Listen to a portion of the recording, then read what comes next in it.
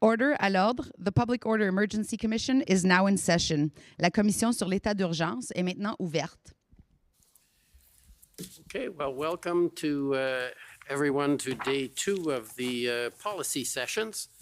And today we're going to move to, well, I was going to give you a false statement to show we're dealing with misinformation, but I will give the right answer. We're dealing this morning with misinformation, disinformation, and the role of social media.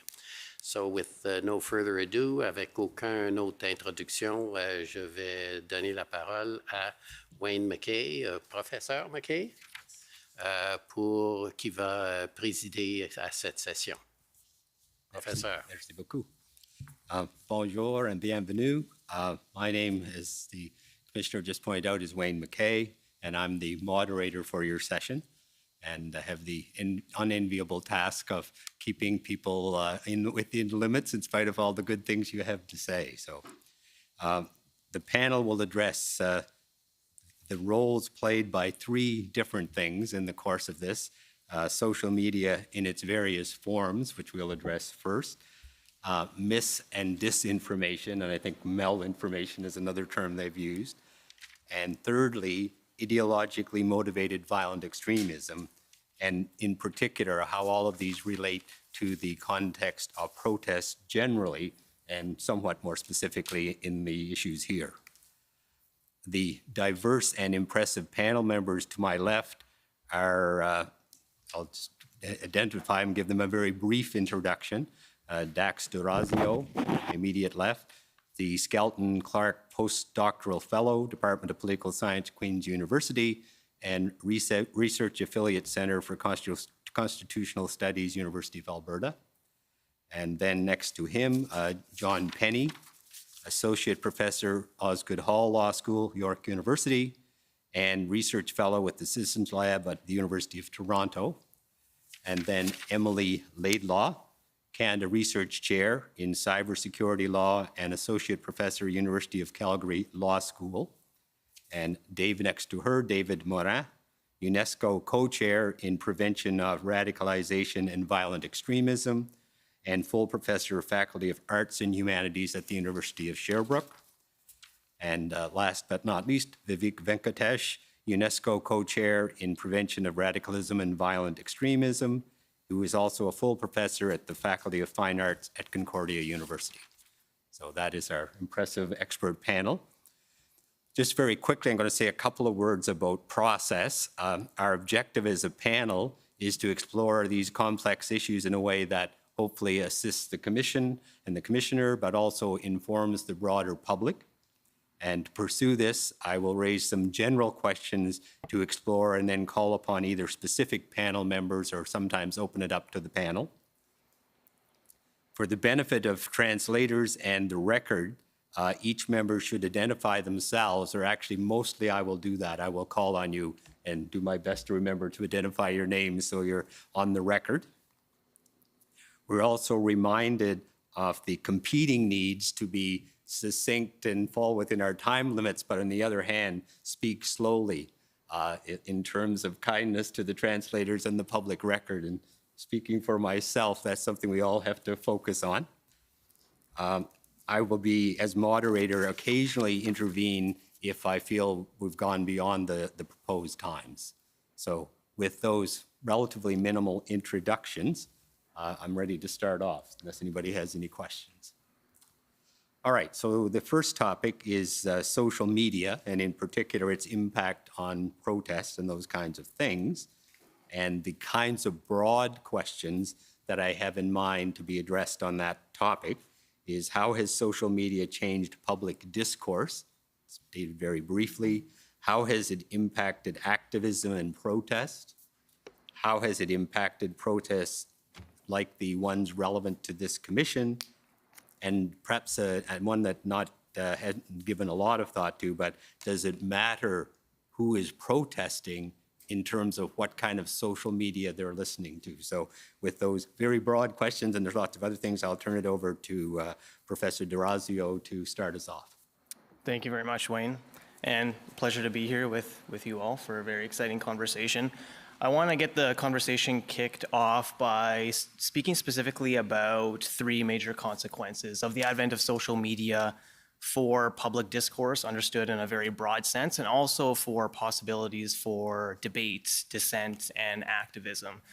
So the first major consequence, I think, is it's fair to say that traditional gatekeepers of information can be bypassed. If we're understanding social media and communication historically for a moment, traditionally information was filtered through very few hands. And every time we see a revolution in communication technology, we see some commensurate friction related to who controls the flow and circulation of information and also meaning.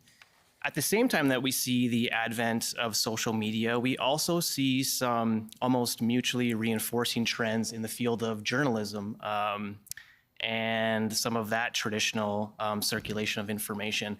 I think it's fair to say that there is a crisis in journalism, not just in North America, but also around the world, where traditional outlets of information are struggling to keep the doors open.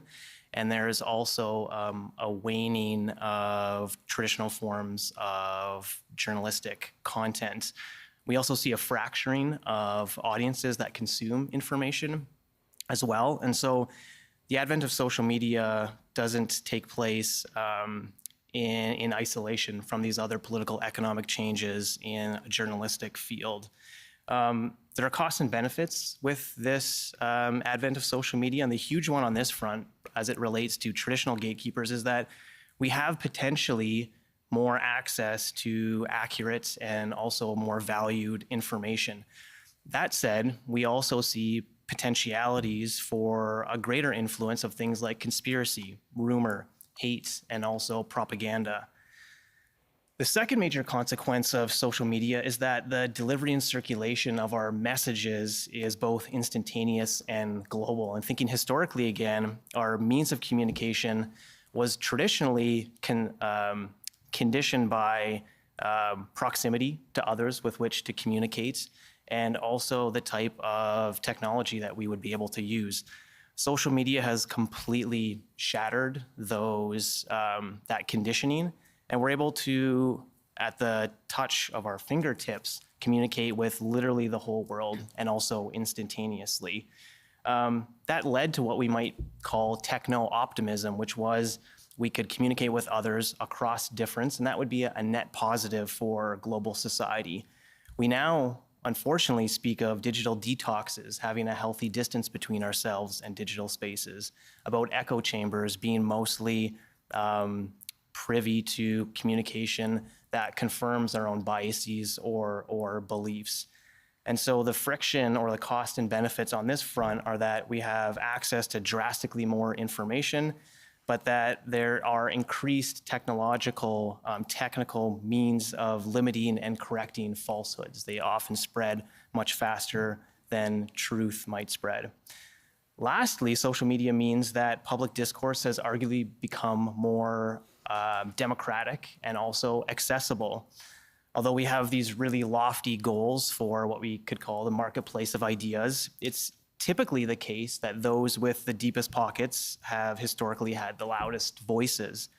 And social media allows average people to contribute very substantially to public discourse, to see themselves seen in public discourse, and also register contributions and also complaints.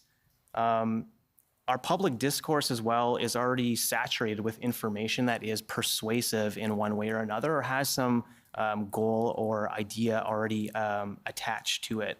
And so social media has allowed individuals to eschew some of that purposeful information that's in the public sphere, and also create greater opportunities for dissent. The cost and benefit here is that social media often can lead to greater surveillance. In a sense, it's been a godsend for the state security apparatus in some ways. It also can lead to increases in social conformity and also social control. And so we see a tension between making public discourse more accessible, while also having some pitfalls associated with that, including surveillance and control.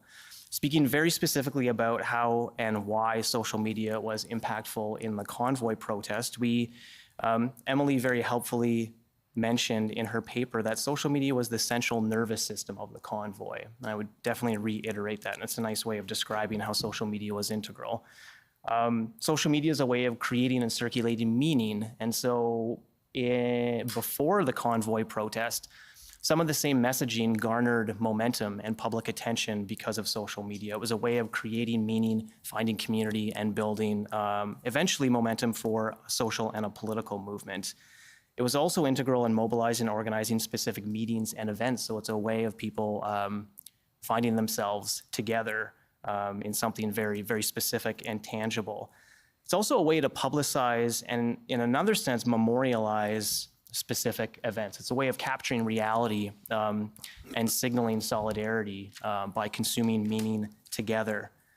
It's also a way to contest what you might describe as official sources and accounts, and also to shape public perception. So sometimes it's a way to go around what's considered the mainstream or the dominant forms of information in society. It was also integral to fundraising activities, so it wasn't passing around envelopes or hats to collect money.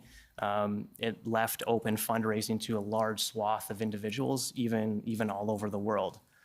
It's also a way to monitor opposition, to do something akin to counterintelligence, and sometimes even target opponents, not speaking specifically of the convoy protest, although that could also be the case.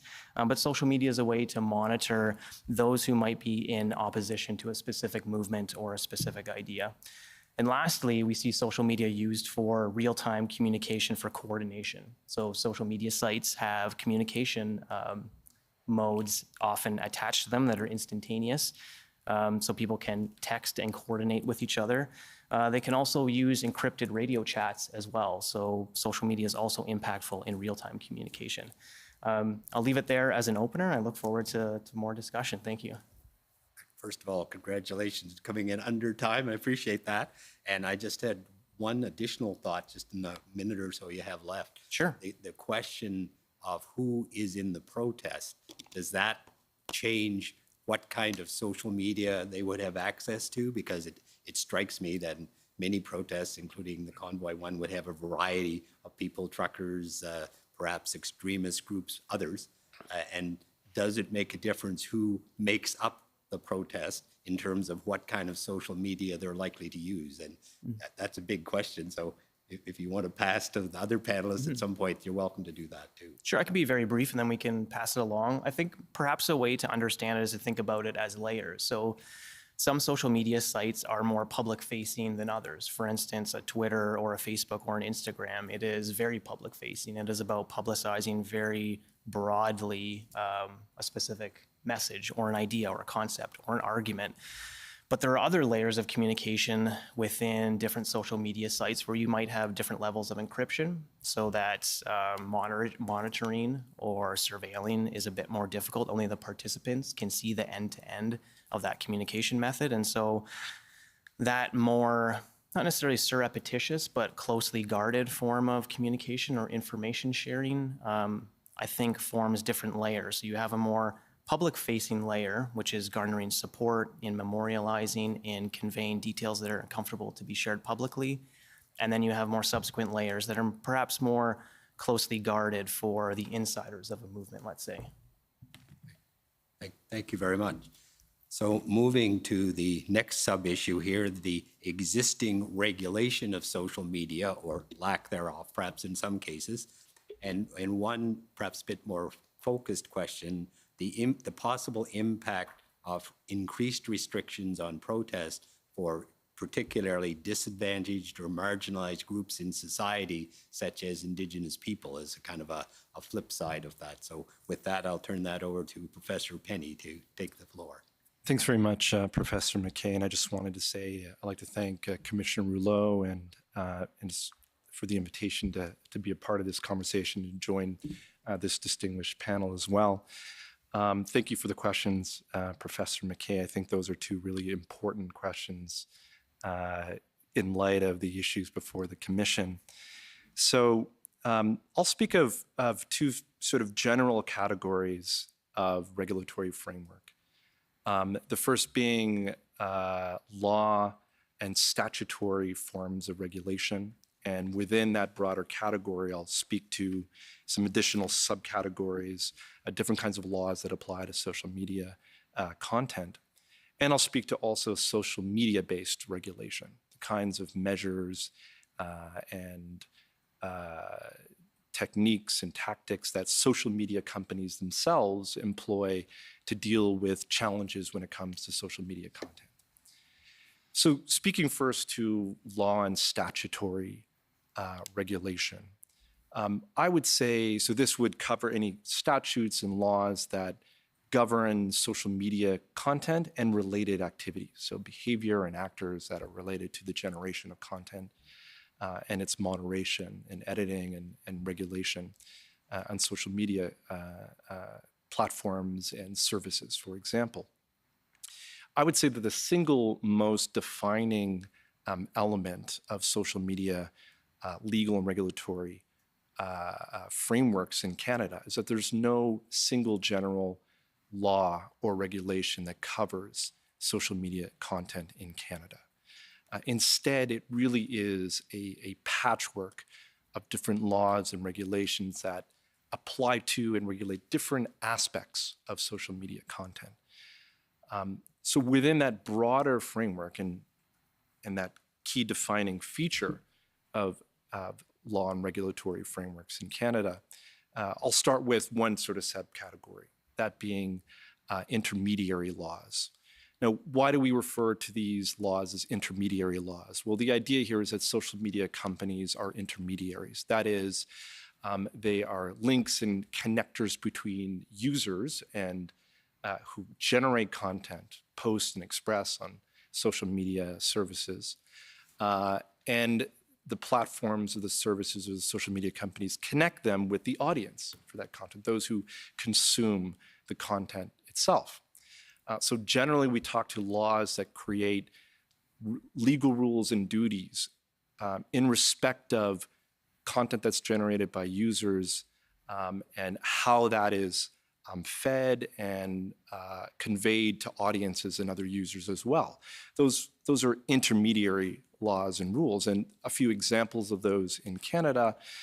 We have certain specific laws that cover, for example, copyrighted material, where there are very specific legal duties that social media platforms, and that's another term that I'll use during my remarks before the commission.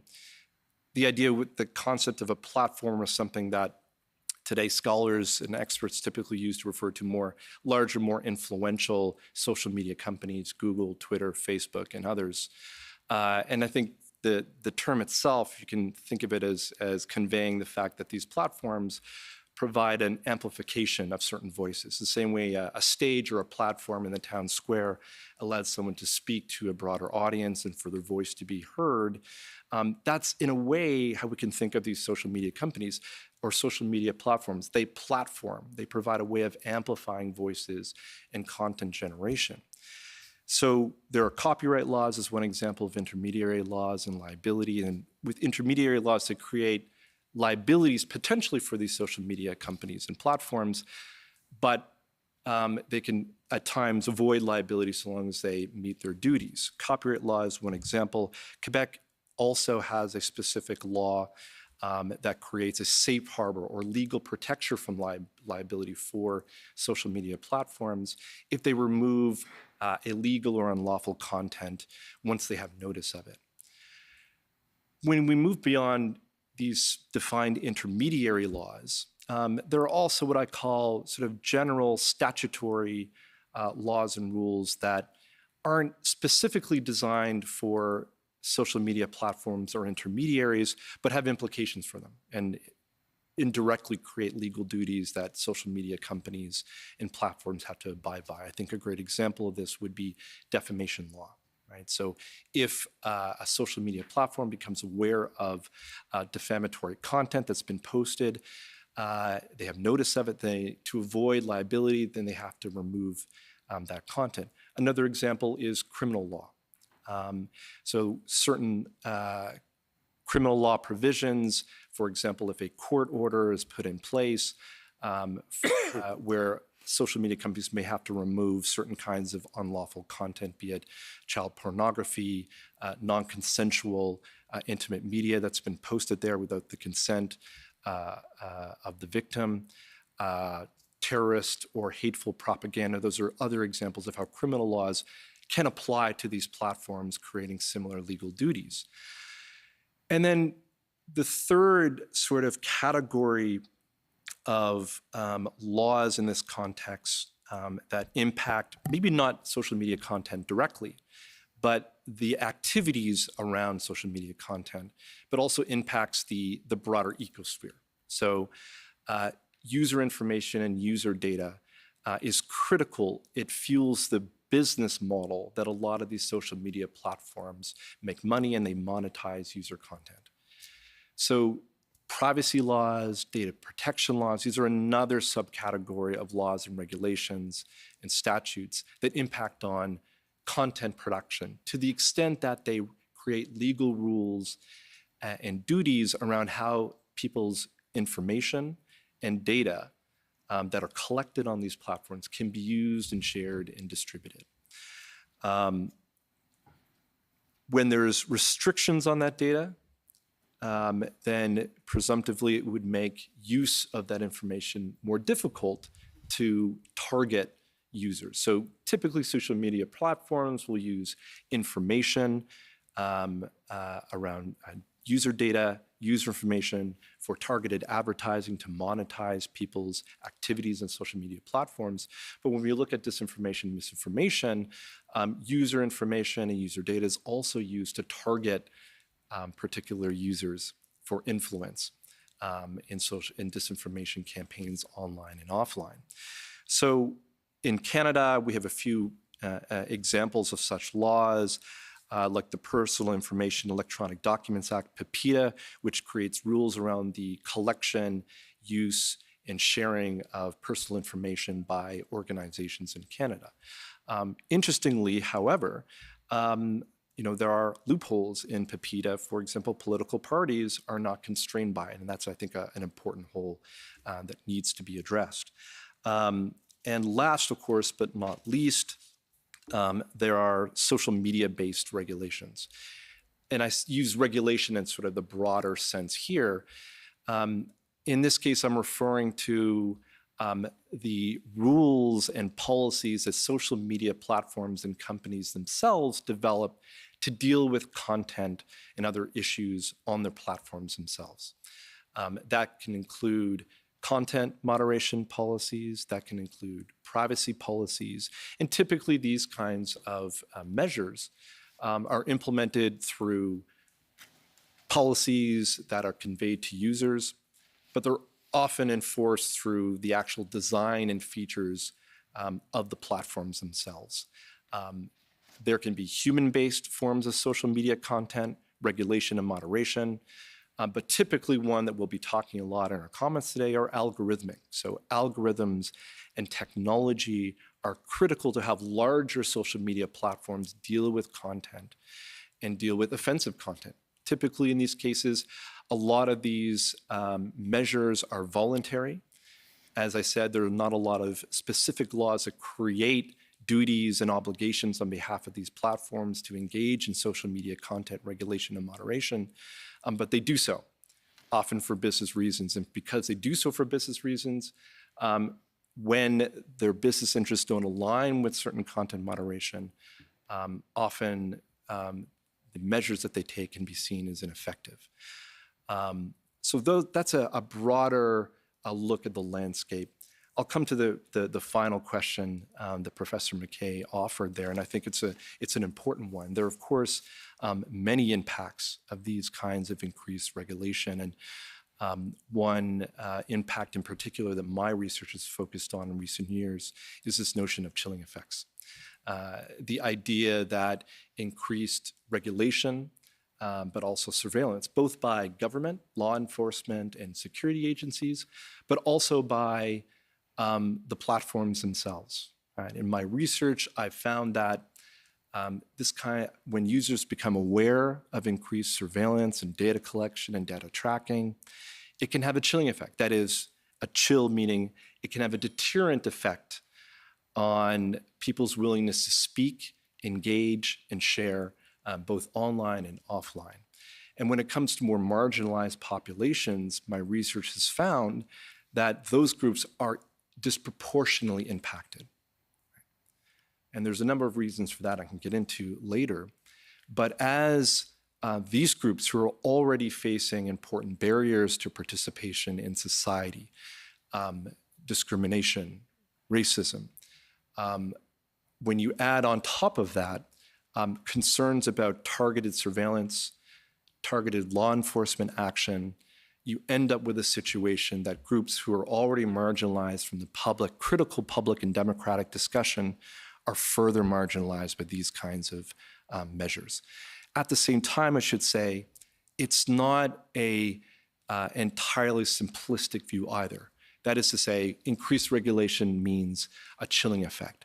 What I've also found in my research is that with carefully tailored laws, you can have laws that also facilitate greater participation in speech.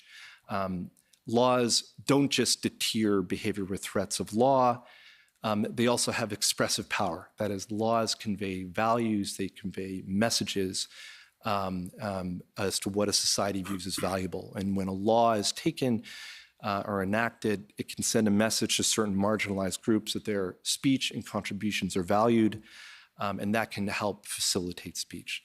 So I'll leave my comments there. Thank you. Thank you very much. And the next issue we're going to, the last in the social media part, is what changes or improvements are perhaps under exploration and maybe about to happen to improve some of the gaps in the existing structure that Professor Penny just talked about. And Professor Laidlaw is going to take the lead on that.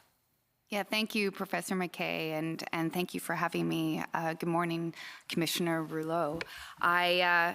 So I co-chaired the expert panel with Pierre Trudel that for Heritage Canada back in the spring, and our mandate was not to come to some sort of consensus, but to have a conversation about what really should be the responsibilities of social media. And I had the pleasure of sitting on the panel with David Morin, who is with us today. And so we were not looking at what I would call the primary wrongdoers, which would be the individuals that are perhaps posting certain content online. We were more specifically looking at, okay, what are the roles of these platforms, or what John was just talking about is intermediary liability. And I think one of the most interesting things about our panel was, despite not having a mandate to reach consensus, we circled around and agreed on some of what I would call the core building blocks of what a law should look like for Canada. And I think that the first point I want to make is that we all concluded, I would say, that social media or platforms should have what I would call a duty to act responsibly. Now, this was something that came out of the work of the Commission on Democratic Expression. And this is something that has been explored in other countries. We're seeing it with the Online Safety Bill in the UK, with their duty of care. It could be talked about as a due diligence model in the EU with the new Digital Services Act. It's a risk management obligations. And a duty to act responsibly, the way that kind of we were talking about it and the way that I think about it is that, it's almost product safety. That social media and other platforms should take care in the design of their spaces to be responsible, to protect their users from harm. It's not about perfection, but it's about turning their minds to how do their, recommender systems work?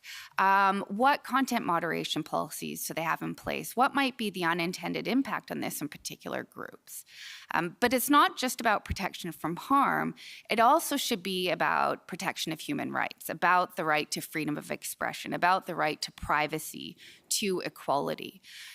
One of the fears about imposing too strong or stringent obligations on social media is that it might incentivize them to put in place kind of just blunt tools, right? An automated tool that is going to remove any sort of content that might have the whiff of hate speech or any sort of extremism.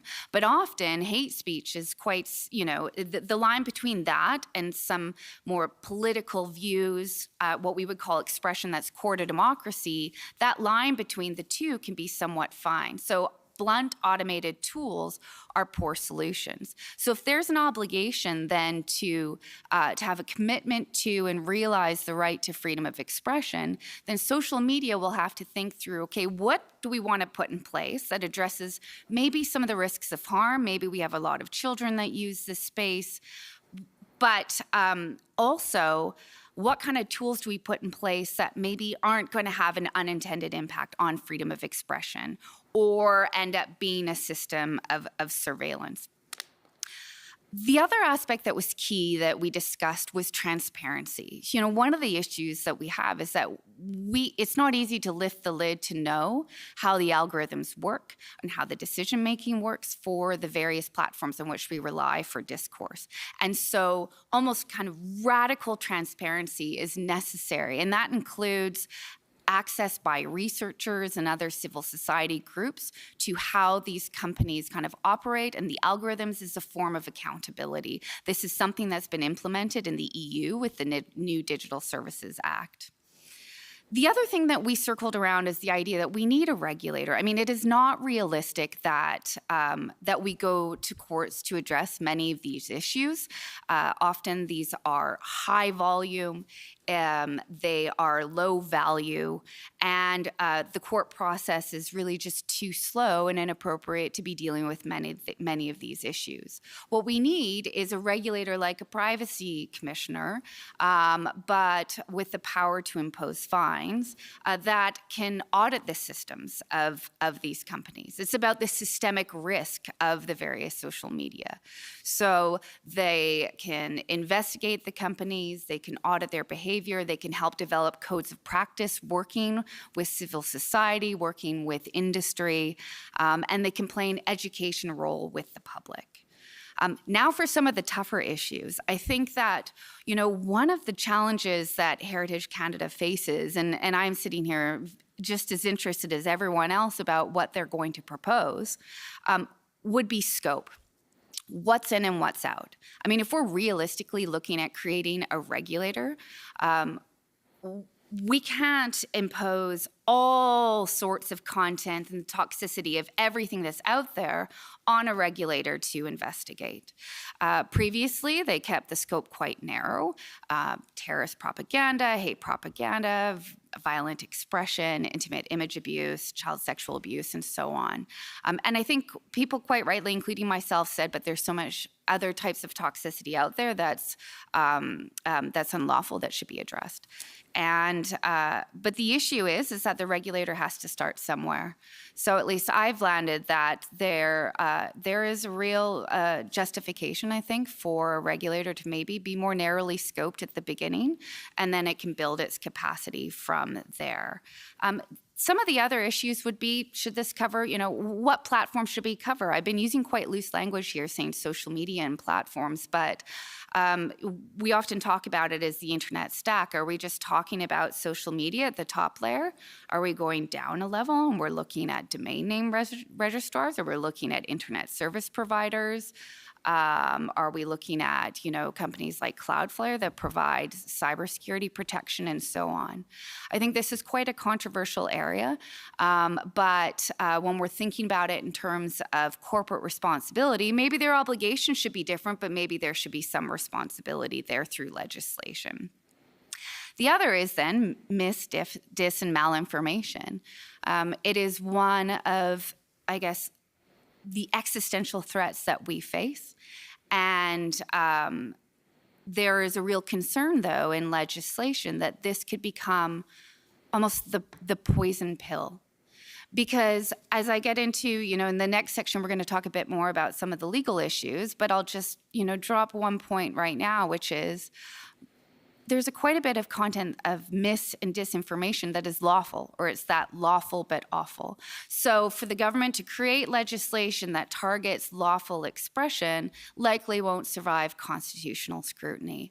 But it's a very different thing to say, look, a company needs to be responsible, much like safe cars, about, putting in place certain systems to manage risks. That has much clearer sense of I guess, constitutionality than saying, I, want social media to target lawful expression and take it down. That would not survive constitutional scrutiny. And I think the last point that I'll make now, I guess 2 points would be, one is a controversial point was recourse. The groups that are impacted by this need access to some form of remediation. And sometimes they get it through social media and sometimes they don't. And even if content moderation is in place, it doesn't always work very well. But the idea that every complaint about content could somehow be, pushed to some sort of recourse body is just not practical. It won't work. But victims need access to something. And so what that should look like, should it just be for intimate image abuse, child sexual abuse images? What should they have access to and what's realistic is a key point to discuss. And the last is size.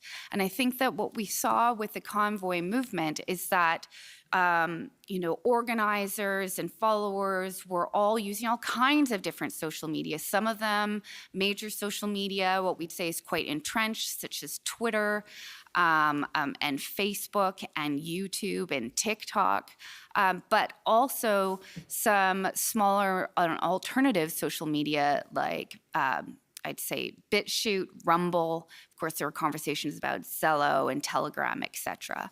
So the EU has looked at, they've created risk management obligations just for very large platforms. And so that would be an obligation for companies to think through, how does my recommender system work? And is it actually having an impact that could, in a sense, undermine democracy? That sort of obligation would end up in Canada, if we put something in place, only targeting the YouTubes of the world or the Facebooks of the world, but similar obligations would not exist for some of the smaller platforms. And that's not going to work, because as we see, most of the users of social media use all kinds of different social media and are using some of these smaller platforms and social media to engage in these types of movements. So we have to think through with a type of law like this that, okay, targeting, very large platforms is perhaps misguided, but how do we then deal with the smaller and medium-sized companies that perhaps do not have the resources in place to deal with some of these issues? I think that's a good point, perhaps, and I'm just realizing I haven't followed my own rule on whether I should introduce, say, Wayne McKay every time I do this, but anyway, Wayne McKay, moderator.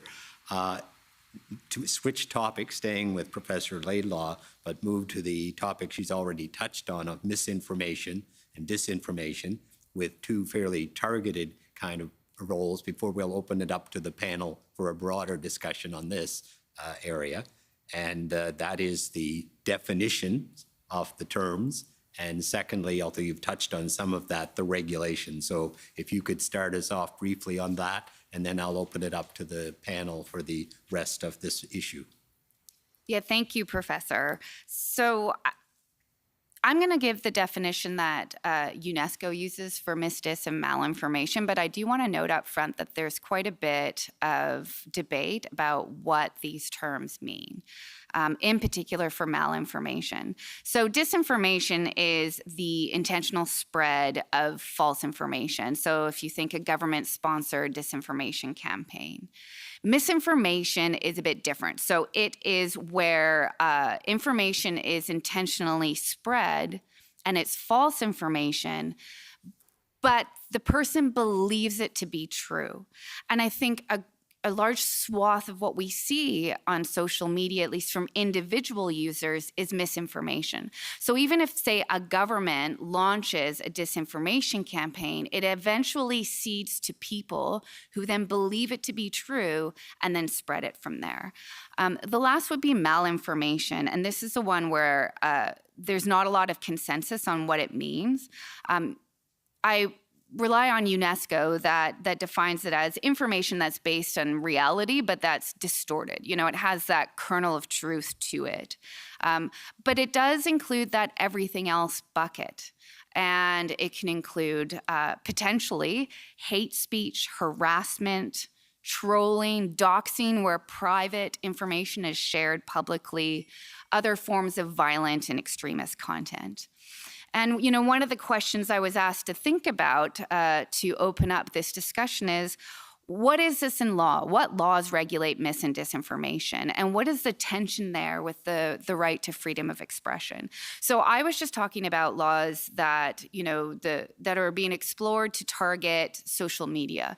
But the laws that target mis and disinformation would be targeting the individual users that are posting the particular information. And we do have a variety of laws that that target false information, but we do not have any law in Canada that broadly addresses or targets mis and disinformation, at least the way that we're contemplating here.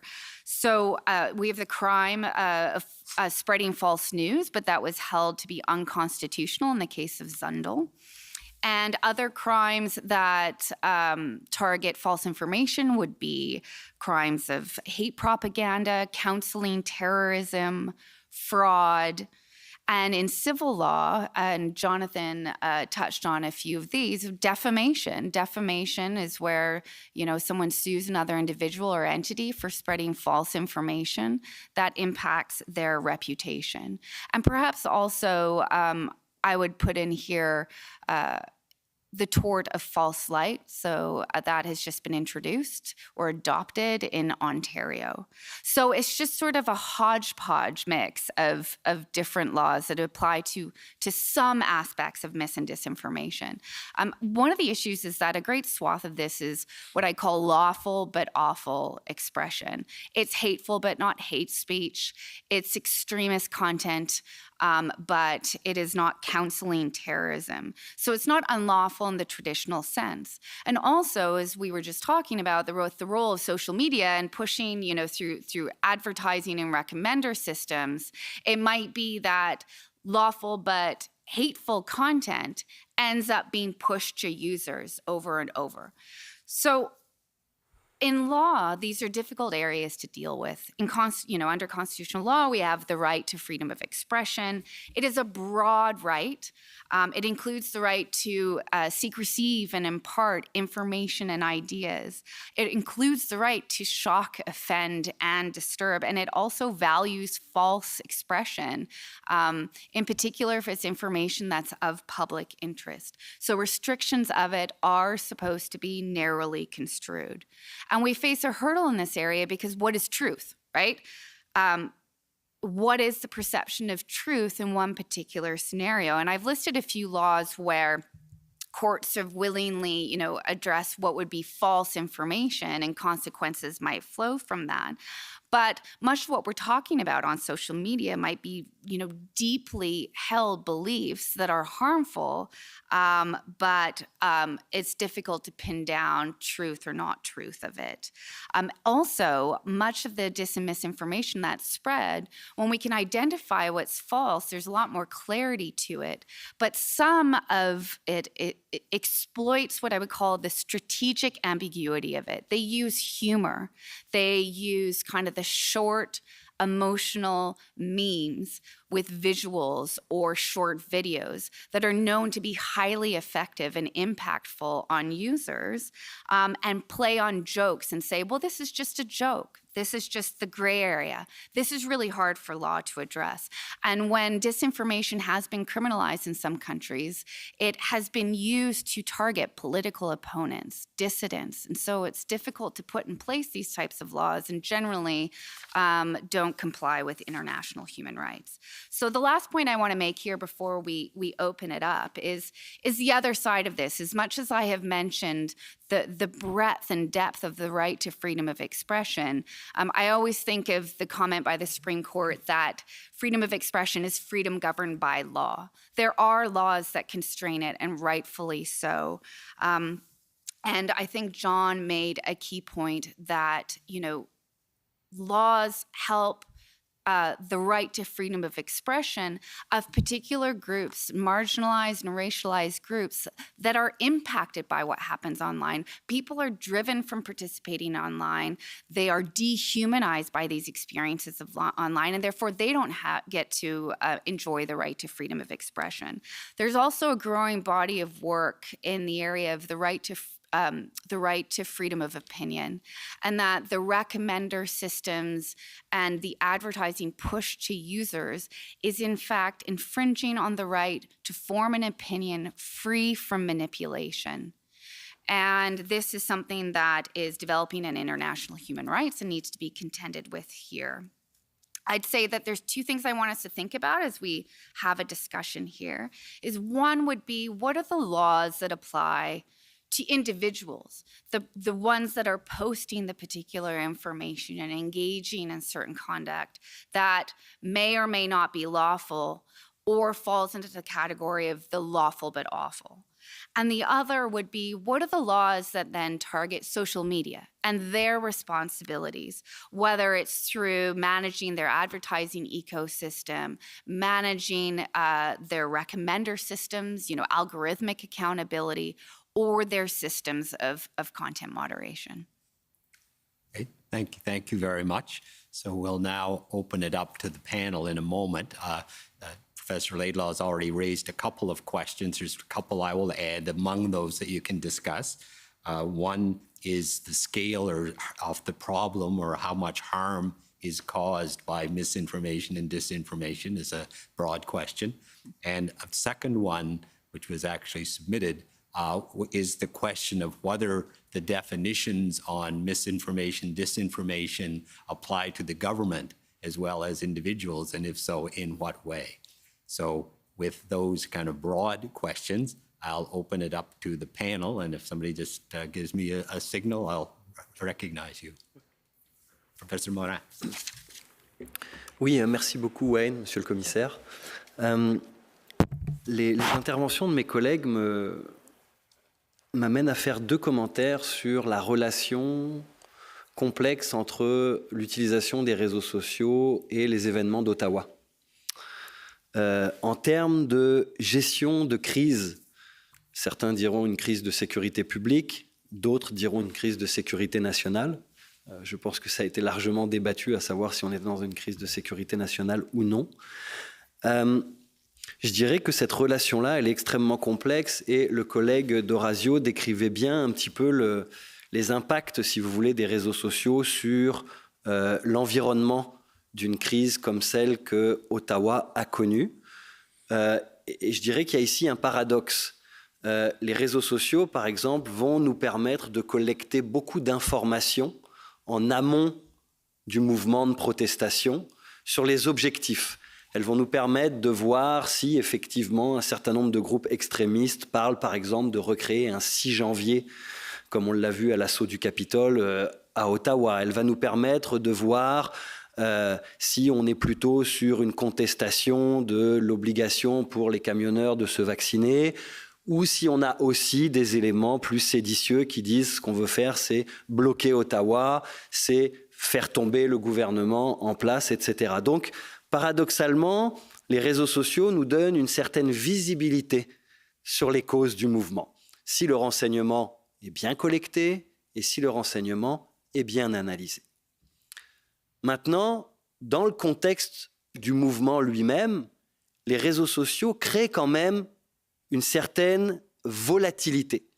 Et vous posiez la question tout à l'heure, Wayne, ce qu'on a vu avec Ottawa, c'est finalement beaucoup de gens d'horizons politiques très différents venir participer à cette manifestation-là. Il y avait des gens avec leurs enfants, des familles qui vraiment contestaient les mesures sanitaires, d'autres qui avaient des agendas politiques beaucoup plus extrémistes. Et les réseaux sociaux permettent ça. Pour répondre à la question que vous posiez tout à l'heure, les réseaux sociaux sont comme un menu au restaurant. Ils déposent toutes sortes d'idées en ligne, puis après les individus s'approprient certaines idées, se font eux-mêmes leur propre menu et participent au nom d'une cause commune en fonction de toutes ces idéologies-là qu'ils récupèrent. Donc là, il y a quand même en termes de gestion de crise de sécurité une volatilité associée aux réseaux sociaux, ne serait-ce que parce que, par exemple, si les réseaux sociaux disent « on est 100 000 personnes à Ottawa », c'est vrai, je vais ralentir alors. Si on est 100 000 personnes à Ottawa, c'est sûr que ça peut créer un effet boule de neige. Donc la désinformation peut effectivement avoir des impacts. Dax le décrivait tout à l'heure, sur le plan opérationnel aussi, on peut s'écrire sur les messageries cryptées en disant on se retrouve à 1 kilomètre d'ici, etc. Donc elle crée de mon point de vue effectivement une difficulté supplémentaire en termes de gestion de crise. Ça c'est mon premier aspect et je pense que c'est important de le souligner de nouveau. Le deuxième élément, c'est sur la question de la régulation, et je laisserai mes collègues, comme ils l'ont très bien fait, s'exprimer là-dessus. Il y a quand même un élément, moi, qui me frappe, c'est que lorsque la loi sur les mesures d'urgence a été créée il y a plus de 30 ans, les réseaux sociaux n'existaient pas. Donc on a quand même ici une loi qui nous parle de mesures d'urgence dans un contexte sécuritaire où les réseaux sociaux n'existaient pas. Et quand je dis ça pourquoi ? C'est parce que dans une manifestation où il pourrait y avoir des éléments de violence, le gouvernement, et là je fais attention à ne pas dépasser l'objectif qui m'est fixé de venir commenter ici, mais dans un contexte de loi sur les mesures d'urgence, si on est dans un environnement volatile, instable, on peut parfois se servir d'une loi sur les mesures d'urgence de manière préventive. Dire, quand une province, etc., et je vais faire un parallèle, face à un événement climatique extrême, met en place des mesures d'urgence, parfois c'est pour obliger les gens à sortir de chez eux. Donc avant même que la tempête ne soit arrivée, on prend les devants. Donc cette loi nous sert à prendre des mesures préventives. Dans un contexte volatile, de contestation, où effectivement on voit que on a toutes sortes d'individus qui participent à un mouvement, où les réseaux sociaux accélère ce mouvement-là, effectivement, il peut y avoir ici des enjeux particuliers. Donc, mon deuxième point, et je m'arrêterai ici, était ce commentaire à l'effet que vraiment, pour moi, un des manques probablement de cette question, de cette loi sur les mesures d'urgence, c'est le fait que ces fameux réseaux sociaux n'étaient pas considérés à l'origine et qu'ils complexifient. Je dis bien complexifient parce qu'ils ne créent pas la problématique. Ça, c'est important, que ce soit la propagande, l'extrémisme violent ou les protestations sociales, elles n'ont pas attendu les réseaux sociaux pour exister. Dans un certain nombre de cas, d'ailleurs, les réseaux sociaux sont positifs aussi, ils permettent du progrès social. Enfin, je ne vais pas venir sur les exemples du printemps arabe, du mouvement MeToo, etc. Mais mon point était celui-là vraiment sur la gestion, sur la question aussi de la prise en compte de ces réseaux sociaux-là dans la gestion d'une crise de sécurité nationale au regard de la loi qui est actuellement en vigueur. Merci beaucoup. Professor Venkatesh. Thank you, Professor McKay, for the opportunity to intervene, and thanks also to the Commission and Commissioner Rouleau for this invitation. As a humanist, as a pedagogue, and also a multimedia artist who leverages various data points in social media to create different kinds of installations, I'm going to approach this question that's being asked from two perspectives. One is that I think we need to acknowledge that social media allows for pluralism, and that pluralism is essential in at least our determination of liberal democracy. What we're seeing, though, is a certain dehumanization of those who express what is commonly known as populist rhetoric. Right? And that's, I think, a pity in the way we've observed the characterization of those who have been participating in the convoy. Populism in and of itself is an important expression of liberal democracy. I think it's important for us to recognize that those who feel disenfranchised and those who feel that a hegemony of sorts, or in their definition, is imposing restriction on liberties or on certain equalities that they expect from their liberal democracies, those two major pillars, that they should be allowed to protest that particular imposition. Where social media, I think, has to be viewed beyond just the regulatory, beyond just the legal standpoint, and in collaboration, especially with big data companies, is in how conversations, discussions, dissensions, consensus building, however we want to see these, how those are manipulated through the software and through the algorithms that are being employed, developed, and in a certain sense, imposed on its users. I'll give you a specific example of this, and this is coming from a journal, and I printed out the abstract and the recommendations here. The September 2022 issue of Decision Support Systems, which speaks to this notion of coordinated, inauthentic behavior. And this is particularly important because through the use of chats and bots and various other software, we're seeing a version of what Shoshana Zuboff has called surveillance capitalism take on a much larger space in social media. What coordinated inauthentic behavior does is it takes on certain viewpoints. It assigns those viewpoints to what is known as either unexpected, suspicious, or exceptional similarity that you see amongst users.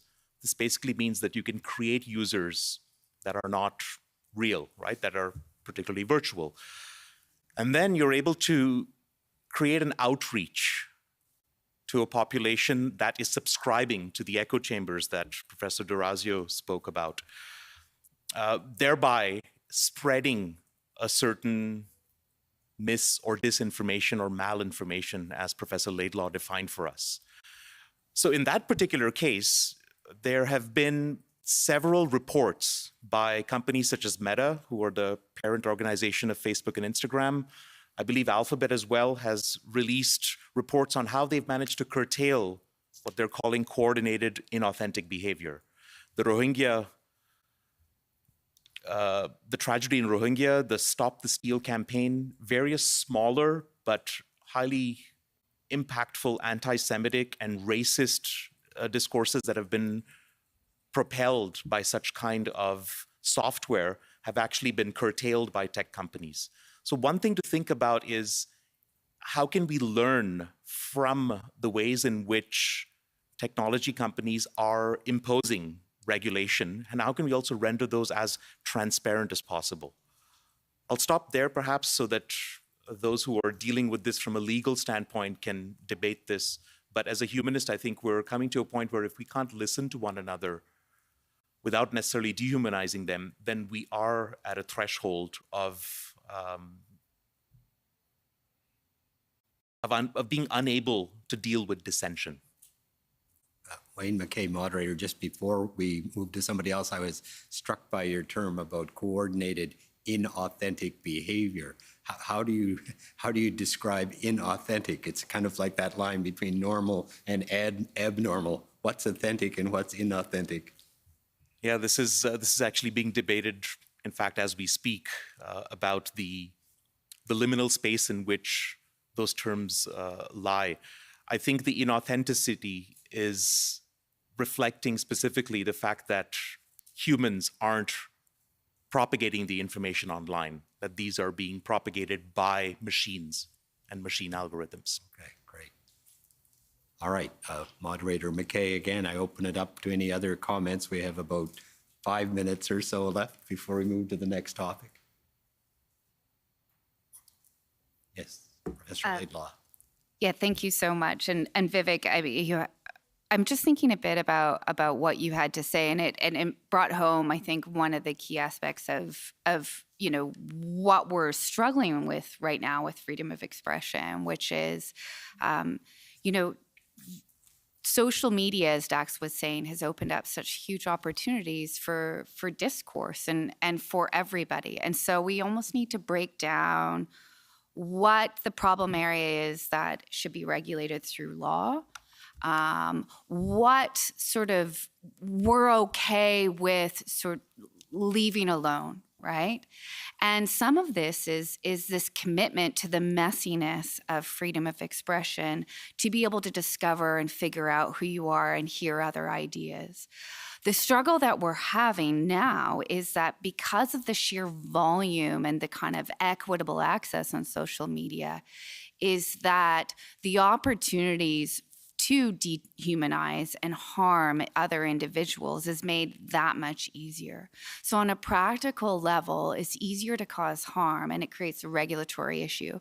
But in thinking through what the role of law is here, we also have to think of what other things regulate. And so Twitter is a great example here, because at the moment, if we had a law in Canada, would it make a difference right now? Perhaps in my ideal world, it would set the standards of what we expect for corporate responsibility here, that Twitter has certain standards in place to deal with inauthentic behavior, to address content moderation, access to a remedy for individuals. So that is where I think a law could help. But it's not as though Twitter, as I think Elon Musk has discovered, is somehow operating in a regulation-free zone, because what? The marketers don't want to have to advertise on that platform.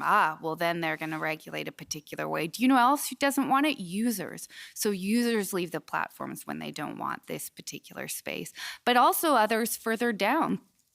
For example, the digital storefronts, the app stores right now are imposing conditions on Twitter to continue to carry the Twitter app. So there's all kinds of different mechanisms that are often at play when we talk about what regulates expression and what regulates what we say and do on social media.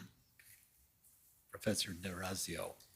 I'd like to pick up on some of the insightful comments from my colleagues and speak specifically for a moment about some of the practical and also moral tensions in drawing the lines of free expression in online spaces, and specifically on social media. So the first one is practical, and that is built on millennia of histories of censorship. Censorship, or content moderation, however you'd like to describe it, has several millennia of history, and there's always a tension between having restrictions or content moderation that is either too broad or too narrow.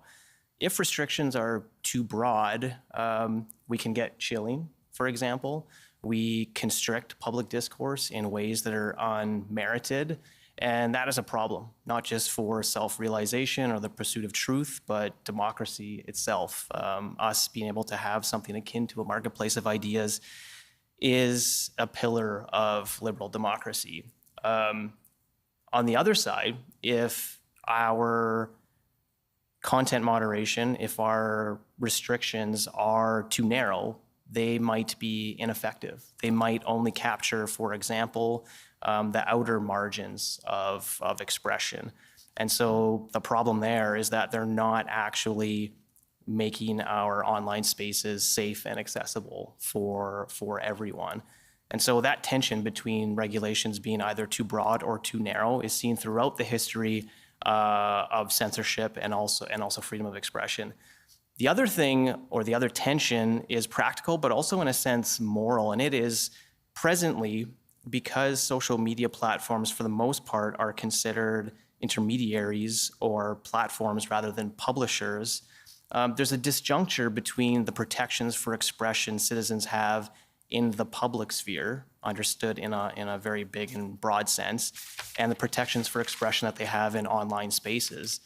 And so if we believe in free expression, if we think that it is the lifeblood of democracy, it may be the case that it is a problem that citizens have less protections for their expression on private platforms that are nonetheless have become the default public sphere. I think it is the case that people increasingly, if they want to be apprised of current or public affairs, are opening Facebook or Instagram rather than opening a newspaper or reading a periodical. And so that distinction between public and private on these platforms is really important and lurking below the surface of how we devise meaningful regulations related to content restrictions or potential content restrictions. Okay, Professor Penny, we've got about 2 minutes left. Sure, thanks. And I thought I'd pick up on a few nice comments from my colleagues here. When we talk about freedom of expression, speaking as a legal scholar, there are certain assumptions when we speak of freedom of expression as to why we see it as a key value, why we want to protect it and cultivate it in a democratic and free and democratic society. And, one of the assumptions of freedom of expression that lawyers often talk about is the idea of a marketplace of ideas, right? If you allow for people to engage with each other, that the best ideas in the end will rise to the top and win the day. But I think when we move to the new digital public sphere, as Professor D'Orazio has spoken quite eloquently on, the reality is that a lot of those assumptions that we have about debate in the public sphere, debates that we would have in the town square, discussions in broader society, when you move to an online context, it's quite clear that with platforms, they have their thumb on the scale. That is, platforms are designed to favor certain kinds of speech, behavior, and activities. And often it's the kinds of activities and speech and behavior that they can monetize. And one of the unfortunate realities of the social media landscape is that often more harassing, polarizing, tribalistic, hateful engagement leads to additional polarization amongst different groups. It's that kind of engagement that these platforms often favor at the expense of more civil discussion and discourse. And so then I think that leads us also to the point that was also raised by Vivek earlier on, is this notion of surveillance capitalism.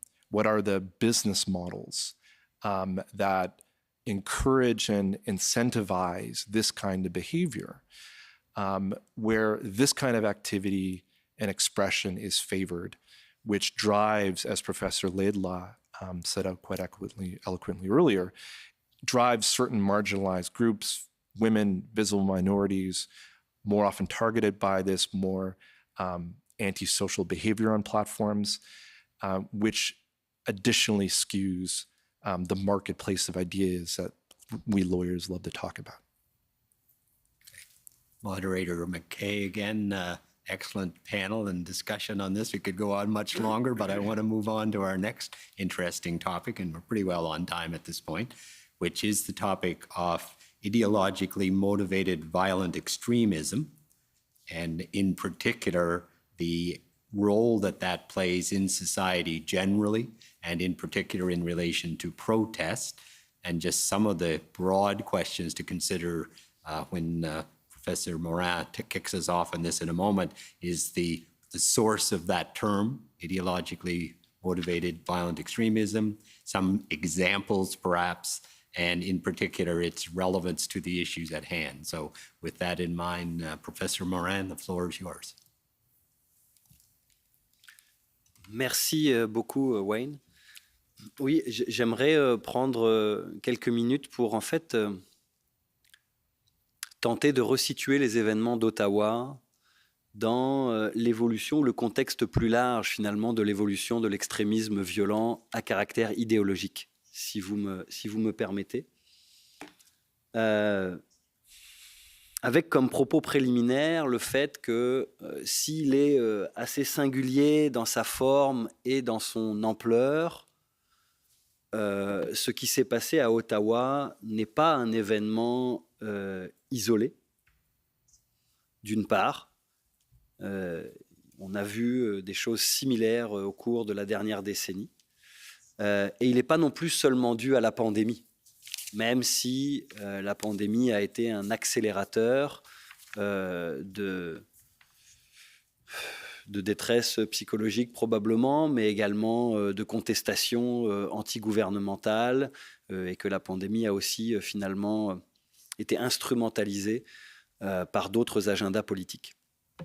Pour faire cette brève démonstration-là, je reviendrai sur 3 points principaux sur l'évolution de l'extrémisme violent que je vais relier aux événements d'Ottawa. Le premier, c'est l'émergence, si vous voulez, d'une forme de convergence des luttes sur le plan idéologique. Certains disent convergence, d'autres vont dire confusion un peu idéologique. Je vais revenir là-dessus tout de suite.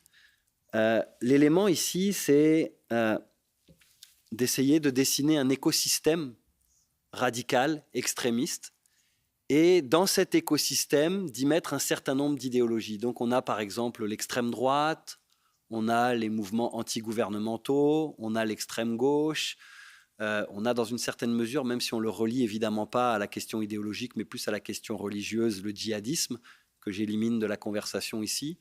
On va avoir l'extrémisme plus religieux, l'extrémisme motivé par la haine des femmes, qui, je le rappelle, au Canada, est ce qui a fait le plus de victimes en termes d'actes terroristes. Si on prend le temps long entre l'attentat de la Polytechnique il y a une trentaine d'années à Montréal et l'attentat de Toronto, en fait les attentats de Toronto, puisqu'il y en a eu 2. Donc c'est le nombre de morts est le plus élevé au Canada. Donc dessiner cet écosystème-là, et c'est ce que je disais tout à l'heure, dans cet écosystème, finalement, les gens vont choisir un certain nombre d'éléments et se construire un petit peu leur propre menu radical. Donc ça crée de la difficulté, évidemment, pour nous en tant que chercheurs, mais également pour les milieux de pratique, pour collecter l'information, collecter le renseignement, et puis essayer d'avoir finalement des cases beaucoup plus claires. Donc c'est dans cet écosystème-là que se situent un peu les événements d'Ottawa, avec quand même, et ça j'insiste là-dessus, une domination de ce qu'on va appeler la droite radicale. Quand je parle de droite radicale, on peut parler des idéologies classiques comme le néonazisme, comme le néofascisme, l'extrême droite, le suprémacisme blanc, le nationalisme blanc. Donc on a quand même, et puis Vivek parlait du populisme, la montée en Occident du populisme de droite. Et donc ça, on a vu très très clairement une réappropriation de la part de cette droite radicale du mouvement de contestation. Notre équipe de recherche a observé pendant 18 mois une 50aine de leaders complotistes. Et sur ces 50 leaders complotistes, ou 45 en fait pour être exact, la moitié appartenait à la droite, ou à l'extrême droite canadienne et québécoise. 20% appartenaient au mouvement plutôt anti-autorité, et 25% à l'alterscience, qui, elle, a été nouveau dans le portrait à la faveur de la pandémie. Donc, mon premier point, c'est ça, c'est dessiner ce nouvel environnement et cette multiplicité des idéologies, mais elle est évidemment très, très importante et elle précédait la pandémie. Je vais y revenir tout de suite sur cette question de l'extrémisme de droite qui précédait la pandémie. Mon deuxième point, c'est, et il illustre ça, le fait que le défi aujourd'hui, c'est que oui, il y a des groupes organisés, mais il y a beaucoup d'individus, d'acteurs solitaires.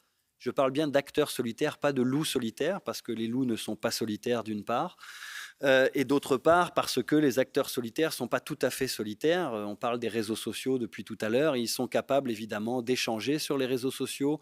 Ils sont capables de s'abreuver des réseaux sociaux pour passer à l'acte violent. Là, je vais vous citer un chiffre de la Global Terrorism Database, qui est une référence en la matière, qui explique qu'au cours des dernières années, près de 60% des actes terroristes ont été commis par des acteurs solitaires versus des organisations clairement identifiées. Et ça, c'est extrêmement important parce que dans le contexte d'un événement comme Ottawa, une des craintes était évidemment beaucoup plus l'acteur solitaire qui s'abreuverait de discours en ligne ou pas, pour passer à l'acte violent. Donc là, on est sur une tendance très lourde en termes d'extrémisme violent.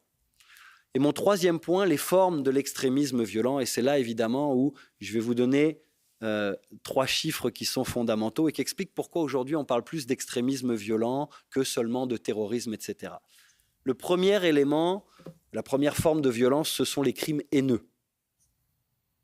On en a eu ici à Ottawa. Donc là, je vais vous donner des statistiques qui sont les statistiques publiées par le gouvernement du Canada. En 2016, les corps de police déclaraient 1400 crimes haineux. En 2020, ils en déclaraient près de 2700. On a donc une augmentation tendancielle des crimes haineux déclarés par la police. Alors, c'est des statistiques qu'il faut prendre avec des pincettes. Il peut y avoir plus de corps. Reported by police. Now, this may be attributable to various factors, but because there's more reporting, but still, there is a very important increase. Now, this race, ethnic origin, sexual orientation, and race. These 3 categories allow me to think that they can all be linked to right-wing extremism. The second type, the terrorist acts, and again, I'm quoting the database from 2014 to 2019, so before the pandemic, there was an increase of 250% of terrorist incidents linked to right-wing extremism in the West. So in Utøya, Andres Breivik in Norway, that opened a decade of right-wing terrorism in the West. The jihad threat did not disappear, but it created a new, or the resurrection of a form of right-wing extremism. So that's what we have now, and you have the, for instance, the incident of the mosque in Quebec and the one in London and Ontario too. It shows that we are impacted by right-wing extremism.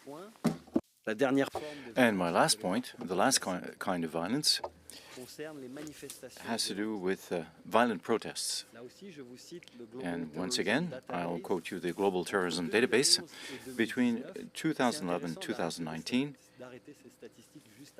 and it's interesting to look at the statistics before the pandemic, because we can clearly see that there were tendencies even then that have been exacerbated by the pandemic. So between 2011 and 2019, we see an increase, 278% of violent protests in the Western world. And we think of the yellow jerseys in France, which is a kind of a weird cocktail between extreme left and extreme right. And we also have the January 6th uprising in the United States, which was the pinnacle of violent protests, which is well documented. So the January 6th assault are all Trump sympathizers, but there were nevertheless extreme right groups that were involved in that instance, whether they were QAnon adepts or people who directly belong to groups like the Proud Boys,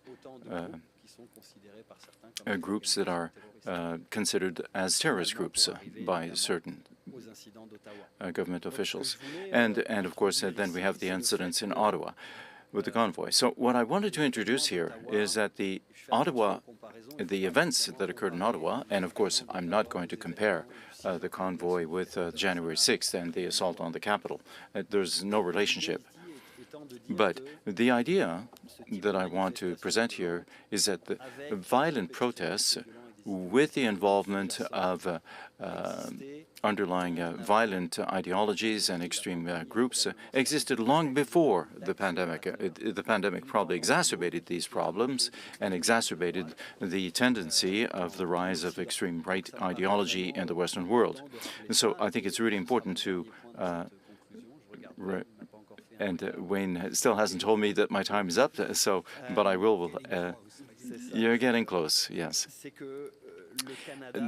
So Canada, and I will end on this point, even if the threat is less important in Canada than it is in the United States, the figures and the intelligence that we have shows that there is a clear and present danger. The question remains, has it been well assessed by the intelligence establishment of Canada? Has it been appropriately evaluated, and are we aware of the national security threat it poses? Thank you. I'm just going to ask one question, and either I'm going to turn it over to Professor Venkatesh after that. Either one of you or both of you might be able to answer this. As you've probably noticed, lawyers are a bit obsessed with definitions. And one of the questions I have in the term itself, how does one define ideological in terms of the ideologically motivated violent extremism or even violence, although I know that it could be a whole thing on that. So maybe I'll throw that out generally to both of you to comment on briefly, but Professor Moran, if you want to start off on that. Oui, en fait, il n'y a pas vraiment de consensus sur la façon. Well, there's no consensus as to the way we define this, but there are two elements here. First of all, there's a category of analysis that's a fairly broad analysis that allows us to recognize heinous crimes and terrorism, which are both recognized in the criminal code. And so so we just talked about terrorism, but now with defining this concept of ideologically motivated violent extremism, that we see that there's a much broader spectrum of violent crime. And so for us, as researchers, or for the security establishment, it gives us a broader picture of the problem. And then, so to answer your question about ideology, I don't think we have a consistent, and I don't want to open a debate here, but the security establishment look at ideology in a fairly restrictive sense. And because, of course, we don't want to enter into the political ramifications of it, because there's some ideologies that are religious and political, and some ideologies that profess one belief. So these are distinctions that are important, but in the context of the environment that I was describing earlier, these distinctions are rather gray or fuzzy. So I think we have to recognize on the question of genocide and apologies, I'm not a law professor, by the way, so that's what we understand by ideology. Professor Venkatesh, on that or a much broader intervention. Thank you. Yeah, so this is Vivek Venkatesh here. I just want to build on what my colleague, Professor Morin, pointed out as the government of Canada's distinction between ideologically motivated violent extremism and those that are religiously motivated and also politically motivated. But they also point out that it's very difficult to distinguish whether and how the three different types of violent extremism that have been defined interact and influence one another. And I think that's important to take into account whenever one creates policies, whenever one is debating laws that are being put in place in order to prevent this work.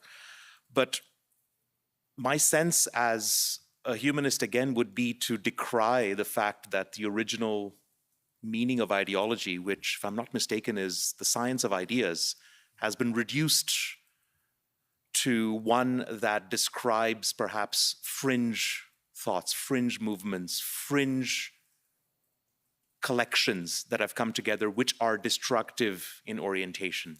And I think that needs to be brought back to bear on how we name. So the nomenclature itself is important, but also how we treat this notion of ideologies. I'd like to just also build on some of the work that my team has conducted, and I want to acknowledge the work of my colleague and my former postdoctoral fellow, Ryan Scrivens, who conceived a really interesting study where he gained access to 10 former Canadian right-wing extremists.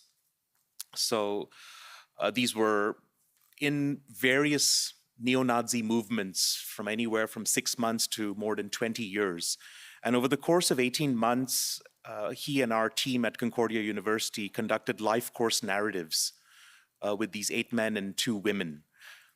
And I'd like to focus specifically on the role of the internet in facilitating right-wing extremism specifically.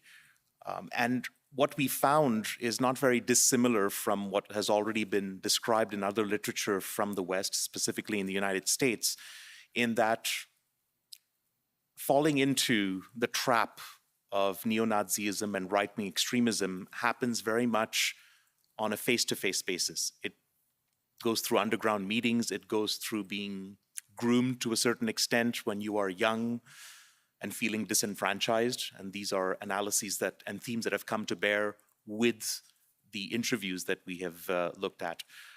But importantly, the internet was seen as a facilitator for entrenching these values. And this was done through forums. This was done through what Professor D'Orazio rightly labeled as silos or echo chambers, where you get patted on the back for points of view that resonate within a small and sometimes much larger circle of people who share a specific opinion of yours. But if you come back to my contention and the contention of big tech companies that coordinated inauthentic behaviors can in fact magnify these narratives to an exponential scale, then you can imagine how easy it is for someone who's falling into the extremist movements to be influenced very, very heavily by a narrative that is repeated over and over again. And the danger, I guess, that we face when we look at the specific events in Ottawa is if there are certain so-called fringe elements within the convoy and they are working the data that they are receiving on social media, the information they're receiving on social media, and some of which may be coordinated and inauthentic in its orientation, then there's a likelihood that they will want to act on the specific information, misinformation, disinformation that they're receiving. So the internet in and of itself plays what we're calling a secondary role. You do need a community, very often in right-wing extremist movements, to build a camaraderie, build a sense of belonging, build an identity with which you feel comfortable. And then you can find solace and find ways in which you can describe your own dehumanizing rhetoric towards the other, and then, unfortunately, act it out, right, through violent means. So I wanted to make this point particularly because this work has been, is quite instrumental in the way that we are describing prevention programs that can help us to bring some of these former extremists or these extremists out of these movements. Thank you very much. And Professor Laidlaw. Yeah, thank you. I want to build on what Vivek is saying and maybe add a point about social media content moderation, because when we talk about violent extremism, I mean, we have particular laws that address, counseling terrorism and hate propaganda, et cetera, but there isn't a law against extremism.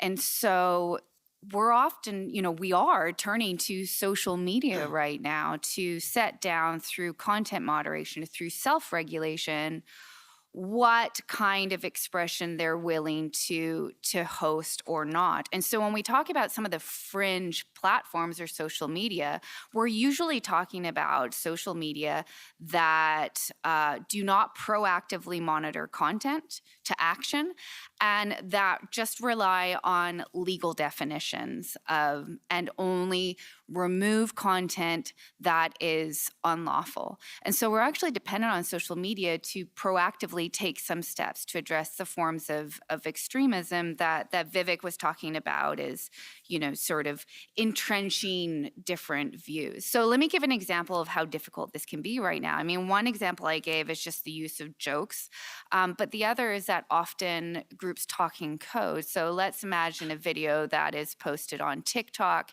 and someone is saying some just, anti-government type message, which in and of itself is, there's nothing wrong with having that view and wanting to express it. But behind them are guns, for example, on the bed. And this is an example that's been given to me previously.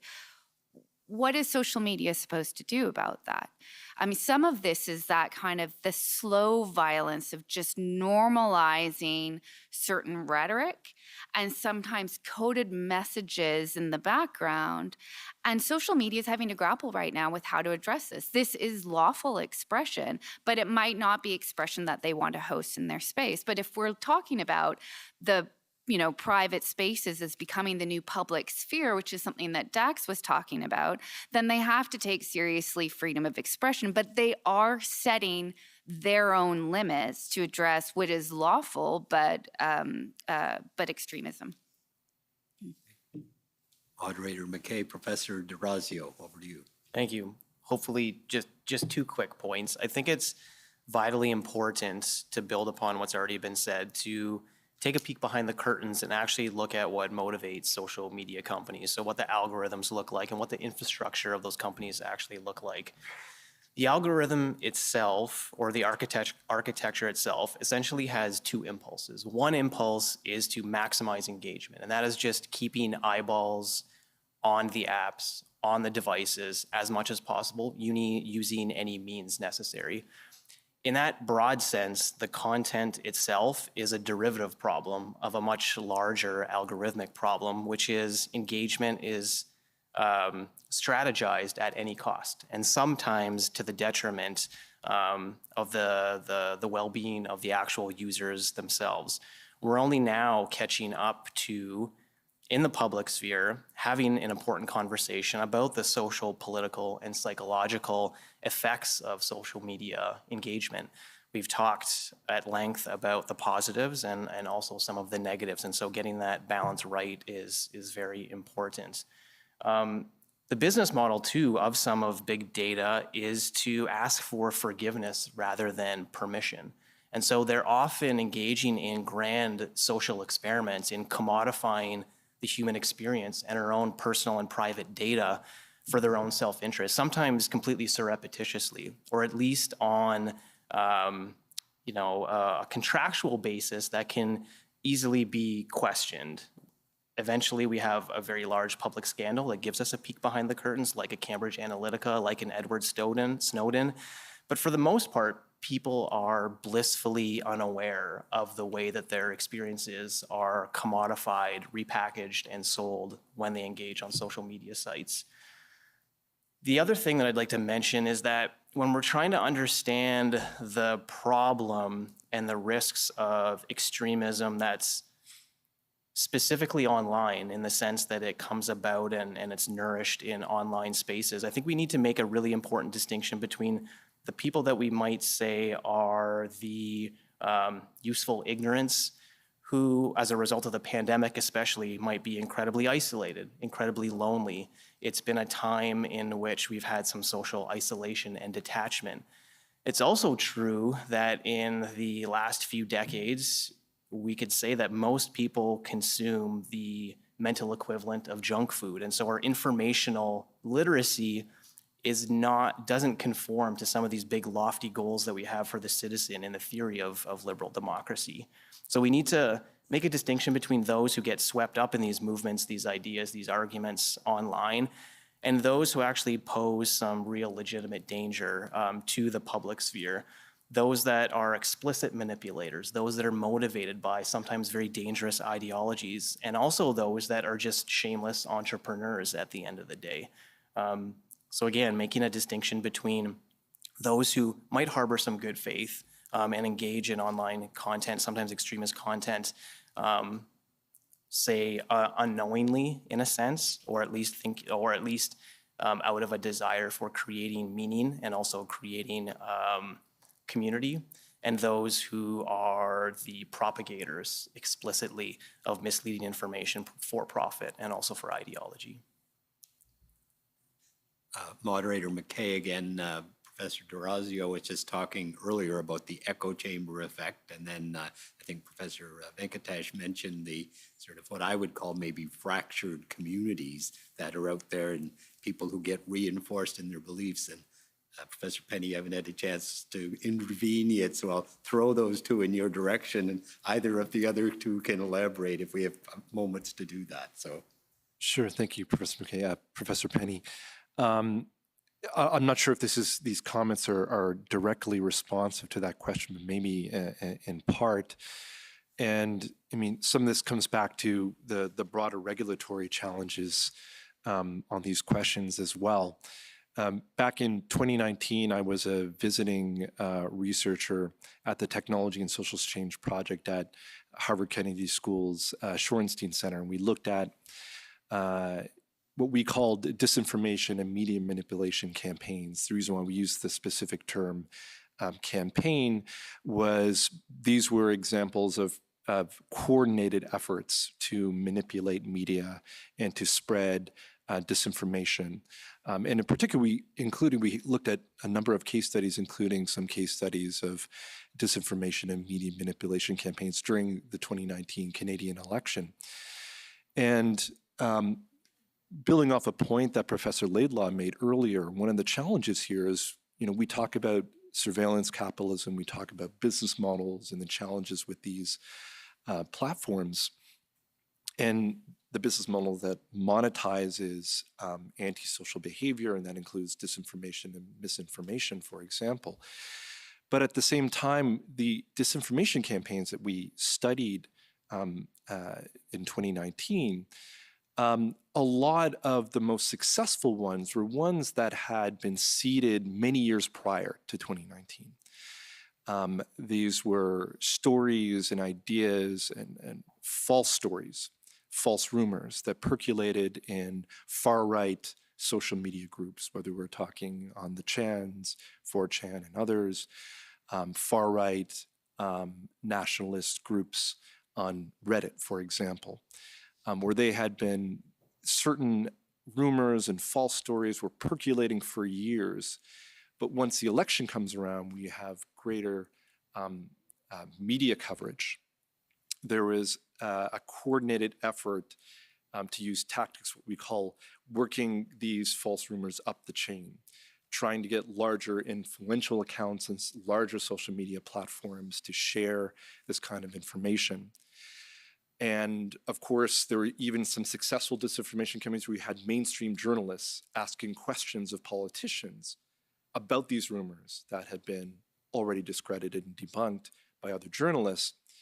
But the broader point that I'm getting at here is that when we're thinking about how to deal with this from a legal, regulatory, even a societal perspective, we can talk about the large platforms, and that's really important, and the business models, and I've been also banging the table on that count. But we also, if we're going to be thinking through new ways or new regulatory frameworks, we also have to think about these more extreme marginal communities where a lot of these hateful content, disinformation campaigns are planned, coordinated, and conceived, and then later spread in critical moments like during elections, which mislead voters and have impacts that way. all right. I think we're almost at the end, but Professor Moran, I'll take one final intervention here, and then we'll move on to the final stage. Oui, merci beaucoup. Thank you very much. Two short comments. One of the major challenges that we have before the question of extremism is to draw the line between what is acceptable in terms of extremism and political violence. Most people agree that we have to be much more rigorous on the matter of apology of violence, of terrorism and so forth. And Emily, my co-chair, knows this. It's much more difficult when we talk about disinformation. When we talk about extremist ideas that underlie violence. For example, if we talk about the Great Replacement, whereby the theory that that we're trying to replace the original population of a country by a new population, but what do we do with that information in the social media? What is done with that? It's very difficult to draw that line for us. And the matter of disinformation is the same thing. How do you take on massive disinformation campaigns like Stop the Steal? What do we do about things like that? So that's my first point, is the question of the challenge. Do we accept collectively the extremists, and that we only don't accept violence in the name of extremism? It's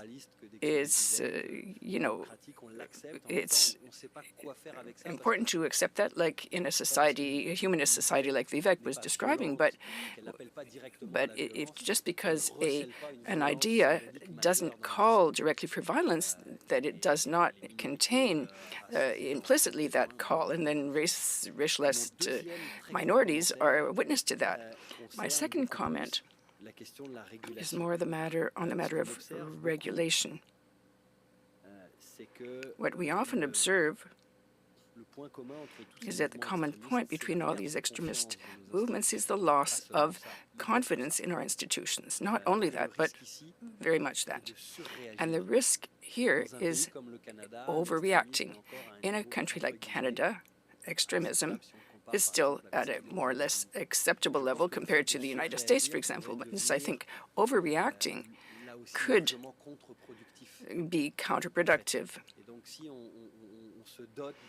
And if in our societies we have legal instruments that are very, very restrictive, that will also reinforce this narrative of the extremists. And I think that is another challenge that we have to face as a society, to know where we draw the line. There's no magic formula, but we know that in societies where we tend to be too punitive, the security response just doesn't work in the medium and long term. So collectively, we have to question this. And I think that's what Vivek was mentioning as well, is when you listen to extremists, you have to listen to their grievances as well, to this society, whether it's social justice, lack of confidence in institutions, and so forth. And sorry, but I went a little bit beyond the matter of social media, but I needed to say that. Thank you. Thank you very much. And it was very interesting and important, so I'm not concerned about that. I guess if we now are about to move, and Moderator McKay here, to the final stage of this, which is an opportunity without interruption, unless you want interruption, to give your sort of thoughts and reflections on the complex issues presented to this panel, and then any advice or ideas that you might wish to suggest to the Commission or to the public more generally on these complicated issues. And maybe just in case we do run out of time, I want to say for myself personally, I thought it was an extremely interesting and diverse conversation on extremely important topics. So I compliment you all on that, and outstanding efforts to stay within the timeline. So I appreciate that. So what I will now suggest, and we'll just go around the table, I guess, in the order maybe the same as we started, with Professor D'Orazio first, just to your overall thoughts, reflections, conclusions on these complex topics, and any advice or suggestions that you might have. So over to Professor D'Orazio to start us off. Thank you. Yes, indeed.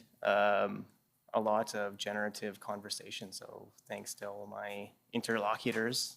I want to pick up on something that was just mentioned by David that we hadn't quite mentioned yet, and that is that policy responses are always laden with unintended consequences. And if we're thinking about free expression specifically, that is definitely the case as well. One of the things that's notable with online extremism is that even though we might develop meaningful regulations, the speed and the pace of technological innovation means that policy and government, in a sense, is always sprinting to try to catch up. Extremists often get ditched from one platform and pop up on another, and it is definitely the case that we've not yet seen the full broad scale of what social media will actually look like. We will actually probably see within the next decade another complete rehauling or revolution in communication technology that facilitates new forms of engagement and meaning making and also extremism. Getting that balance right, and speaking again of those unintended consequences, we want to make sure that we are not completely driving extremism underground. There's also a case to be made that we want extremists out in the open, that it's much easier to contest extremism when it's out in the open and not lurking in the dark corners of the internet. We also want to be mindful that part of the impetus and the personal and also collective identity making that happens in extremist movements is based on this idea of being antithetical to the mainstream, of the dominant, of the normal. And so in a sense, being pushed to the margins is almost worn as a badge. It's a way to symbol authenticity and belonging. And I think the policy also needs to grapple with that paradox that if one's identity creation is based in opposition to the mainstream, policy shouldn't further that division. We need to think about shoring up trust in public institutions and also the public sphere. So again, a very difficult balance to be had.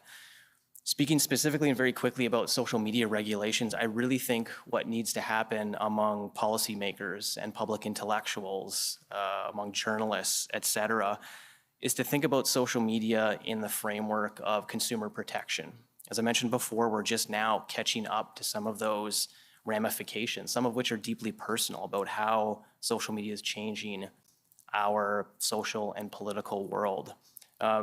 It's not the case that social media needs to be a punitive and venomous hellscape. It is possible to make the online space safe and accessible for everyone, to expand the public sphere, to improve it, to increase public participation and debate and deliberation at a time when trust and confidence in public institutions is waning, sometimes precipitously, or at least it seems. And so getting that balance just right is just important, and I appreciate conversations to that effect. Okay. Moderator McKay here, and it's over to Professor Penny. Great, and yeah, I'd like to again just say it's been great to be part of this conversation with this excellent panel. Evelyn Douek is a professor at Stanford, and she has a line that she often uses in writing about content moderation. She says, everything is a content moderation problem. In ways, when you're thinking about misinformation and disinformation, I'm almost the opposite of thinking. That is to say, I think some things are a content moderation problem. When it comes to this particular challenge, disinformation and misinformation is a human behavioral problem.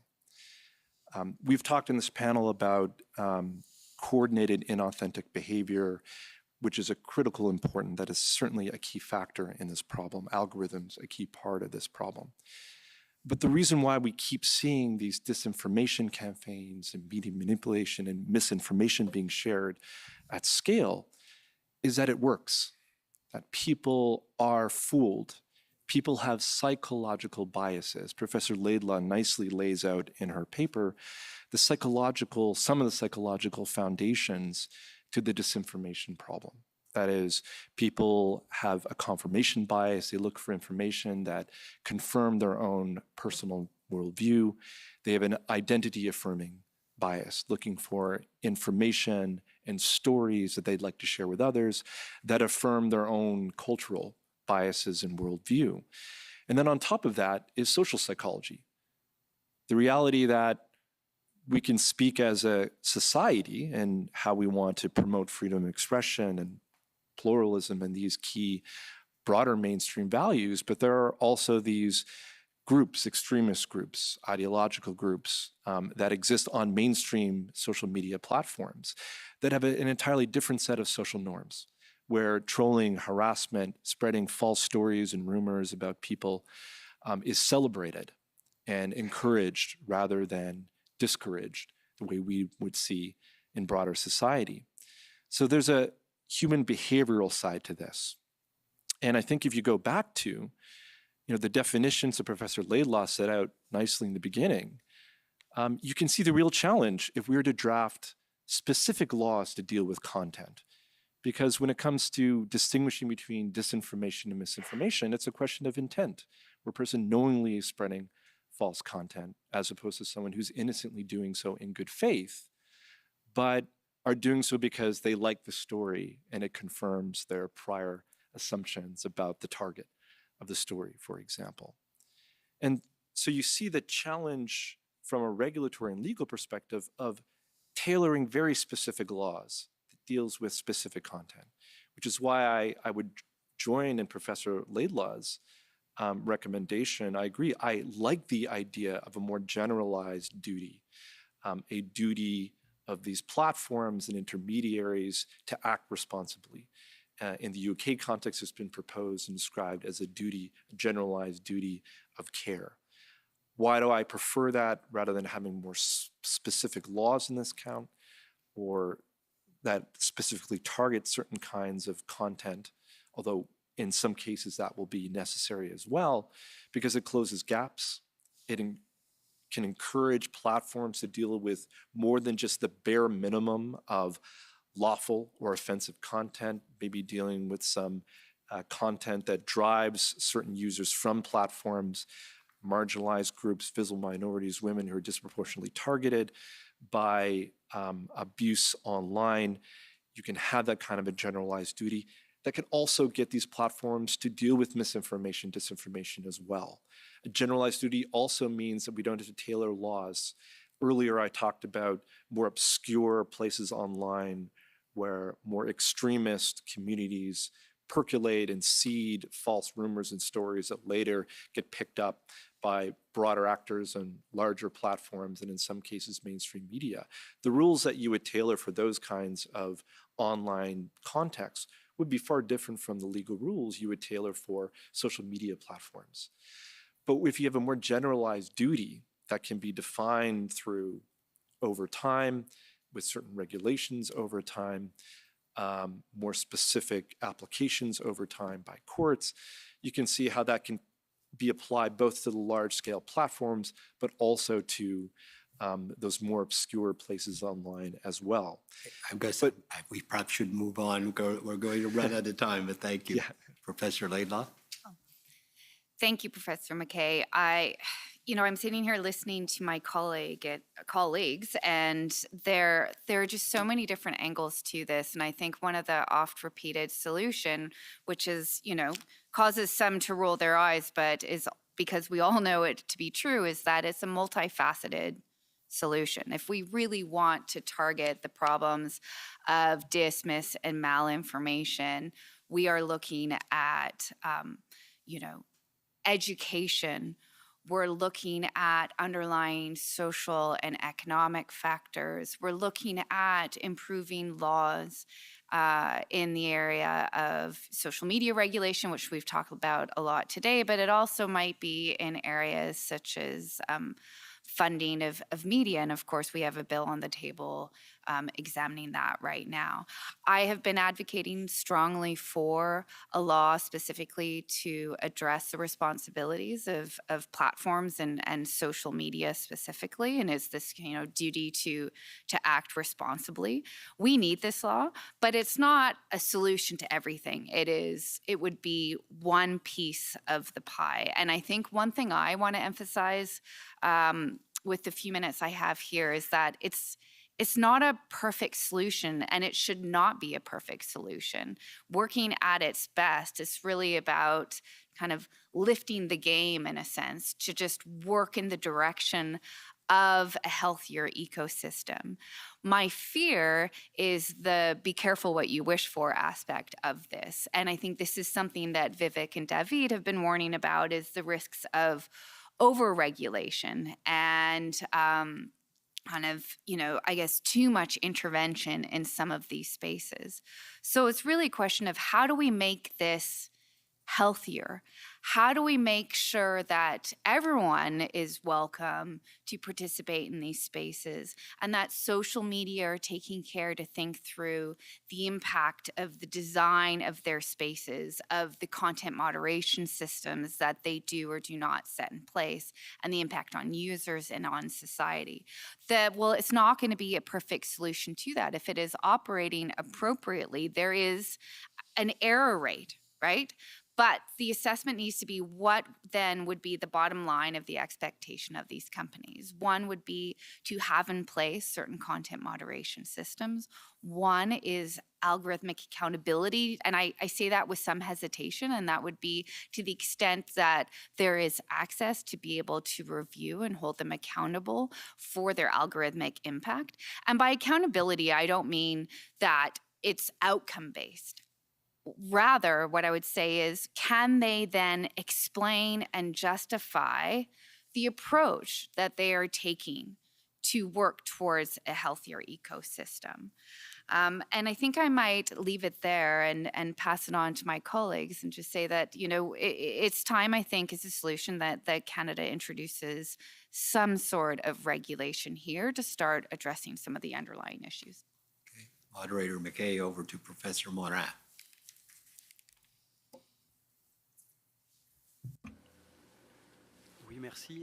Yes, thank you.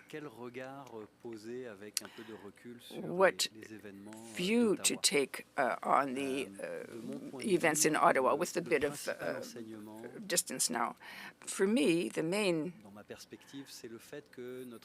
information we can draw is that our democracy is strong and fragile at the same time.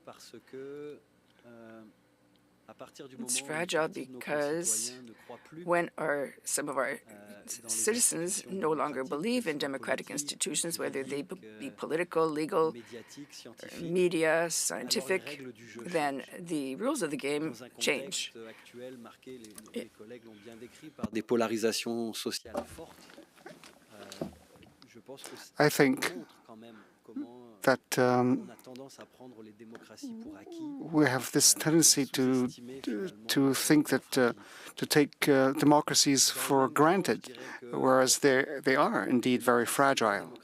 And I'd say that the Canadian democracy remains strong, and that's the message I want to send to those who protested in Ottawa. And the Rouleau Commission is a powerful exercise in democracy.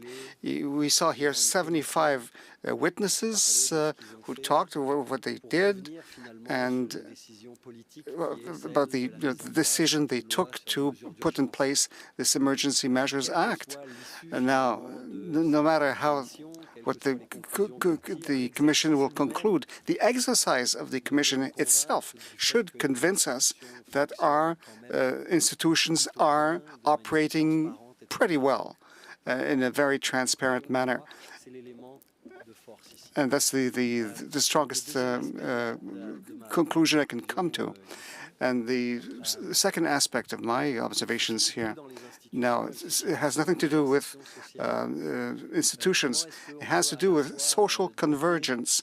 How can we equip our democratic institutions with powerful tools powerful enough to defend themselves, but how can we reinforce the social dialogue? And this is a responsibility that we all have, not just the people around this table. And And it's the idea that, and I don't want to make a recommendation to the Commission, but we have to look at those events with certain empathy.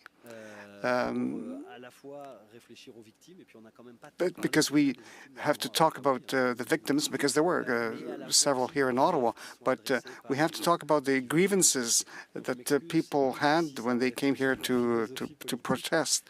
Now, this has to deal more with political philosophy, but it's important to keep that in mind, because this commission, to me, as a researcher, as a scholar, specialized in security, and as a humanist, as a Democrat, to me, this commission is a fascinating exercise in democracy, and that can contribute to cement the confidence of the population in our institutions. Thank you. First of all, before I turn it over to Professor Venkatesh to get the last word on this part, I just want to comment that I think that's a really important, they're all important points, but your point about the commission and the hearings themselves are a reaffirmation of democracy in Canada, and the fact that this kind of hearing is statutorily imposed in the Emergencies Act itself, I think is something we should take some pride in. So I like that. So Professor Venkatesh, last word on this part. Merci. Alors, je vais juste prendre le relais. Thank you.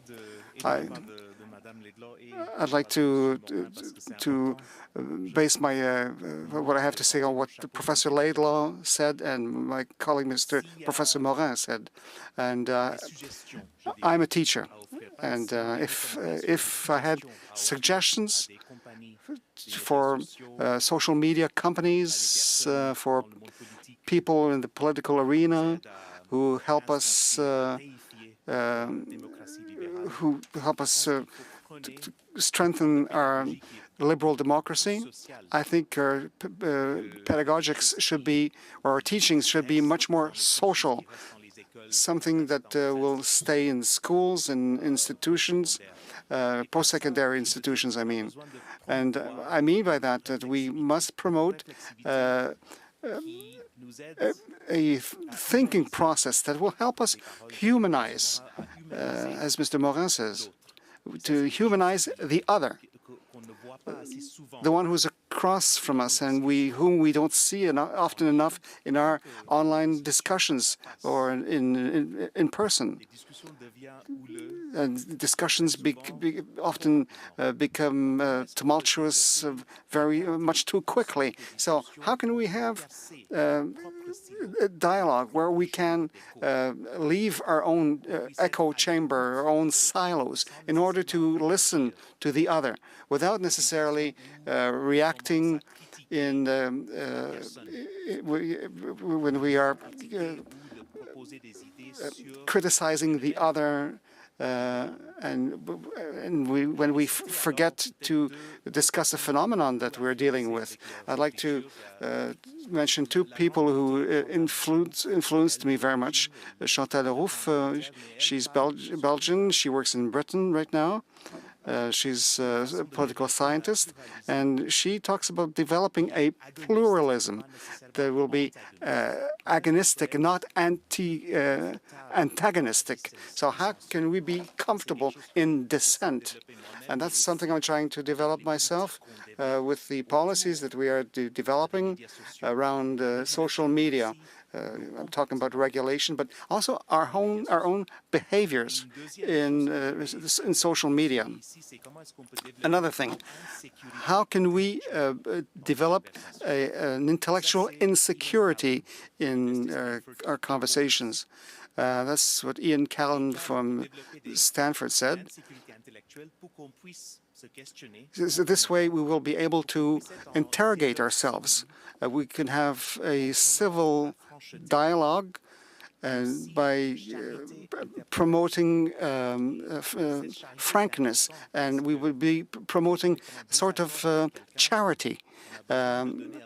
Because when we don't agree with someone, we have to think and see where does that person come from? How did that person develop his or her opinion? And with that sort of interpretive charity, we could build a much more pluralistic framework. And this way, dissension could lead to more consensus. And thank you. I want to thank you very much for allowing me to share this with you. Thank you very much for all of that. Just on the last point, if I could ask one final question, a definition question, big surprise, which is agonistic, as opposed to antagonistic. I think I know what that means, and I quite like it, but I wondered if you just take a second to, Professor Venkatesh, just to give me a short statement of what that means. I try and read Chantal Mouffe every week as much as possible, just to remember to listen before reacting. But I think their conception of agonism revolves around allowing for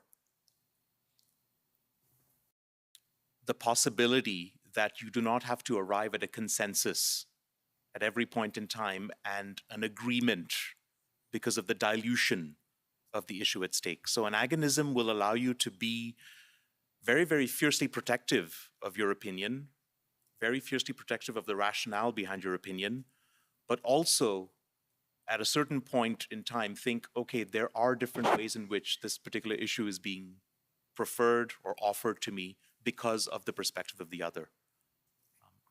That's how I see it. Right. Thank you very much.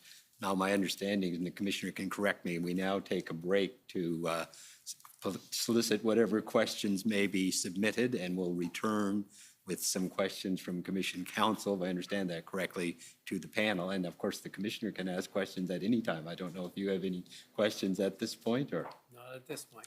Thank you. Thanks. So I think I'm right. We're adjourned Yes. for now. Thank you. We'll come back at noon. The commission is in recess for 30 minutes. La commission est levée pour 30 minutes.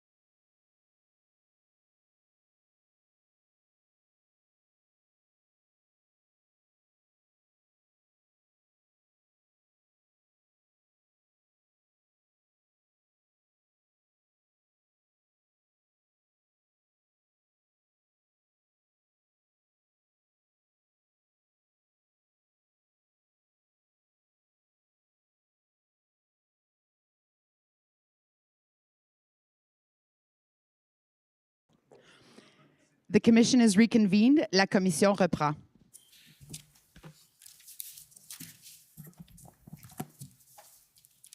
Welcome back. And just to clarify, I have not been appointed commission counsel in that short time, but I have been asked to pose the questions. So I think that's maybe a vote of confidence. I hope so anyway. We have 6 potential questions. So I will, and a tight time, because my understanding is that the translators leave at a certain point here. So we'll have to be as concise as we can.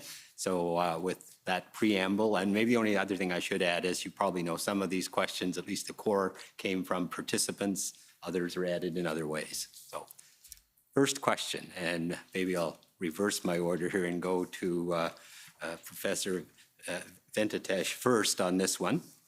The role of labeling and labeling in an antagonistic rather than perhaps agonistic way in society generally, but maybe particularly in the media. Is that a problem, and one that can be addressed? And I guess maybe put that a bit more clearly, that the media in particular is tending towards finding conflict, not finding agreement. And is that in the mainstream media a big problem, and maybe we shouldn't blame it all on social media and those kinds of things? So if you can get a clear question out of that and give me a short answer, I'd appreciate that. Yeah, that's thank you. Professor Venkatesh. Thank you. Yeah, this is Vivek Venkatesh here. Yeah, this is a good question, and the sign of a good question is the hesitation that I have in responding to it. Where I think I will lead off and perhaps invite more reflection is to think carefully about the role of journalism, specifically in promoting pluralistic forms of discussion. And so, to what extent are we asking for journalists to create spaces for pluralism?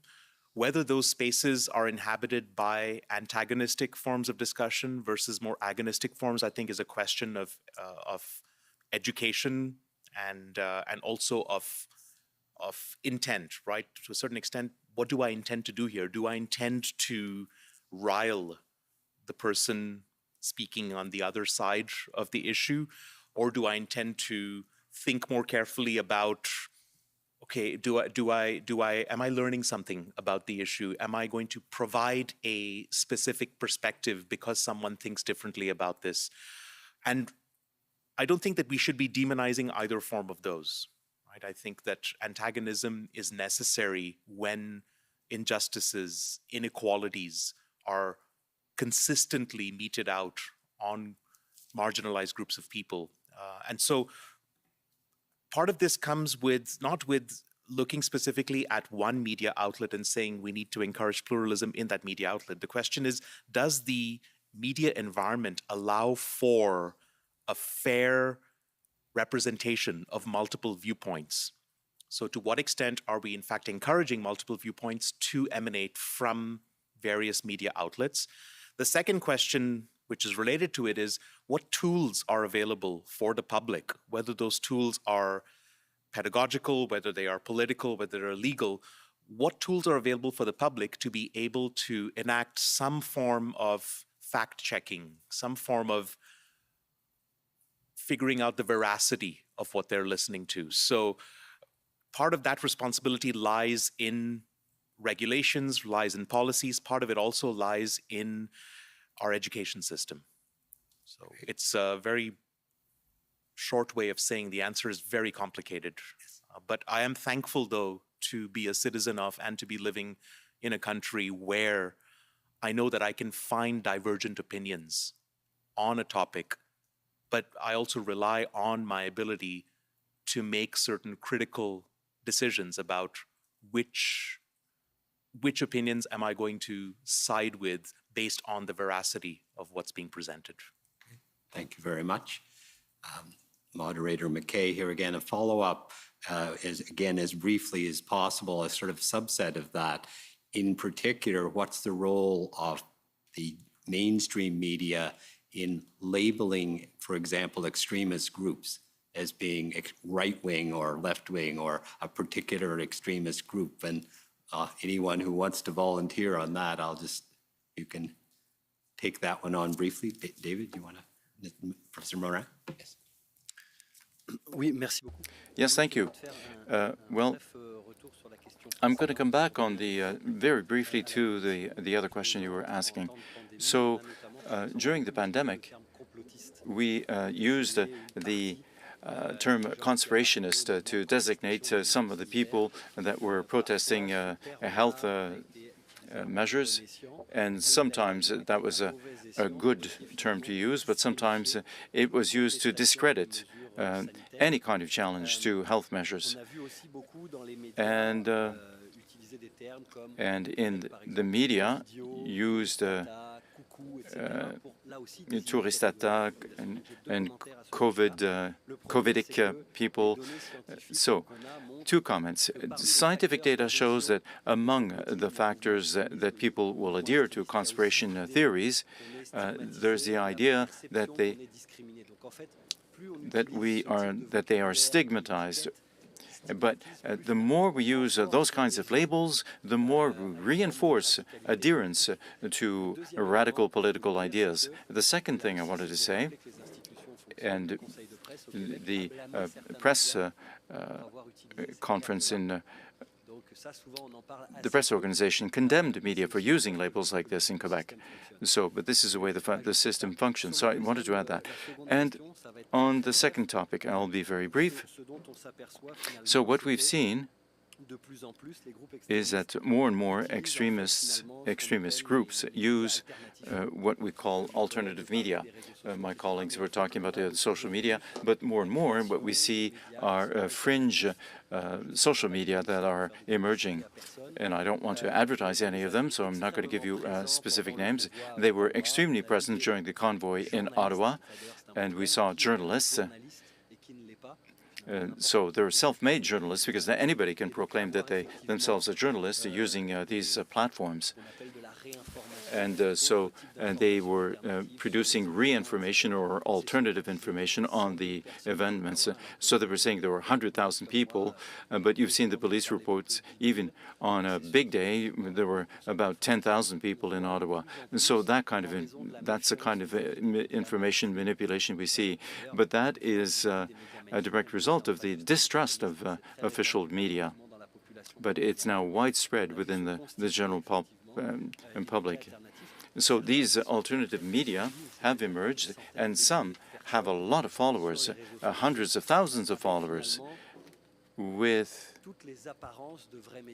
and they appear just as credible as mainstream media with reporters on site, on the ground. So I think I wouldn't call it a war, but there's definitely a rivalry between these alternate media and mainstream media. And of course, these media need funding, and they do have access to substantial funding. Thank you.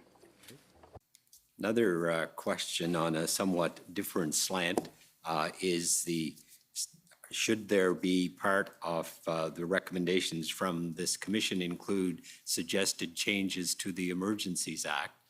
And I guess ideally, time and ability to do this, any suggestions would be welcome. So I sort of throw that out. I mean, Emily or John or David or any number of you, but a number of people. That's an open question. David, do you want? That's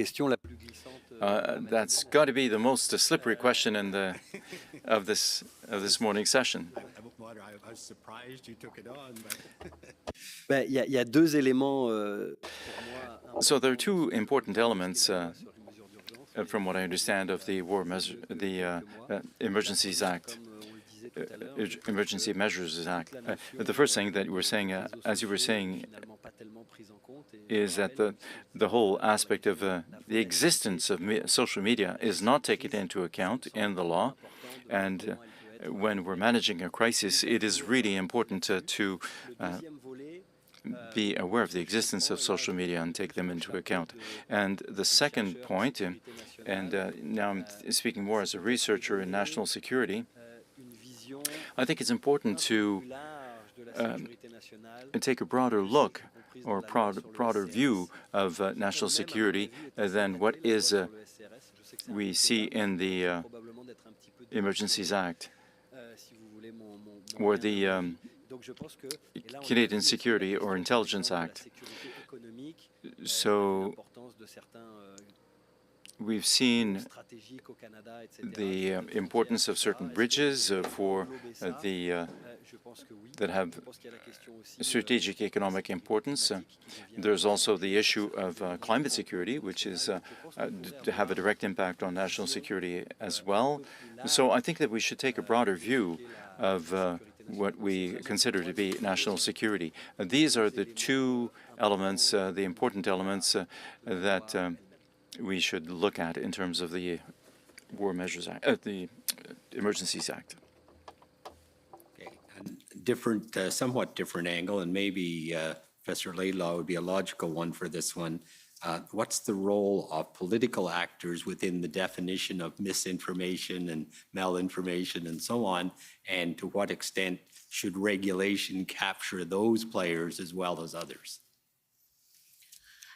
That's a great question, and there's no easy answer. I would say that any actor can contribute to misinformation and disinformation. So often, if we look at, say, a disinformation campaign, so one that's intentionally launched, let's say it's state-based, so that would be government, that would be political actors in power that have made that decision. But then they will often then target key influencers because they have a large following, and it might be media, or it might be certain political actors, it might be other types of influencers, and then that then spreads from there to individuals who consume it and maybe believe it, and things go viral.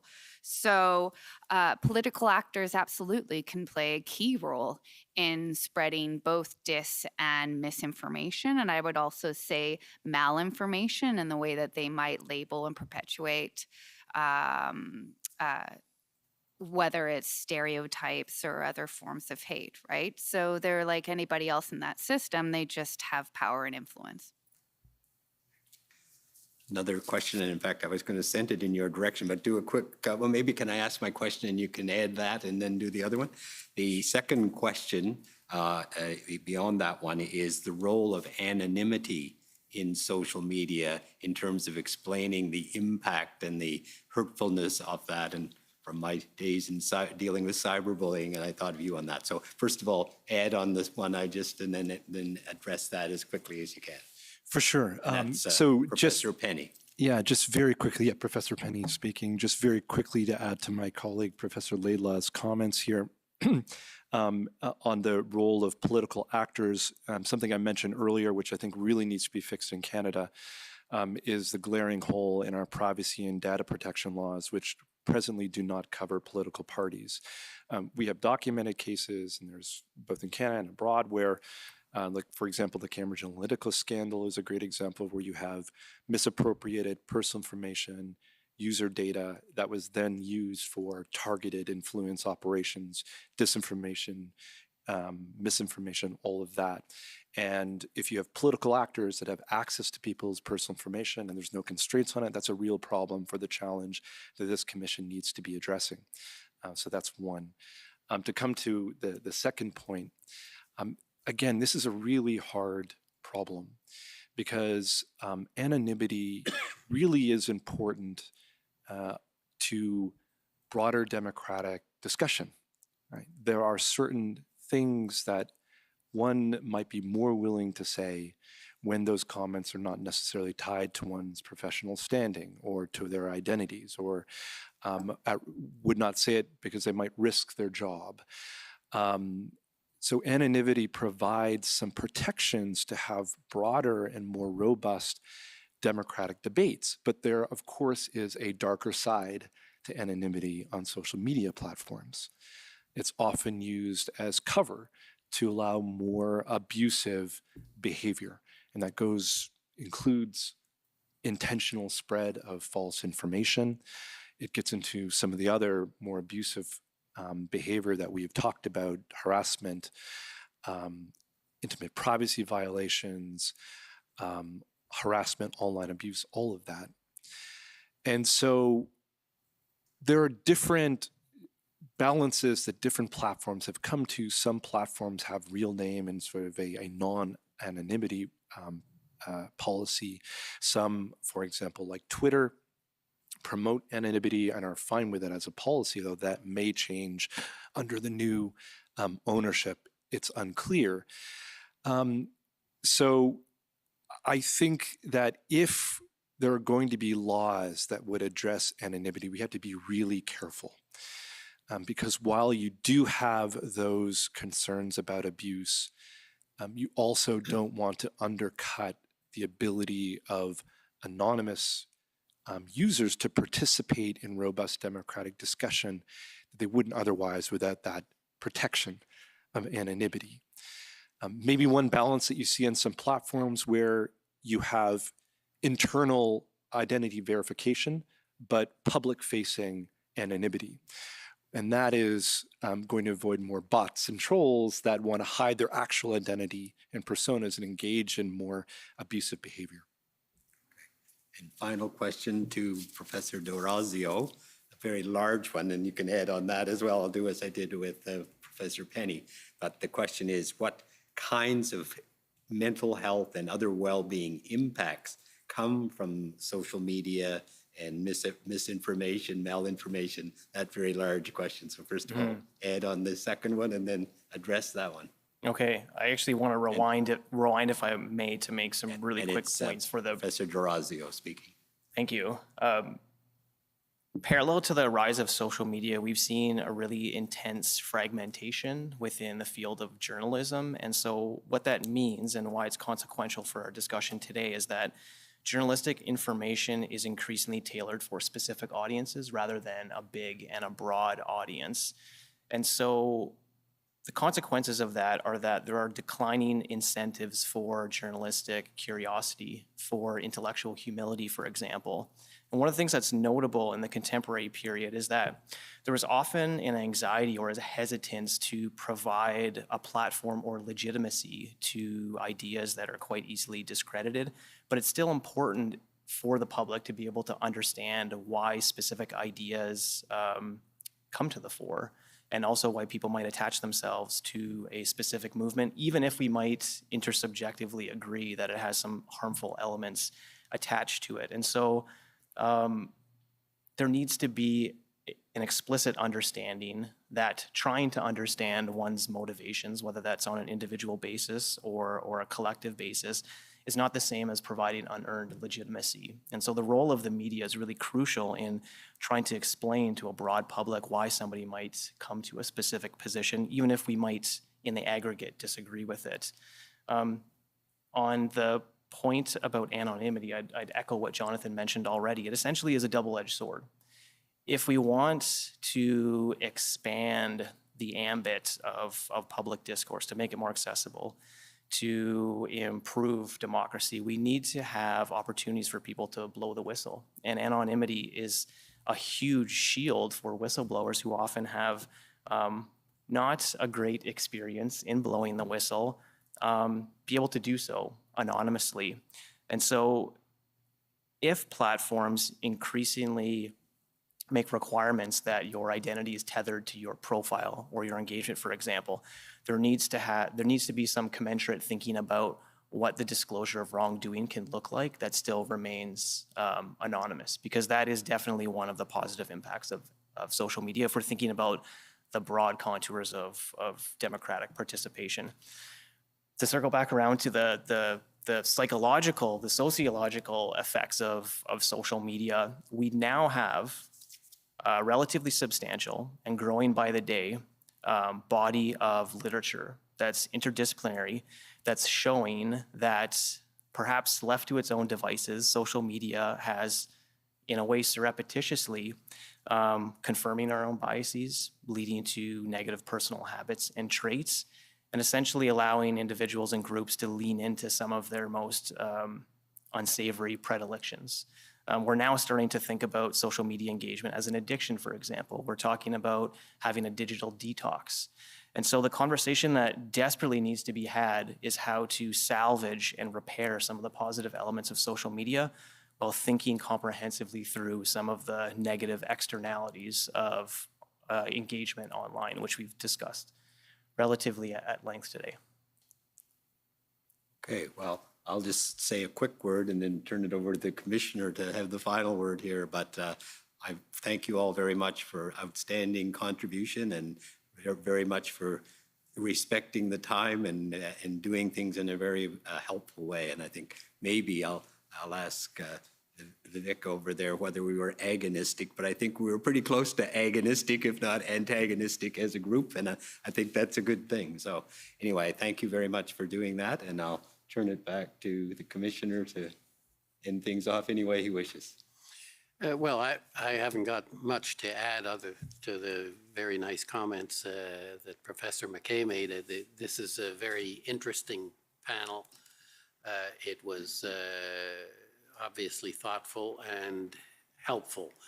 I want to give you a couple of minutes if you want to do a wrap-up as to what it is you think would be that, I mean, based either on the questions or whatever that you think I should know or might help me in the work I'm doing. Si vous avez des commentaires ou des suggestions. If you have comments and suggestions or add to the answers that were, or the questions that is that were asked, it would be very useful. But frankly, this was a panel and presentations that were very thoughtful and interesting. Any sort of last minute contributions you want to make or comments? I think if not, I'll thank you, but I did want to give you that opportunity. This is your big opportunity. Not a big opportunity. Come on, let's not overstate things here. Bigger than talking to me. Not sure about that. I don't have any doctorates or anything. I'm just trying to learn the area. Okay, well, thank you very much. And once again, un grand remerciement. Thank you very much. The commission is in recess until 2 p.m. La commission est levée jusqu'à 14 heures.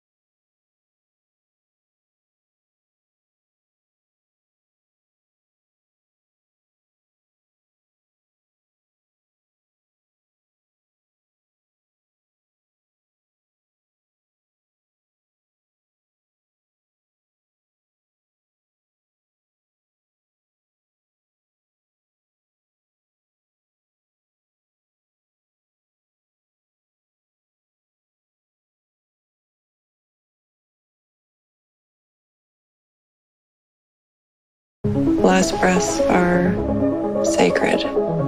When I imagine my final days, I see bubbles.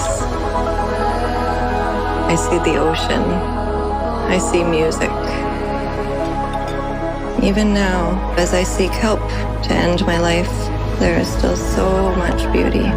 You just have to be brave enough to see it.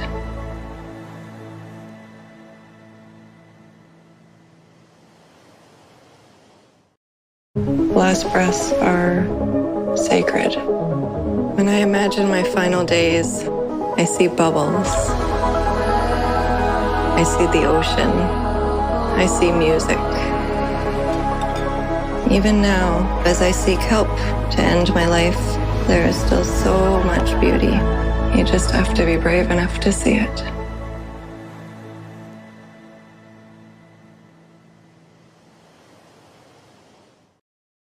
Last breaths are sacred.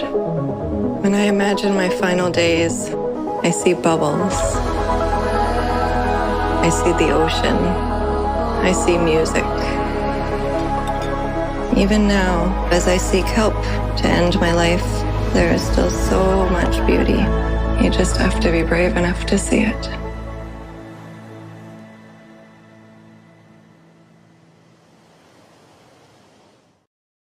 Last breaths are sacred.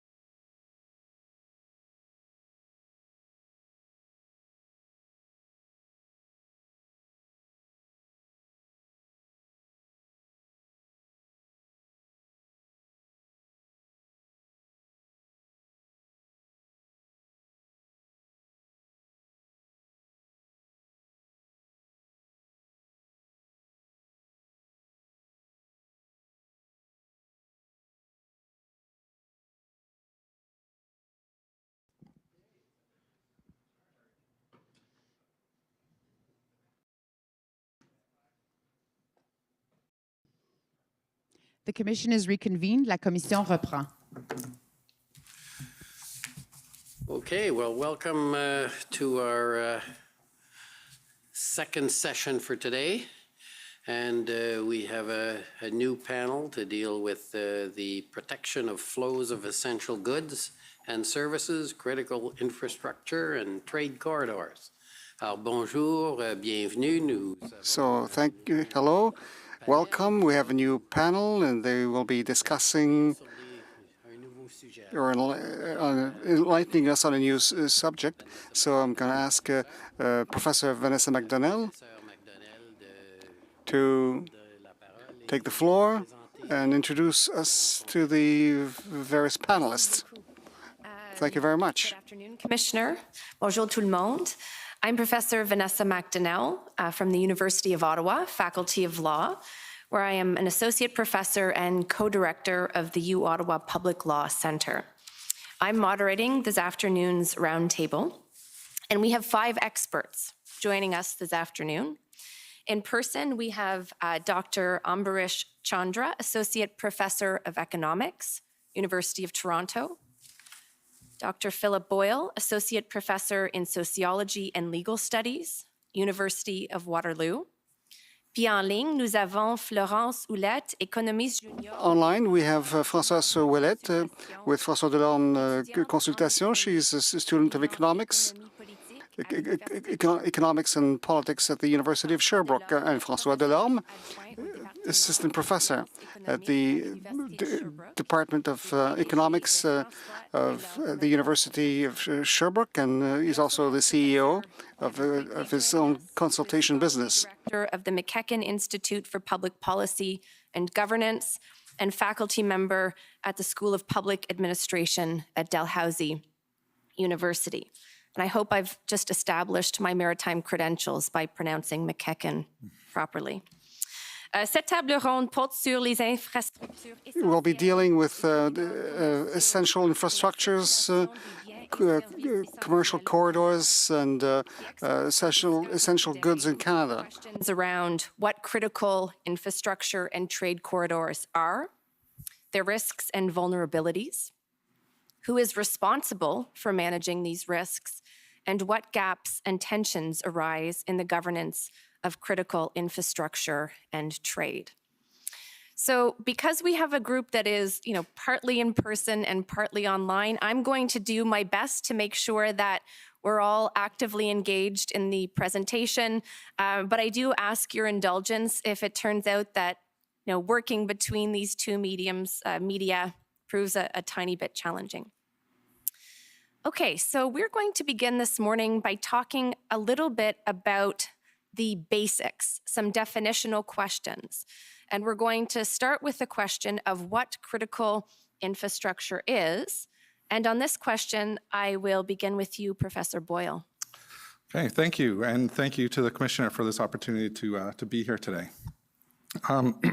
In general, critical infrastructure refers to the physical systems and networks that are essential for the functioning of our social, political, and economic activities of a country. In the federal national strategy for critical infrastructure is defined as processes, systems, facilities, technologies, networks, assets, and services essential to the health, safety, security, or economic well-being of Canadians and the effective functioning of government. The national strategy further subdivides critical infrastructure into 10 sectors: energy and utilities, finance, food, transportation, government, information and communication technology, health, water, safety, and manufacturing. Each of these sectors have lead federal departments that are responsible for CI-related activities specific to that sector and for liaising with provincial, territorial, and private sector partners with shared responsibility for critical infrastructure. Now, government concern for critical infrastructure really emerged or catalyzed since roughly the year 2000. So events such as the Y2K computer changeover problem, 9/11, the 2003 blackout focused concern that our collective reliance on complex and large-scale systems introduce new vulnerabilities in which localized crises would cascade into widespread or to have widespread detrimental effects for society. And it's precisely this concern that led during the COVID lockdowns to having certain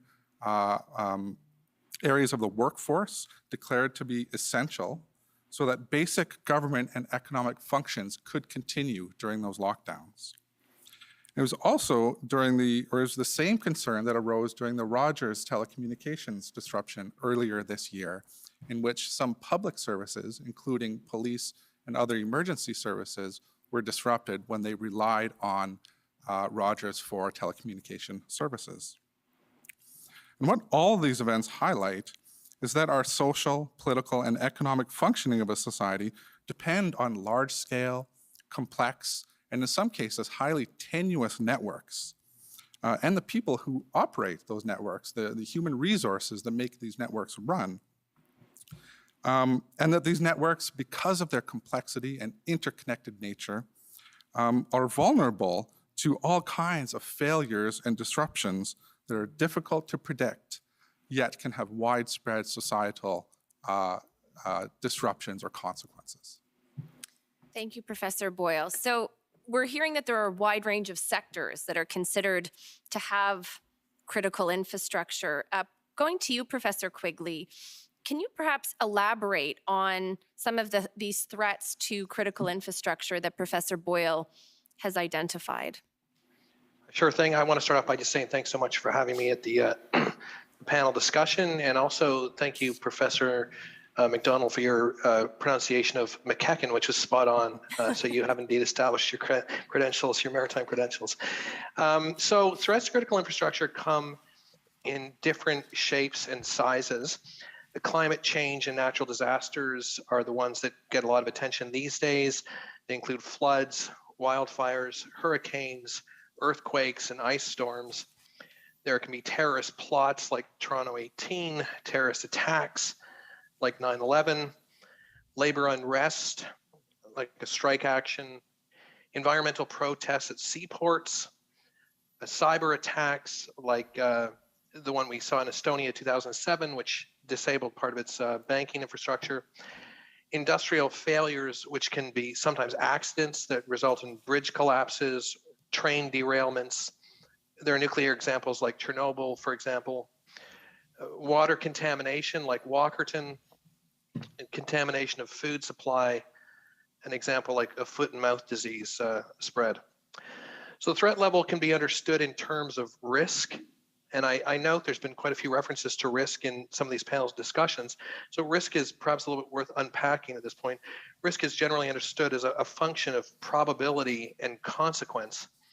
So on the consequence side, all of these events are consequential when they occur, judging by dollars lost, property or reputational damage, or body count in the case of death. Taking a step back, some can be more consequential than others, and these consequences are not necessarily viewed or shared equally. On the probability side, some of these events occur more often than others. So when we think of 9/11, it's likely a once-in-a-lifetime event, we hope. When we think about wildfires and hurricanes, they occur from time to time and in the same regions from time to time. So I'll note in Halifax, for instance, we're on a hurricane path. So every few years we have a pretty devastating hurricane that blows through the region. Another distinguishing feature is the presence of a malicious actor. When natural disasters occur, we can build up infrastructure to protect ourselves. Dikes, for example, to protect against flooding in flood-prone areas. When you have a malicious actor, you have an adaptive agent. So protecting airports might result in a malicious actor targeting trains. So when you're trying to protect yourself against those who would do you harm, you have to take a holistic view. Otherwise, you're building half a fence. And as they say, building half a fence is no fence at all. Finally, I'll just underscore that the importance of access to predictive data is an important consideration when examining risk problems. The number of car accidents is actually very predictable every year, year in and year out. It's pretty stable. The number of terrorist attacks or bridge collapses is not. This necessitates a different approach, which I think we'll explore in more detail during the discussion. I'll stop there. Thank you, Professor Quigley. At this time, would any of the panelists like to provide additional remarks on this first theme?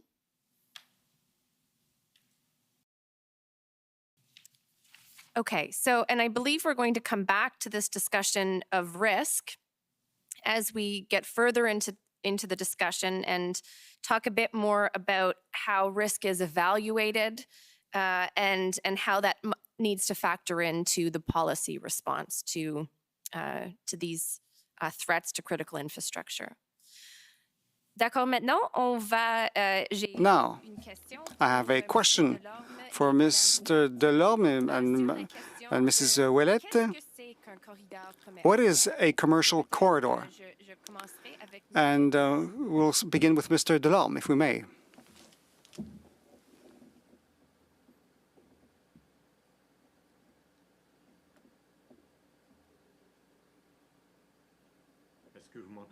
Do you hear me well? Yes, we do. Thank you. Great, thank you. Now, thank you for this invitation to testify before your commission. I'll ask Mr. Chandran to define further what is a commercial corridor. Florence Ouellette and myself, what we wanted to do today was to establish to find an answer to the question, to what extent is a commercial corridor vulnerable? How do we exchange goods, Canada, United States, and how can we say that and how can we say that there is a vulnerability on that side? And I'll ask Florence to tell you more about the position of Canada with regards to the United States and with regards to the picture of importation and exportations. So, and we'll see how all this has an impact on employment and direct employment and indirect employment. And I'll give you an example of that. So, Florence, could you please begin and give us an idea of the picture of the relationship we have with the United States. Can you hear me well? Okay. Hello, I'm Florence Ouellette. Thank you for letting me participate in this roundtable. Now, with regards to commercial corridors, yes, there's a geographic element, of course, in the definition, because it allows the transportation of goods and services between two different countries. In the case of Canada, some corridors, especially with the United States, they can be critical in infrastructures for Canada. For instance, Canada is a small, open economy because we export quite a lot of what we produce every year. We export that abroad, of course, and the vast majority of these exportations are with the United States, as we mentioned it in the document written by Mr. Delorme and myself. About 62% of the commercial Canadian trade is with the United States. The second biggest commercial partner of Canada is China, and it's about 9% of Canadian trade. And then Ontario is right in the Canadian tendency, because it's very much dependent on the United States for its trade, and for goods, it's even more important for Canada, United States, and the Ontario. You won't be surprised to hear this, We have a common border, of course, with the United States. And the essential part of that trade is done by truck, which explains that there are many critical infrastructures, as Mr. Boyle and Mr. Quigley were saying. That's part of the commercial corridors, and they can be very vulnerable. For instance, what we had with the blockade of the Ambassador Bridge last February, and Mr. Delorme will complete the explanation here. Okay, as Florence was saying, the Deputy Minister of Finance said so last week, Mr. Sabia, and Minister Freeland, when she testified. Canada is very much dependent on the trade by truck with the United States. That's the first effect. The second effect to be taken into account is that every job, for instance, in the automobile sector in Ontario, to take just one example, it's not just the job in the manufacturing sector, in the auto sector, that at risk when you have troubles with with traffic or the Ambassador Bridge. That worker, he has a house. He shops for groceries every day. He buys insurance and other services. So this job is responsible for many other connected jobs in the economy. Some studies show that there's a multiplying effect of that job. For how many other jobs is it responsible? It can reach 8 jobs just in the auto sector. So when you have troubles, say, with the Ambassador Bridge, as Florence was saying,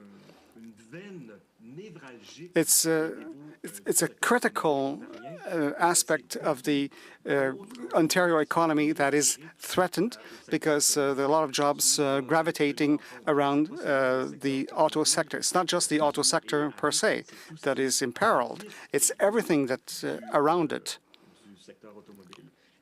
And I'll stop here.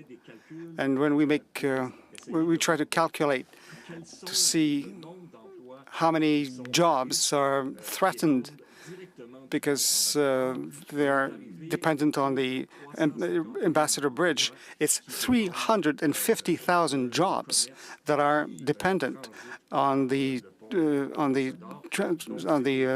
Ambassador Bridge corridor. So that's 4.5% of all jobs in Ontario and 2% of all jobs in Canada. Now, it may not seem for a lot for some people, but if these jobs disappear permanently, if the chaos is prolonged, you could think that the economic cost could be much, much higher, and some of these job losses would be permanent. Thank you very much. Thank you, Mr. Delorme. There are 2 issues that were raised that I'm hoping you might be able to elaborate on here a little bit.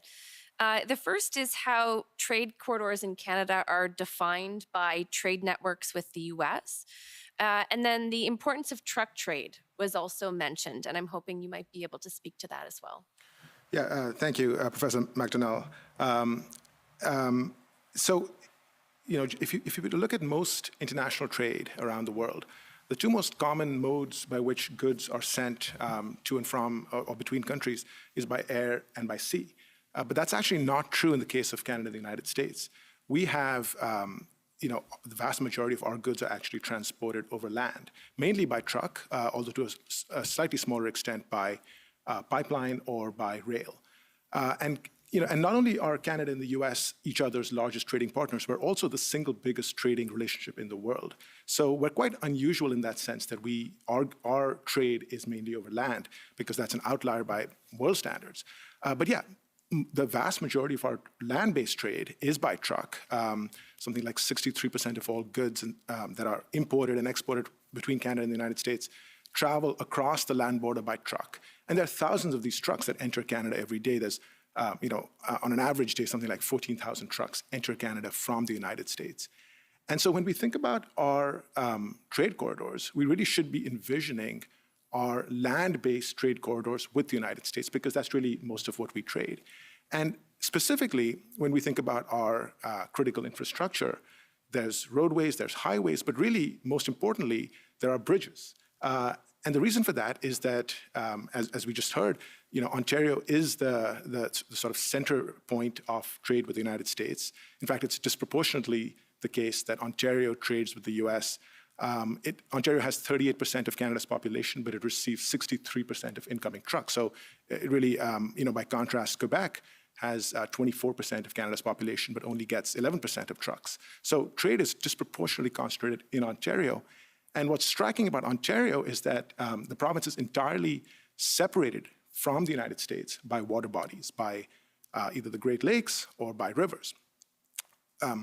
So what that means is to enter Ontario, you have to cross a water body, which means you have to cross a bridge. And so there's really just 4 bridges, all of which are in southern Ontario, that carry the vast majority of our trade. And so our critical infrastructure is dependent on these bridges.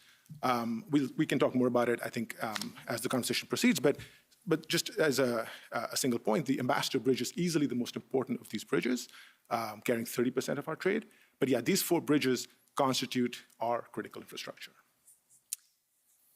Thank you. So I'm going to push you a little further into the conversation here, Professor Chandra, because the Ambassador Bridge is critical to the discussion here at the Commission, obviously played an important role in the events that gave rise to this Commission. And we know that the bridge was blocked for a period during the events that took place. So I'm wondering here if you can, tell us a bit more of the backstory. How is it that Canada and Ontario became so dependent on the Ambassador Bridge as a trade corridor? So as best as I can tell, based on my research, a lot of this has to do with what I would call historical accident and then path dependence. So the Ambassador Bridge was built almost a century ago. It was completed in 1929. It was built to facilitate trade across the Detroit River between Michigan and Ontario. And once it was completed, it was used heavily by the auto industry because Ford and General Motors and other car manufacturers had plants in both Michigan and Ontario. And so they relied on the bridge extensively, going back to the 1930s and since then. And the trade over the bridge became so important commercially, economically, that we saw a lot of investment made to support the bridge.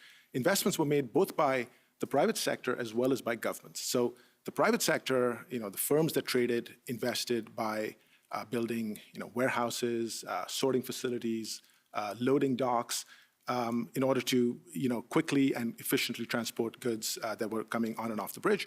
Governments invested by, building highway on-ramps and off-ramps. So Ontario 401, Interstate 75 and 96 in the US, all of these interstates point directly at the Ambassador Bridge. Governments also invested by allocating customs agents, building customs inspections facilities, and so on. And so the more investment that the bridge attracted, the more efficient it became to process vehicles. And so the more traffic it actually attracted, including by non-auto industry actors. And so we sort of got into this cycle, which you can think of as either virtuous or a vicious cycle, by which it attracted more traffic, so we threw more infrastructure investment at the bridge and so on. And so now the Ambassador Bridge is absolutely vital to Canada-US trade, carrying 30% of our trade. And it's not as though it's all the auto industry. So like I said, Ontario gets about 63% of trade with the US. You might think that that's dominated by the auto industry, but it's actually not. By my calculations, even the non-auto industry, so everything other than automobiles, is still heavily concentrated in Ontario. A little bit less, more like 55%. But that just goes to show you how even other industries became reliant on the Ambassador Bridge over time. Okay, thank you, Professor Chandra. I'd like to invite those who are on the screen with us to contribute to this discussion. Monsieur Delorme, Madame Houlette, Professor Quigley, would you like to add anything at this moment about the significance of the Ambassador Bridge as a trade corridor? Well, I'm going to let Florence speak first. Yes, thank you. In fact, if you'll allow me the analogy to sum up what's been said so far, what my colleagues and I have explained so far is that you have to picture the Ambassador Bridge as a funnel to understand its importance for the Canadian economy. So it explains the dependency of Canada and Ontario on commerce with the United States, the manufacturing industry, and the automobile industry, as Professor Chandra just indicated. But you have to also remember that funnels can also be seen as an hourglass. They have the same shape. And so there are many more impacts that are much broader, the indirect impacts that nevertheless are important, as my colleague Monsieur Delorme just explained, by talking about the multipliers and how that translates into lost or gained production and lost or gained employments as a result of congestion on the Ambassador Bridge. Mr. Houlette, would you like to add something? Oh, Monsieur Delorme, sorry.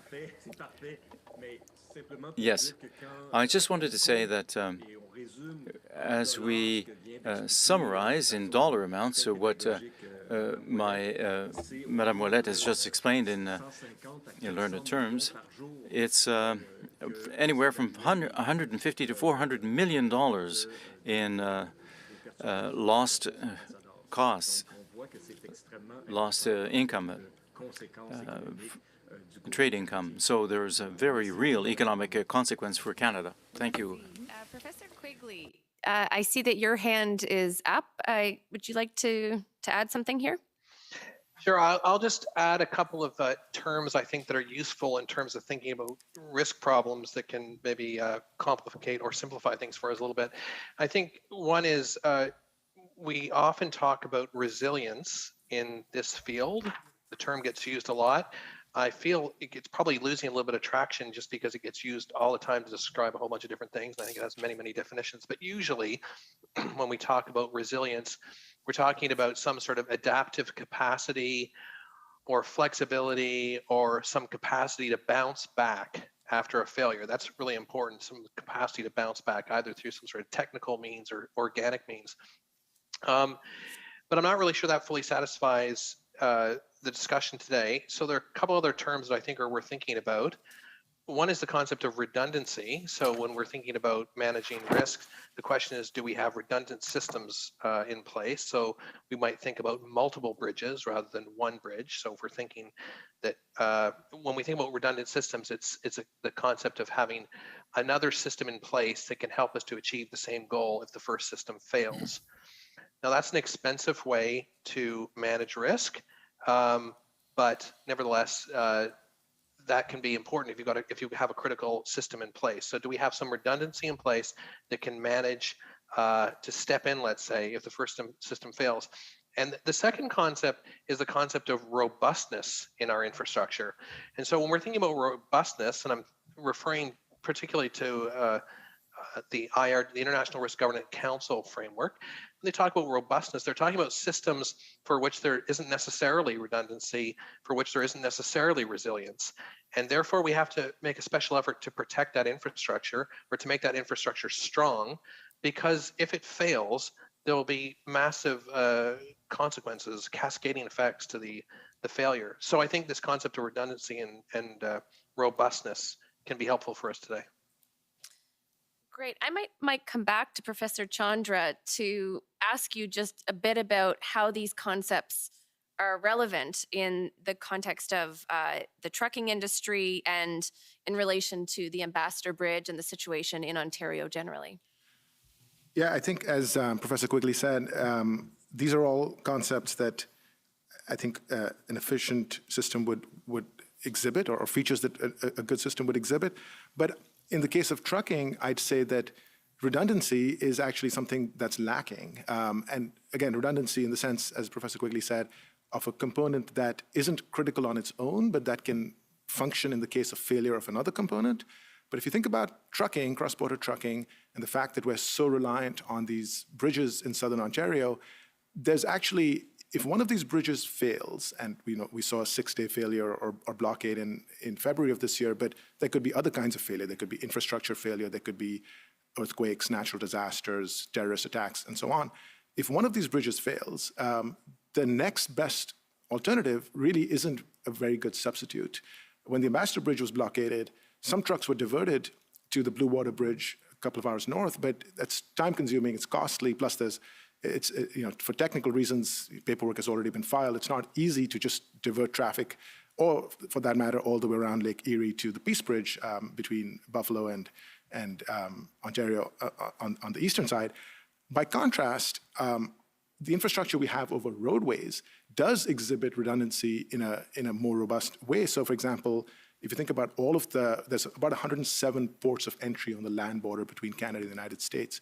And for most of the border, if one of these road crossings is blocked or blockaded or just not available, traffic can be diverted fairly easily to a nearby border crossing. That's not true in the case of the bridges, which is another concern because we've concentrated so much traffic into this one small area, and there is really no redundancy built into the system. So when something goes wrong, as it did in February, there's really no good solution.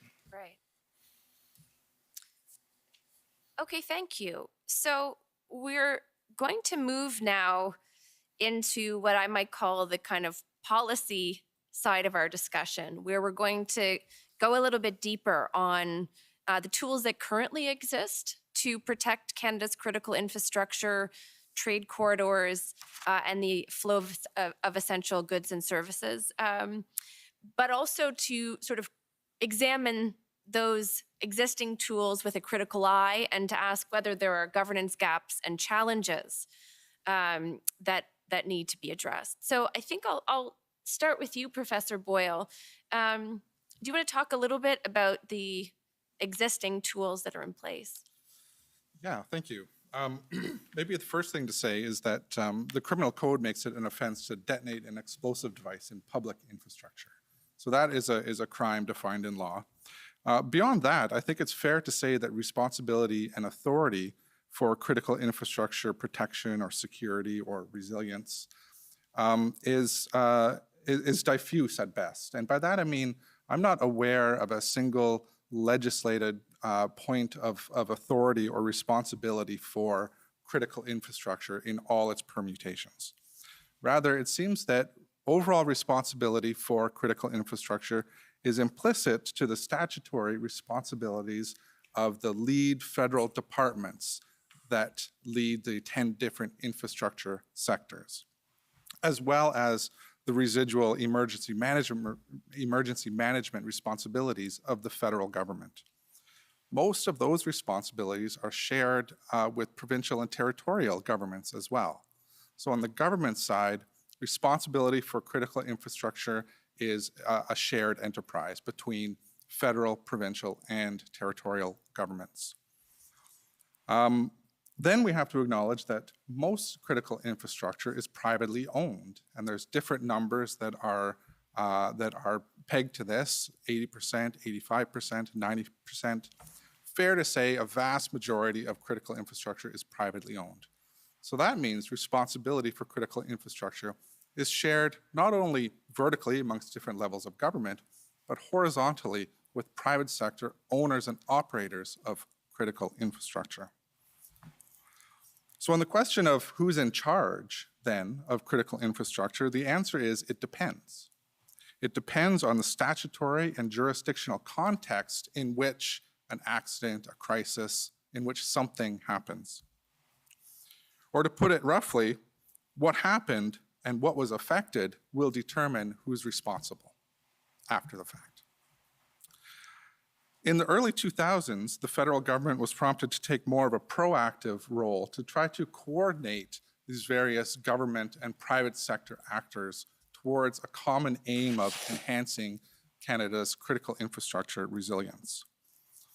Public Safety Canada is currently responsible for that role, and the main policy framework or instrument for making that happen is the National Strategy for Critical Infrastructure, which was adopted in 2009.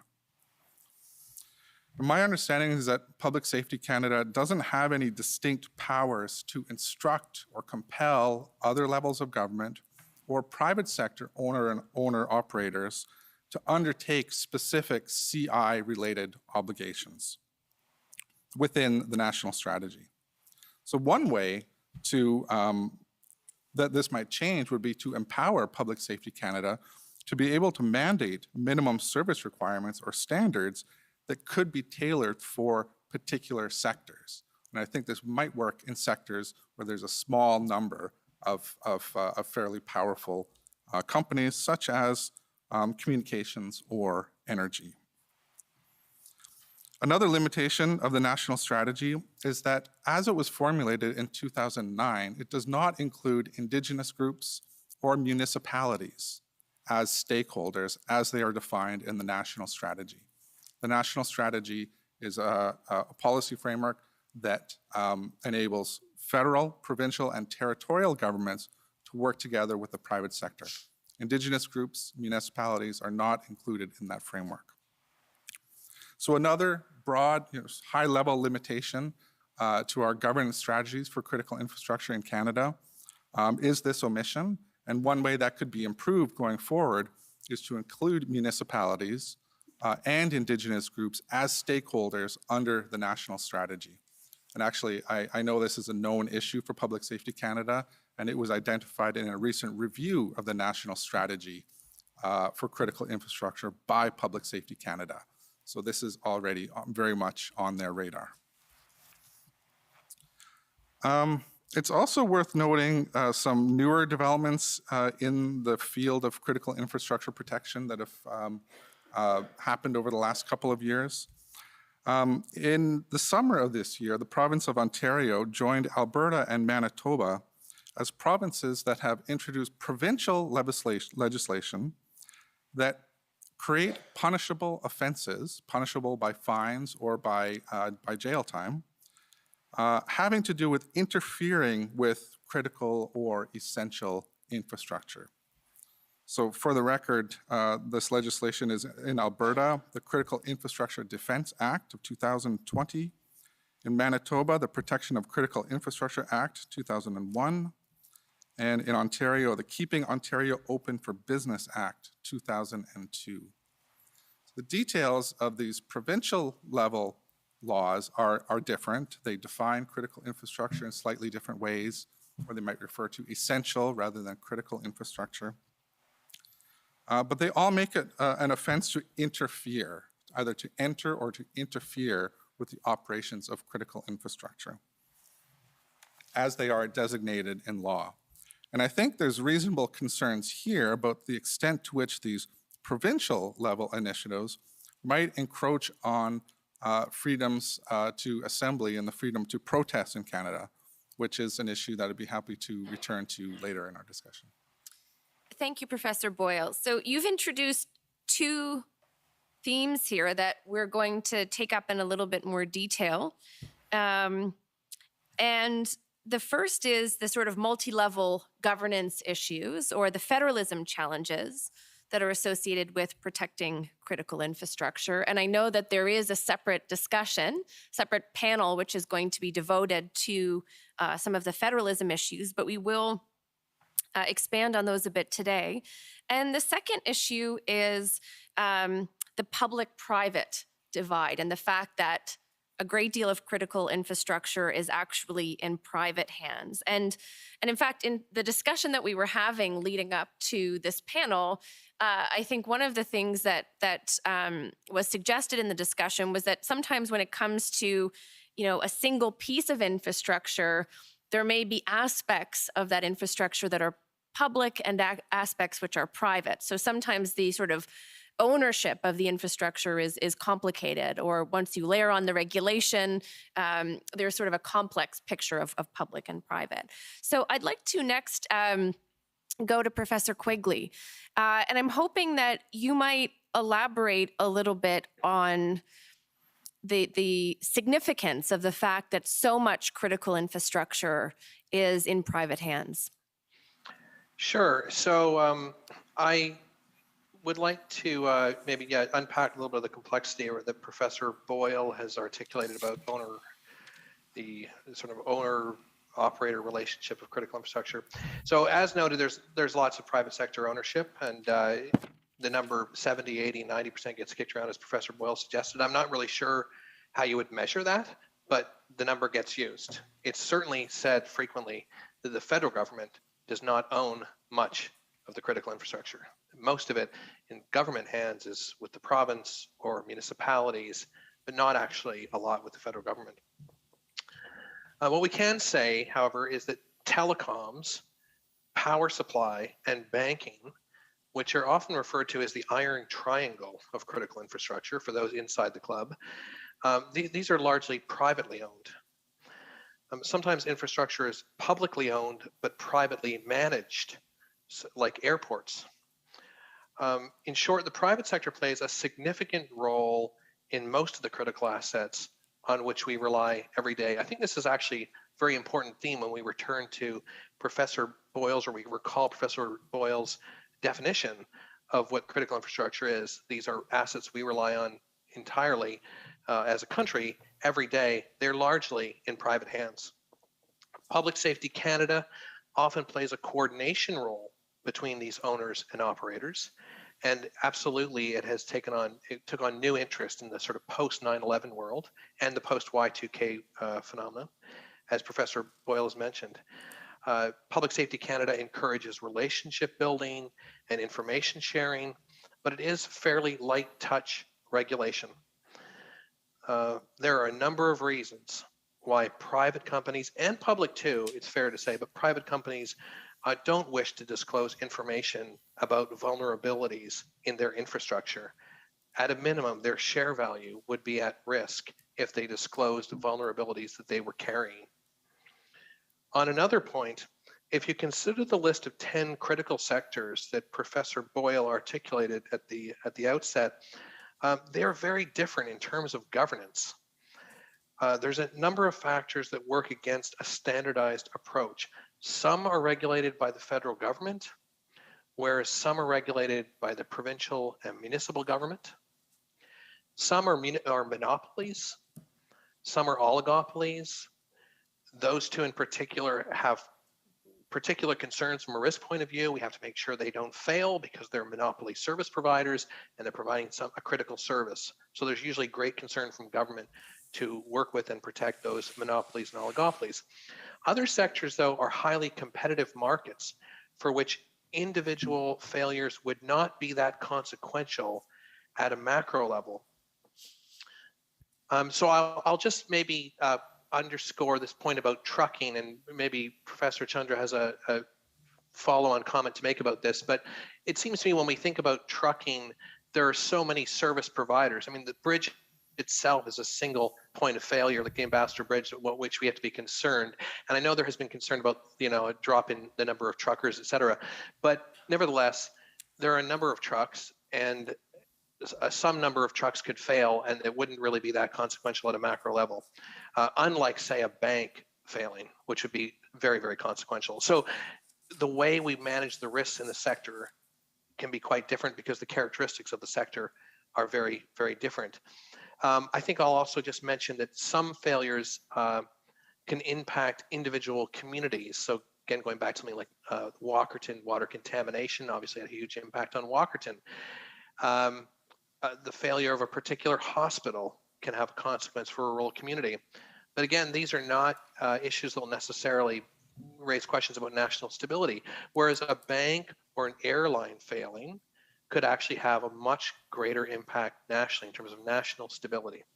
So those are some of the characteristics I would say that make the space very complicated in terms of having some standardized approach. I think we've defaulted into, as I've mentioned, and I think Professor Boyle has noted, a kind of coordination role that Public Safety Canada plays, but perhaps an absence of strong standards. I'll pause there. Thank you, Professor Quigley. I think this is a bit of a theme of these policy discussions, that it's complicated. And I think you very usefully started to deconstruct the private sector a bit for us and to point out that, the private sector contains a number of different entities, including, from the large telecom company, for example, to the small trucking company, or perhaps even the individual truck driver. I think that takes us back quite naturally then to the question, the specific questions around the Ambassador Bridge. And I'm wondering, Professor Chandra, if you want to talk a bit about perhaps the regulatory challenges that the kind of fractured nature of the trucking industry poses. But then I guess the flip side that Professor Quigley has also identified is that fractured nature of the industry might also decrease the risk that in an emergency, there's going to be a wide-scale disruption in the industry. Yeah, I'm happy to. It's useful to think of some examples. So both Professors Boyle and Quigley mentioned the 70 to 90% figure for private infrastructure, private ownership of infrastructure. In some sectors, it's 100%. So in pipelines and railroads, both the operators and the infrastructure itself is entirely privately held. And another example that seems small, but is actually very important, is network cables. So the data that we transmit to and from other countries, basically intercontinental transmission to Europe and to Asia, all of that happens over undersea network cables.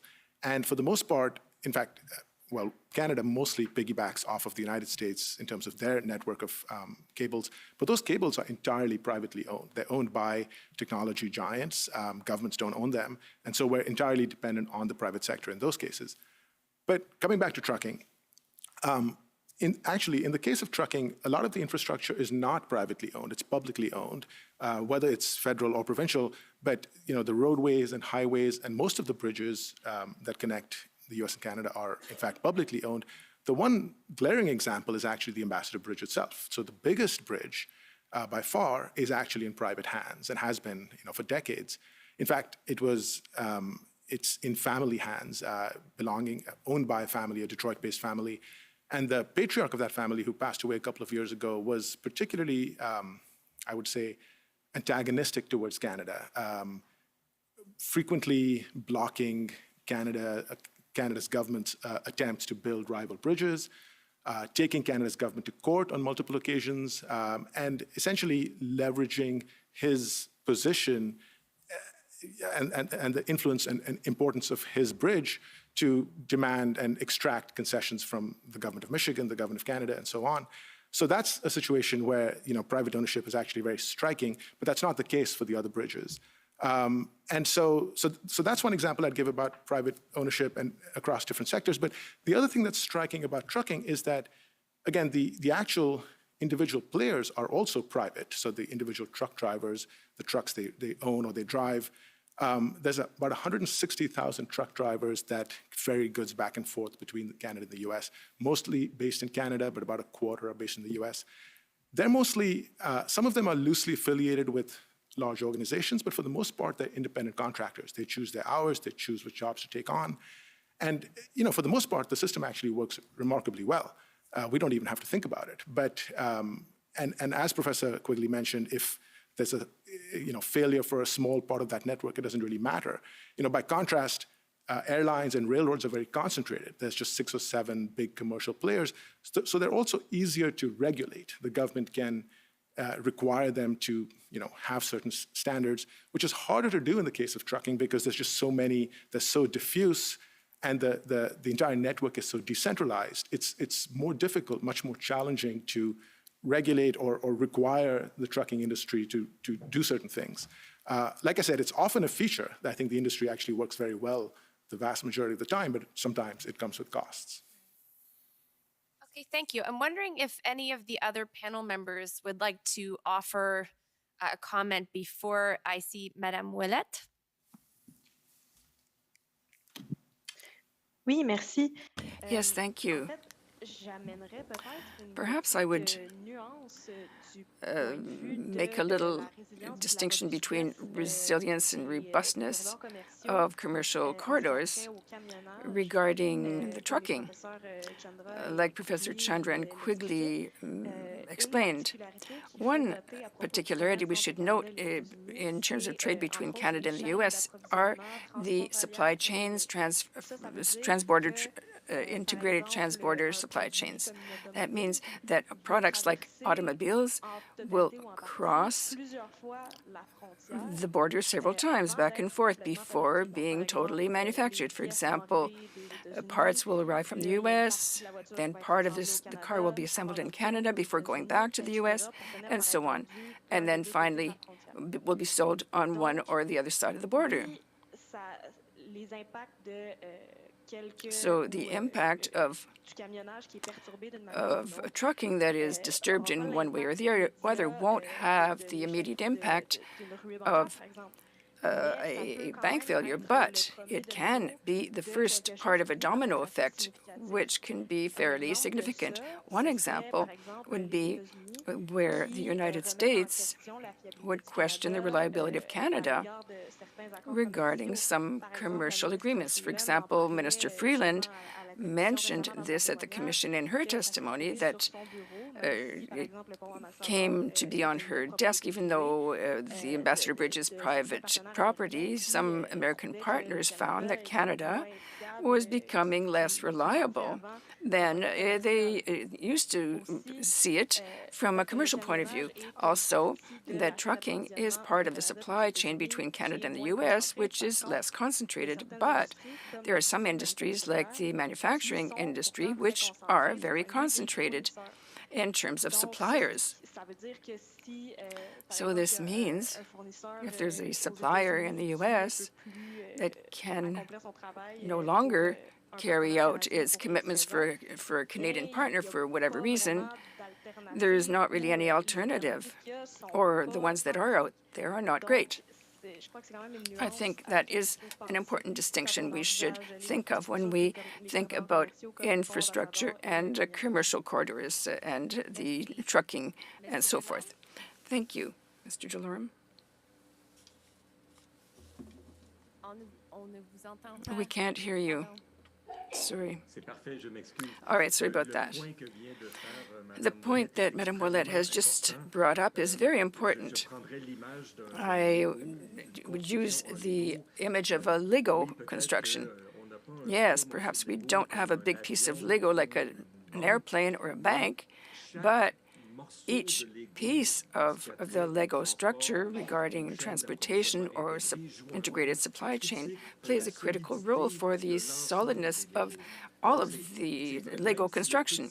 So even if the little piece isn't that important, it is so important in the chain and the sequence of the chain of production that the failure of a small piece can cause the whole structure to have major consequences, even if that piece is very small. Thank you. So Professor Boyle has given us a sense of the existing tools that Canada has to protect its critical infrastructure, and we've also talked a bit about the challenges that exist, or some of the gaps in governance of critical infrastructure and trade corridors. Now we're going to move to perhaps another tension that exists, or another challenge, which is the protection of critical infrastructure in circumstances or in ways that are also respectful of individual rights and freedoms. And so, Professor Boyle, I'm wondering, you touched on the possibility of a tension between robust regulation of critical infrastructure and freedom of expression, freedom of peaceful assembly. So I'm hoping now that maybe you can flesh that out a little bit. Yeah, thank you. And I'm happy to have this opportunity to weigh in on this question in this venue. My concern at this point is that the events of February of this year and the subsequent invocation of the Emergencies Act will intensify government concern around the problem of critical infrastructure protection, which is a valid concern, but it'll intensify concern in such a way that will lead to enhanced police powers that will pose a threat to freedom of assembly and protest. The protection of critical infrastructure is already a part of a justification to strategically suppress protest groups in Canada through preemptive intelligence gathering and the strategic incapacitation of protests on the ground. Indeed, this is the default experience of many Indigenous protest groups and environmental movements in Canada, who challenge infrastructure projects on traditional Indigenous lands.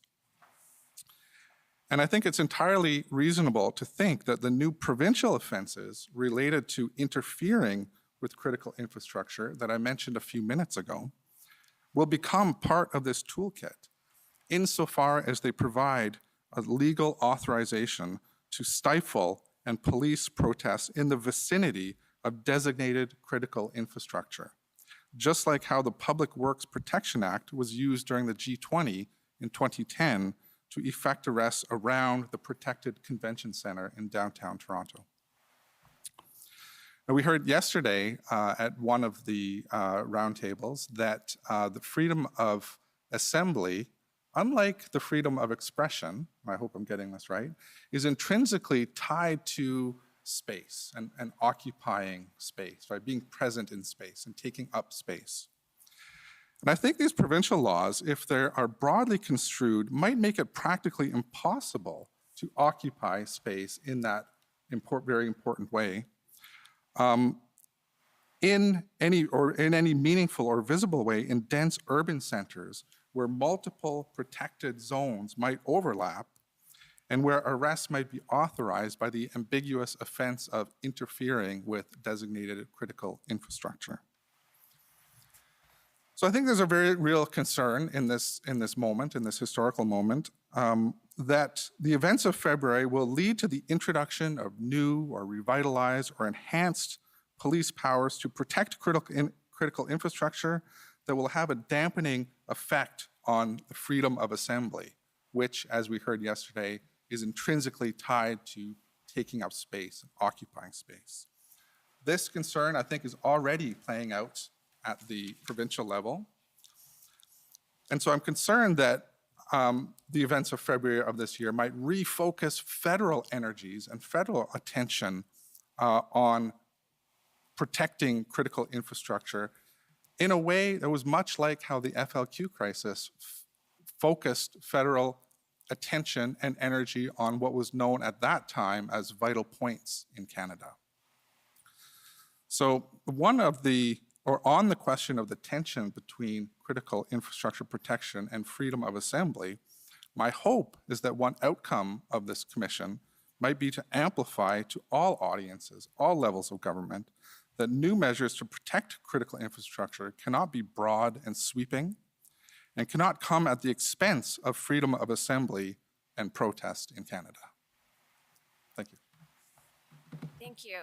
So I think you're echoing some of the discussion yesterday in underlining the importance of the right to peaceful assembly in a democratic society and the importance of safeguarding that right. And I think as we discussed yesterday, one of the challenges that exists is, of course, how we ensure robust protection of these rights while also addressing situations where the exercise of those rights runs up against other compelling state objectives or the rights of others. And so thank you for introducing the way that critical infrastructure is related in important ways to this conversation.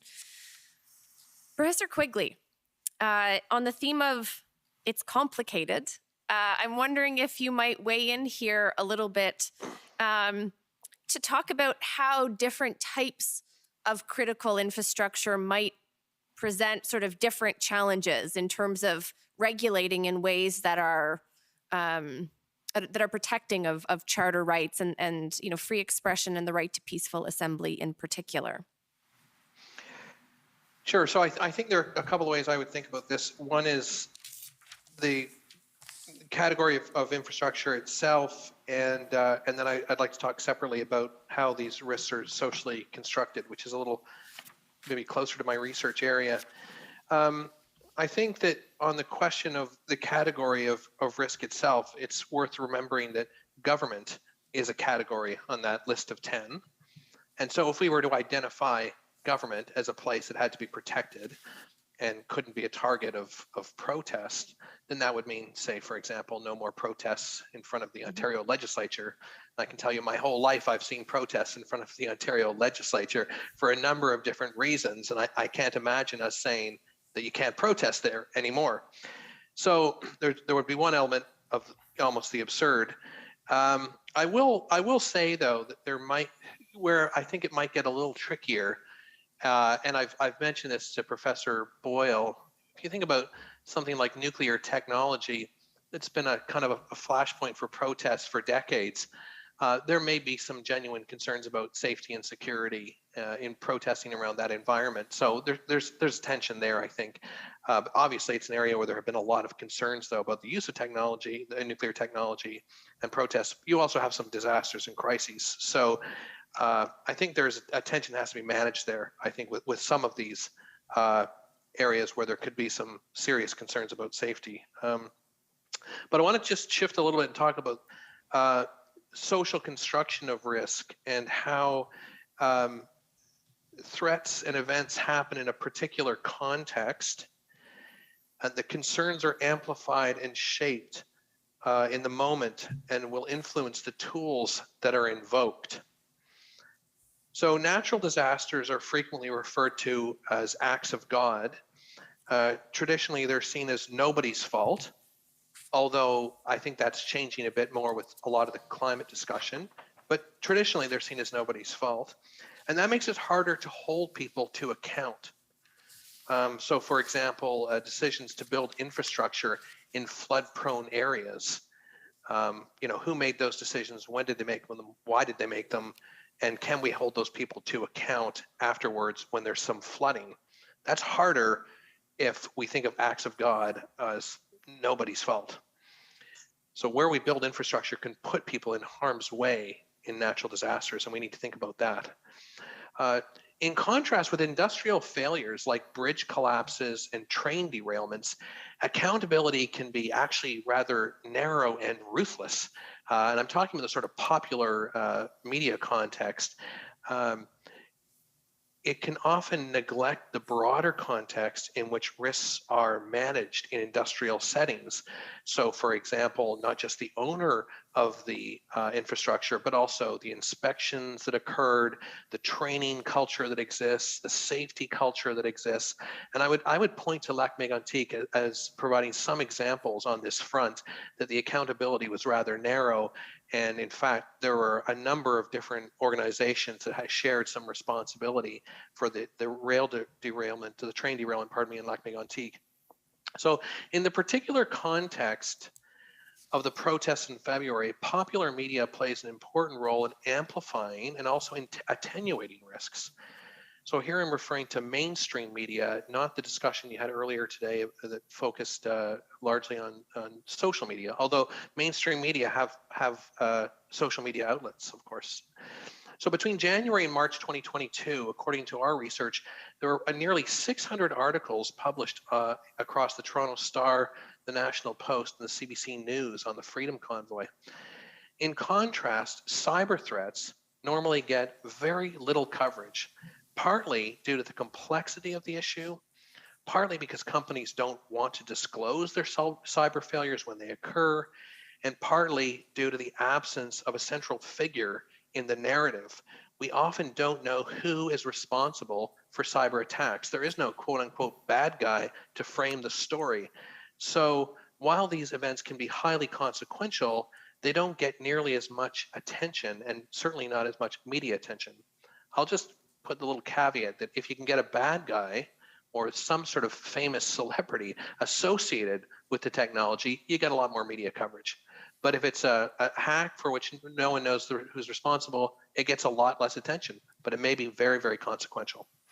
And then you contrast that with a protest where you had 600 articles in 3 main media outlets in Canada over 1 month. That's a lot of media attention. I'll also point out there's ambiguity in the polling data and public sentiment that occurred in February. A February poll by Angus Reid indicated that 70% of Canadians oppose the protesters' approach and behavior. A separate poll reported by The Economist noted that 46% of Canadians believed the protesters' frustration was legitimate and worthy of some sympathy. So you have this sort of highly fluid popular context where people seem to be opposed to the method but sympathetic to the cause. So it's maybe a little bit difficult to interpret where popular opinion landed. This, of course, matters to politicians and policymakers, where public opinion stands at a particular moment in time in the middle of these crises. And finally, there's the capacity, and I want to go back to this notion of private ownership and highly concentrated power. There's the capacity of powerful actors in society to shape views. Larger, better funded companies have stronger lobbying capacity and typically have better access to decision makers. They are better able to shape and influence the manner in which governments understand the problem. So comparing major banks or airlines' ability to influence decision makers to the individual truckers that Professor Chunder referred to, for example, would suggest that some have better access and influence than others. I note that last week the Minister Freeland referred to the Commission. She referred to discussions she had with the CEOs of banks during the protests. This is not unusual in these kinds of events. I've just studied many of these events before. It is not unusual for CEOs to engage with ministers in different countries during these crises. I'm not suggesting it's wrong, but it seems to be the case that powerful interests have ready access to governments during these events. Less organized, less well-funded organizations have less access. I'll pause there. Thank you, Professor Quigley. I'm now going to bring Madame Ouellette into the conversation to help us understand what is perhaps the sort of other side of the coin. So we've talked about the importance of robust protection of rights, rights to protest, rights of free expression. And now I'd like to take us to a discussion of the types of public interests that might justify the limitation on rights and how we might evaluate those public purposes. And where I'm going here, Madame Ouellette, is that earlier you introduced this concept of supply chains or the complex interrelationship between aspects of the supply chain.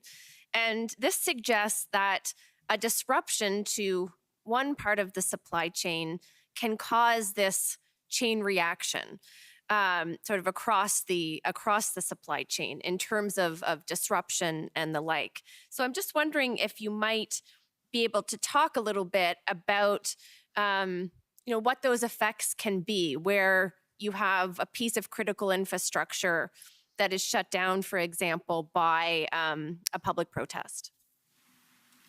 Oui, merci. Yes, thank you. On the one hand, yes, certainly as my colleagues were explaining earlier, there's the freedom of expression, the freedom of assembly, all that is important. But these protests, as we saw in last February, can also compromise the freedoms of other people who have nothing to do with the conflict between protesters and what they're protesting against. For instance, in the case of supply chain, think of these people who lose their jobs because of the blockade, for instance, of the Ambassador Bridge. So you have to quantify that. How do you do this? Well, through multipliers. So the number of jobs in one industry will depend in part of the demand for the products of that industry. One example, if the auto sector gets $1 million more of in demand, they will have to hire X number of auto workers or create X number of jobs to respond to that demand. Now, conversely, if the auto sector loses $1 billion in production because the parts that are missing that cannot reach the plants where the cars are made, then some jobs are destroyed in a temporary way or in a permanent way.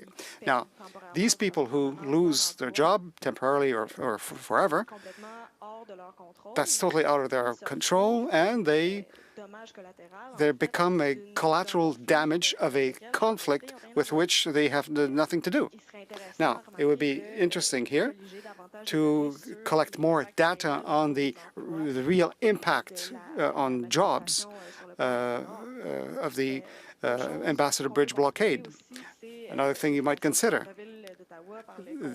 with the occupation of the Centertown, Ottawa, ask anyone who just wanted to go to work during those weeks, and they had to go through the center of Ottawa. Well, they don't have fond memories of those protests, do they?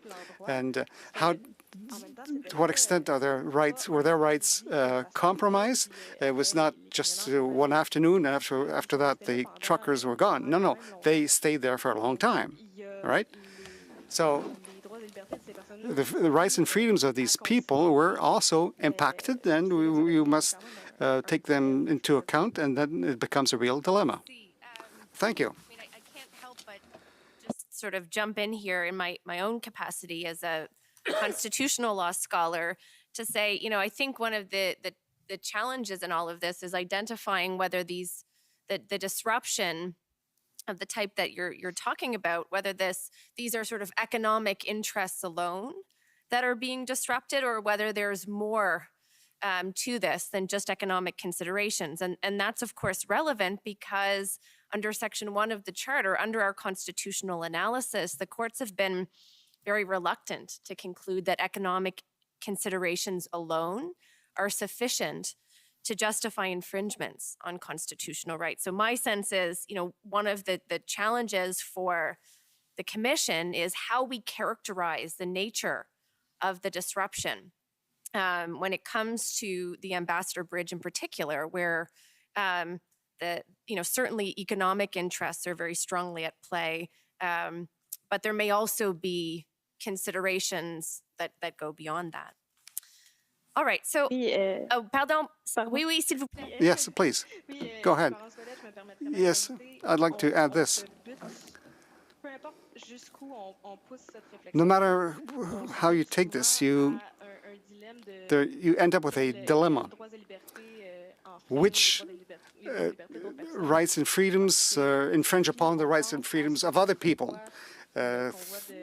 You remember against which the convoy was protesting. It was vaccination against COVID-19 in order to go through the Canadian-American border. And those are called negative externalities.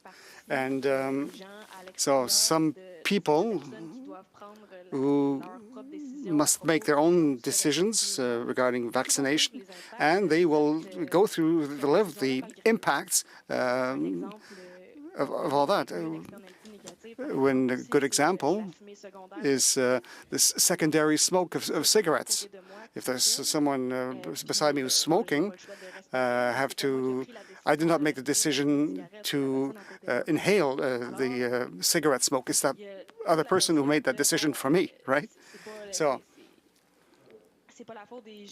it's not the fault of people living in downtown if they had to live through the impact of the Freedom Convoy. Now, if these people are protesting against or have positive or negative externalities, well,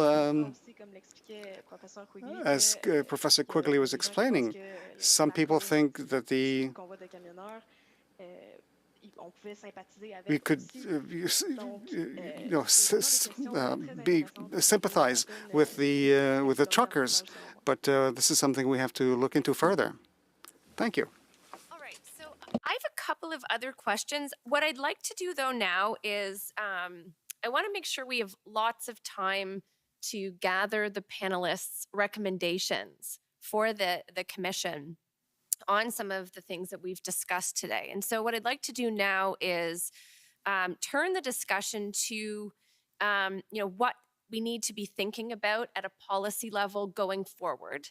We've started some of that discussion, but in light of the stakes, the economic impacts, but also the relevance to rights, how should we be thinking about critical infrastructure and trade corridors moving forward? Que devons-nous retenir de cette table ronde? What should we note from this discussion so far? Sure.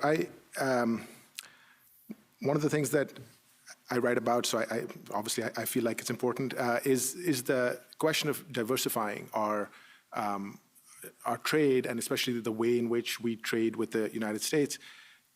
I've already mentioned how Ontario is disproportionately attracts truck traffic and trade from the United States. Ontario punches well above its weight, getting 63% of incoming trucks as opposed to just 38% of population. It's more than that, though.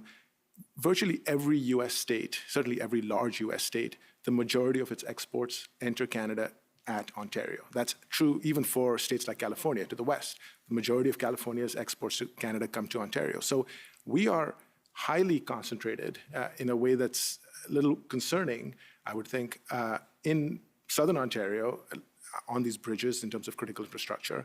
And so what this means is there are certainly goods and merchandise that are ultimately headed for Atlantic Canada or the prairie provinces, some of which are actually passing through southern Ontario, being sorted and then routed on to their final destination, which raises the risks. There's obviously increased fuel costs, increased labor costs, increased risk of spoilage of perishable goods en route. But there's just the risk, where we're concentrating all this risk into a small geographic area. And what that means is if there's catastrophic events or unforeseen events, whether they're natural disasters or human-caused interventions like blockades or terrorist attacks, we're vulnerable to something like that happening in southern Ontario, which really could be catastrophic for the entire country. So as another example, we actually have a rival to the Ambassador Bridge being built right now, the Gordie Howe Bridge, which is under construction and will be operational hopefully within a couple of years. And the Gordie Howe Bridge is right next to the Ambassador Bridge. So in some sense, it does take the pressure off our reliance on this one privately owned bridge. But on the other hand, it's just yet another bridge. And so in some sense, we're just concentrating our risks even further by our reliance on the Gordie Howe Bridge. And so the concerns I would have would be if there are, let's say, weather-related or climate-related disruptions. We already saw this year, the Mississippi River dried up to a large extent and was almost non-navigable for large stretches, which is sort of incomprehensible to people who study trade because we take for granted that goods flow up and down the Mississippi and then they connect at the Great Lakes to roadways and railways across North America. What would happen if the Mississippi was non-navigable at some future date, in some future year? Or what would happen if the Great Lakes keep rising as they have been doing and forecasts are that they will continue to do year after year? If there's a risk of flooding in southern Ontario around the Great Lakes area, that's going to impact all of the roadways and highways that connect to these bridges and leave us especially vulnerable to disruption. So what I'd like to see, I'm happy to hear what others have to say, but my hope would be that we have some sense of whether Canada is thinking about diversification down the road. That's not to say that we're going to completely revamp North American trade. It's just not feasible. But on the margin, are there small changes, certain investments, certain government decisions that can push us towards a more diversified trading network that leaves us less vulnerable and less concentrated on the Southern Ontario region? That would be one of the things that I would like to discuss further. Can I just ask you a clarification question? to get maybe, just a bit more precise on what this might look like as a non-expert. So you said the Gordie Howe Bridge is, just another bridge. What are the alternatives to more bridges? So when you say at the margins, could we diversify? Can you maybe just tell us a bit more about what the options are? So if we're talking about trade into Ontario, there's no option. You have to cross a bridge to get to Ontario from the United States, whether it's the Detroit River or the Niagara River or the St. Mary's River or the St. Clair River, you have to cross a water body. The alternative would be to not rely on bridges, in other words, not rely on Ontario. So there are plenty of land crossings on the US-Canada border. The Champlain-Lacolle crossing comes to mind. It connects Quebec and New York State. It's a land-based crossing, doesn't need a bridge. It's a roadway. Anytime there's a blockade, it's far easier to clear, far cheaper to maintain than a bridge. That bridge or that crossing is well under capacity. In fact, I would argue that Quebec in particular is deeply underserved by our current network of truck traffic. And that crossing could easily handle many more, especially if expanded and if the right infrastructure is diverted towards it, it could easily be expanded to handle the same capacity as the Ambassador. The same would be true at crossings out west that Alberta has, the Coutts Crossing, for example. So I would say our reliance on these bridges that particularly cross into Ontario is the problem. Got it. Okay, thank you. That's very helpful. Let's continue with the folks who are in the room, and then we'll go to our colleagues online. Professor Boyle. Yeah, thank you. I wanted to maybe get to some of my recommendations by responding to what Mme. Ouellette was saying earlier about balancing rights between different groups. And certainly I understand that that's part of what the Commission is looking into. And I don't really have an answer to that when it comes to what ought to be done with respect to critical infrastructure and balancing the right to protest with protecting critical infrastructure. I do want to reiterate, though, that I think the provincial legislations that I've touched on a couple of times in Alberta, Manitoba, and Ontario are good examples of how not to go about introducing new powers to protect critical infrastructure. I think these three pieces of legislation are problematic in a couple of ways. One is that, as is typical of various policy reports and laws and government reports on critical infrastructure is introduced in a way that in the form of lists, right? It says critical infrastructure is bridges, airports, energy facilities, etc., or any other location designated by a provincial authority, an attorney general, a Department of Justice, something like that. So basically, critical infrastructure can be whatever the government wants it to be in certain circumstances and situations. Then the actual offense is also quite broad, which is interfering with critical infrastructure. That too, I think, could mean many things. I understand the need to perhaps introduce enhanced protective security measures around some, high value targets. In that case, it would be nice if those locations were explicitly defined in law. The actual offenses were explicitly defined in law, what can and cannot be done in this area, defined quite narrowly, perhaps publicly posted in the same way that we do with airports, or as Professor Quigley said earlier, nuclear power stations. Like that I can certainly understand. But I think these very broad understandings of critical infrastructure and offenses related to critical infrastructure make those offenses prone to abuse, prone to selective and strategic enforcement in certain situations when it's convenient to invoke them. And so I don't know what should be done necessarily, but I know that I don't think that's a good way of what ought to be done. Yet that's what's happening at the provincial level. Thank you. One of the things that we talked about yesterday is sometimes we tend to think about the right to assemble or the right to peaceful assembly in binary terms. So, either you are fully allowed to protest without condition or it gets sort of shut down. And the importance of thinking about that zone in between, which allows, substantial realization of the right while recognizing the existence of compelling interests. And to me, your comments are very much in this vein, the need to be very careful about thinking about how these rights are restricted, and particularly, the importance of thinking carefully about, significant ex ante restrictions on protest, which I think in the context of critical infrastructure is maybe something that's on the table to a degree that it's not in other contexts. And so I think you're raising something that's very helpful that wasn't part, perhaps, of our discussion yesterday. Can I add a couple more things? Please, Yeah. yeah. I just wanted to go back to some other thoughts about the national strategy, and particularly with respect to the issue of stakeholders. And again, Public Safety Canada is aware that this is a limitation of the national strategy. But municipalities and Indigenous groups really need to be brought into that conversation in a more structural way. I think they're consulted on a sort of ad hoc basis, but they're not defined in the strategy as sitting at the table. And they should be in there for different reasons. For municipalities, I think it was Professor Quigley mentioned earlier, so first of all, a very small fraction of our critical infrastructure is publicly owned. Very little of that is owned by the federal government. A little bit more of that is owned by provincial governments, but the vast majority of it is owned by municipal governance. And at least that's according to the Federation of Canadian Municipalities, which estimates that about 80% of public infrastructure is urban, municipally owned or regulated infrastructure. So they really need to be at the table as well for those discussions. The issue is the opposite for Indigenous groups, and it's the lack of infrastructure. So they need to be brought into that conversation as well, which I think touches on the announcement yesterday, and I hope I get the details right, about Justin Trudeau making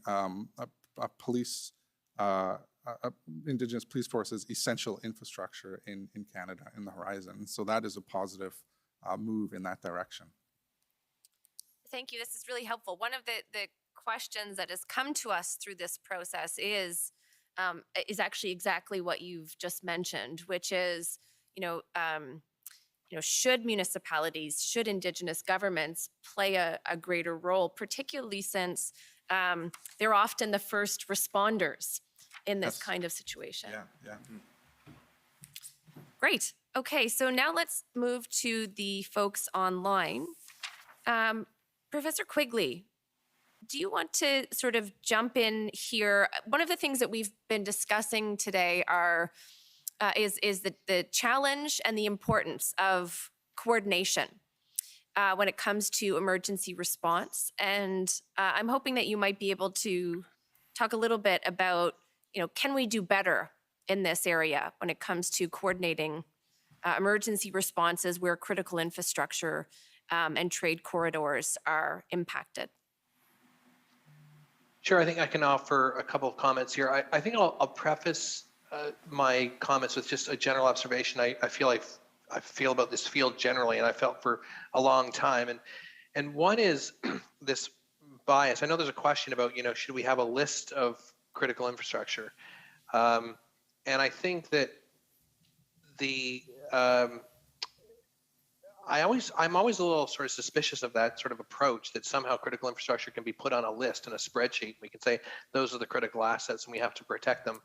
And I think it's because of this earlier point that I made, that there's a sort of contextual piece that goes along with these crises and disasters. They happen in particular ways, at particular moments. They're amplified in certain ways. There's a certain amount of hysteria that obviously goes along with it, often goes along with it.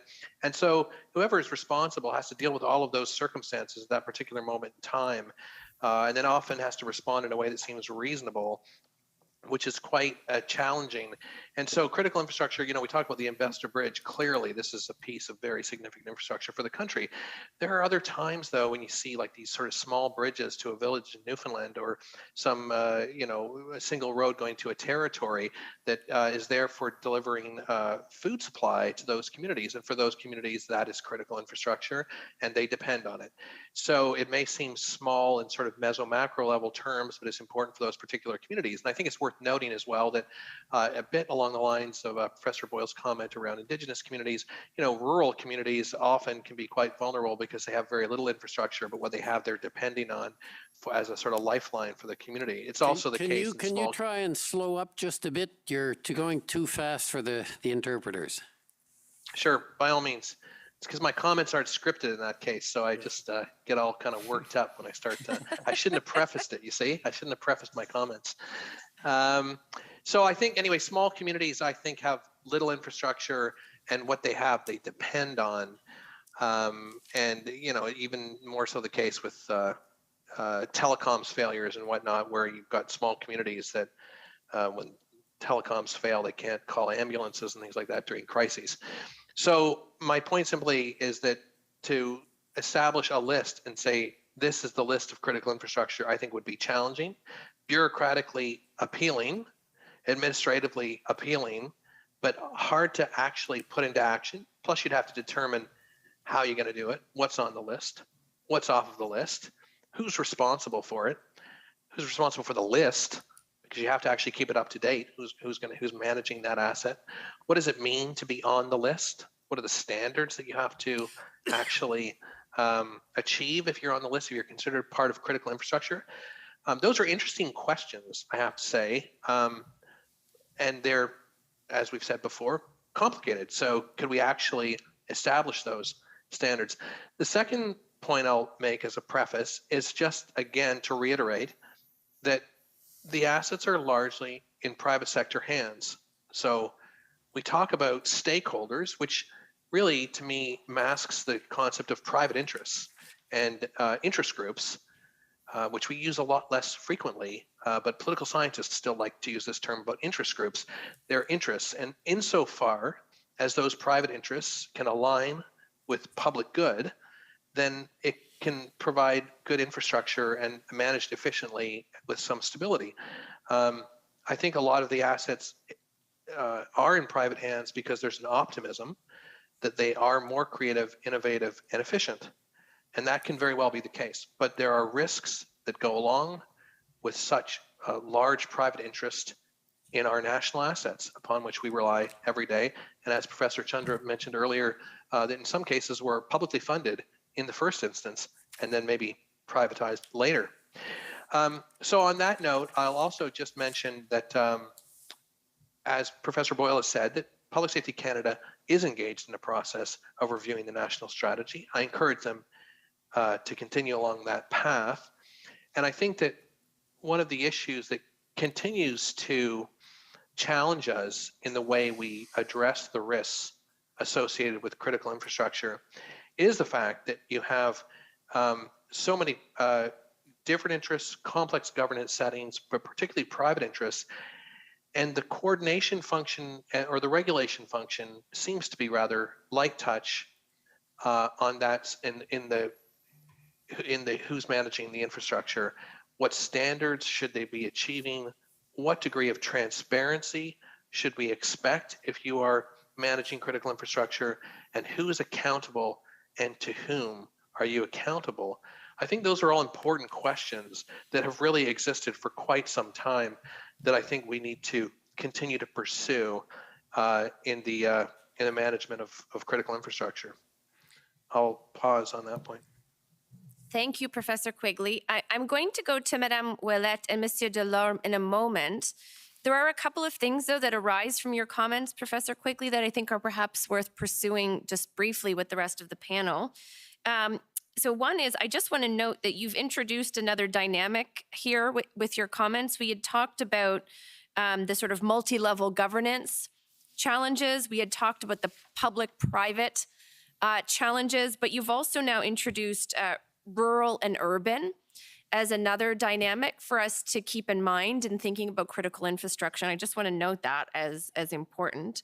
The other piece here is, this question of, do we need more central coordination when it comes to the protection of critical infrastructure? Do we need the equivalent of a FEMA in the United States? To what extent should we be thinking about something like that? And one of the questions that came through to us that I'd like to put to the panel as a whole now is, in thinking about the ways that we protect critical infrastructure, how, in your opinion, do we balance the use of kind of emergency planning tools with other regulatory tools, right? More general regulatory tools. So to what extent do we want to treat critical infrastructure as being related to emergency planning? And to what extent do we want to think about it as being, something that we need to think about regulating in perhaps a more proactive way, in a way that focuses on the strength of our infrastructure? Monsieur Delorme, est-ce que vous aimeriez... Would you like to comment on this topic? Perhaps. Yes. Well, I wanted to comment on the recommendations. Yeah, before I intervene, I wanted to comment and offer recommendations. Come in on this point? Sure, I'll offer some observations. I think on the question of do we need a FEMA, it has been commented before that the Canadian, with FEMA, of course, you have an agency that is responsible for coordinating federal government actions during an emergency, and Canada doesn't have the equivalent. In some respects, Public Safety Canada emerged in the post 9/11 environment as a response to Homeland Security. Homeland Security needed a department to work with, so a number of organizations were merged in the same way that a number of organizations were merged in the US to create Homeland Security. A number were merged here to create Public Safety Canada. But there isn't the equivalent of a FEMA here, and it has been commented before that in the case of certain crises, there's so many organizations involved.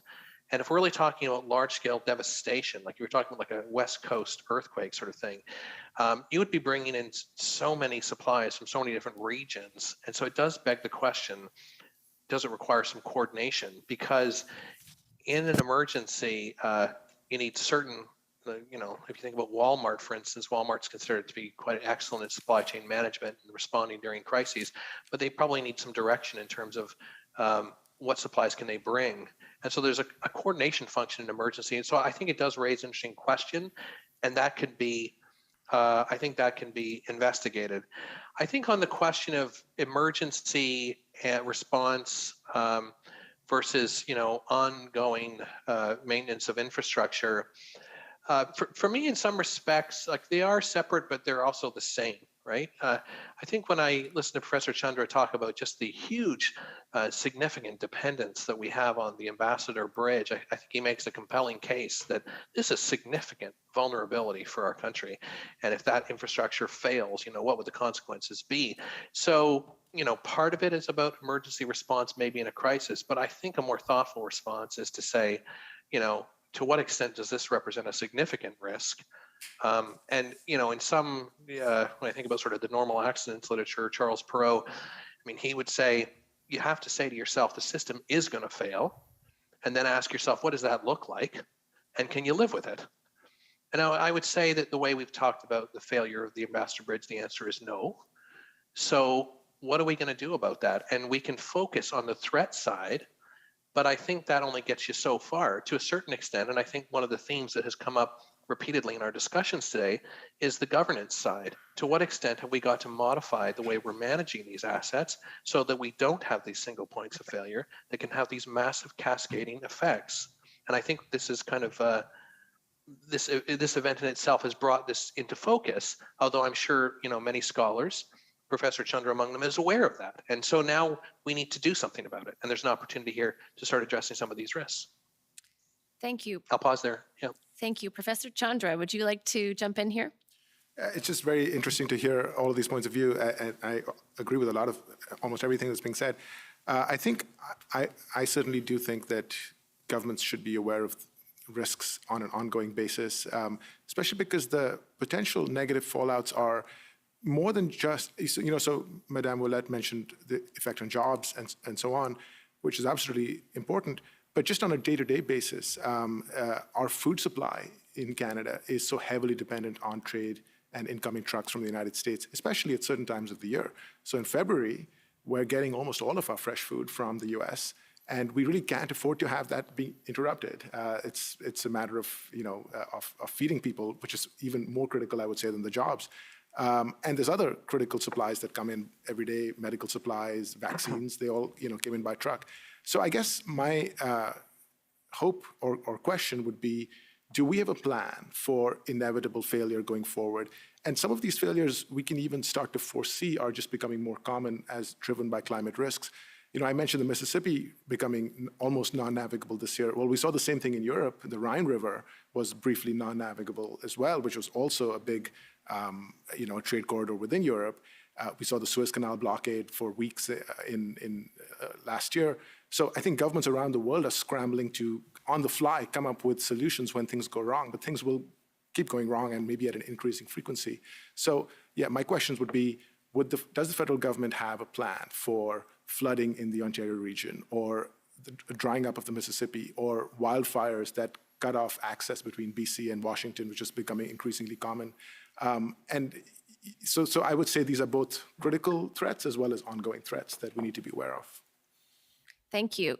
Just continuing then with the folks in the room, Professor Boyle, would you like to add something here? Yeah, on the question of do we need a more centralized approach?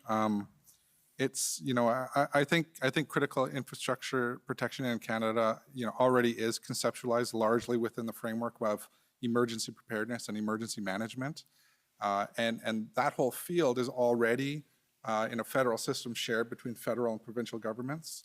And then, of course, all the responsibilities that different federal departments have within their respective statutory responsibilities.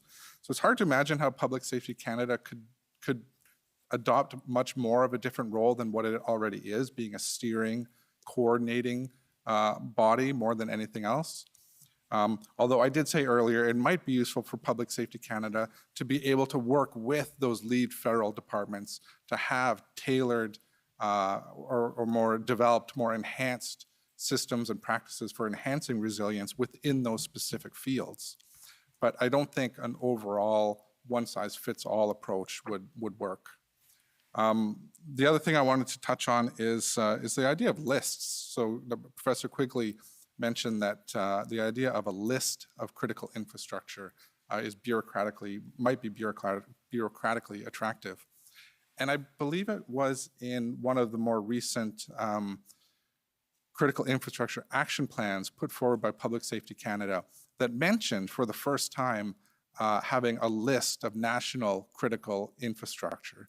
And then in the subsequent action plan, I don't think that activity appeared again. So it looked like there was some maybe interest in developing a list, and then it got dropped somewhere down the line. I just want to say that, in my own research, I've looked into old civil defense planning activities pertaining to what used to be called vital points.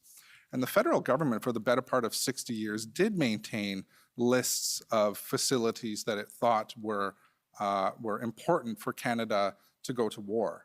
This all took place underneath the War Measures Act.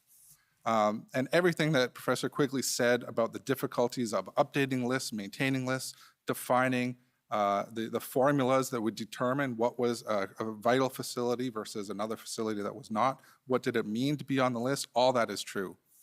What I would add to that is that, having looked at 60 years of list making through the Cold War, it's also true that all of those lists were tailored to the last war, right? Not what was useful going forward. So during much of the 50s, Vital Points list was concerned with industrial war, and then it was nuclear war. And then during the FLQ crisis, it was found that those lists made for nuclear war were next to useless for the October crisis at that time. So a new list was made. So I think it's bureaucratically attractive, as Professor Quigley said, but logistically very difficult to arrive at a meaningful list of what critical infrastructure might be, except for the very smallest and most high value locations and facilities and things like that. Thank you. Thank you, Professor Boyle. Et merci, Madame Ouellette et Monsieur Delorme. Thank you, Madame Ouellette and Mr. Boyle, for your patience. I'd like to invite you now, perhaps begin with Mr. Delorme, to provide some comments, suggestions to the Commissioner regarding what we should retain from this discussion, just briefly.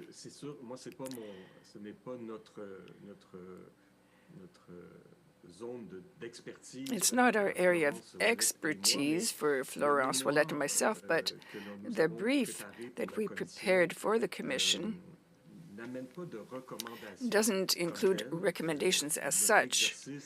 Our exercise was to try to evaluate, and we did it especially for downtown Ottawa, but for the Ambassador Bridge, how many jobs were at risk.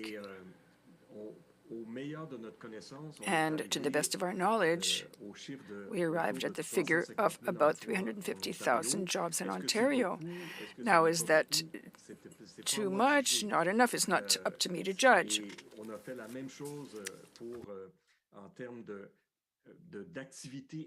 And we did the same thing in terms of economic activity. For example, 275 million, we came to about 150 to 400 million a day. Is that a lot? Isn't it? I would say it's about 0.1% of the GDP. Of course, it appears rather negligible, but the point I'm trying to make here is that if the disturbance or the blockade had lasted, and it had lasted more than a month, for example, I would say that the losses in terms of economic activity would have been $8.5 billion a month. And that is more considerable. So,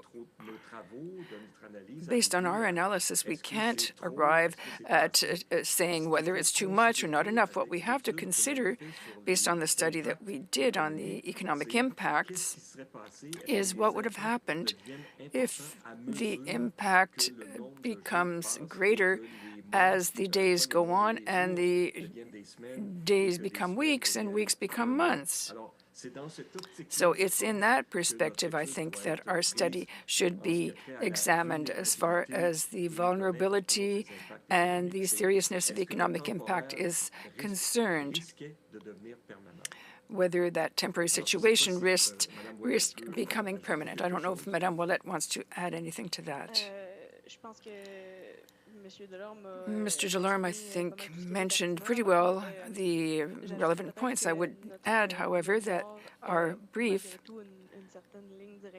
has an orientation and in terms of the vulnerability of the Canadian and Ontarian economy and its jobs based on critical infrastructures like the Ambassador Bridge.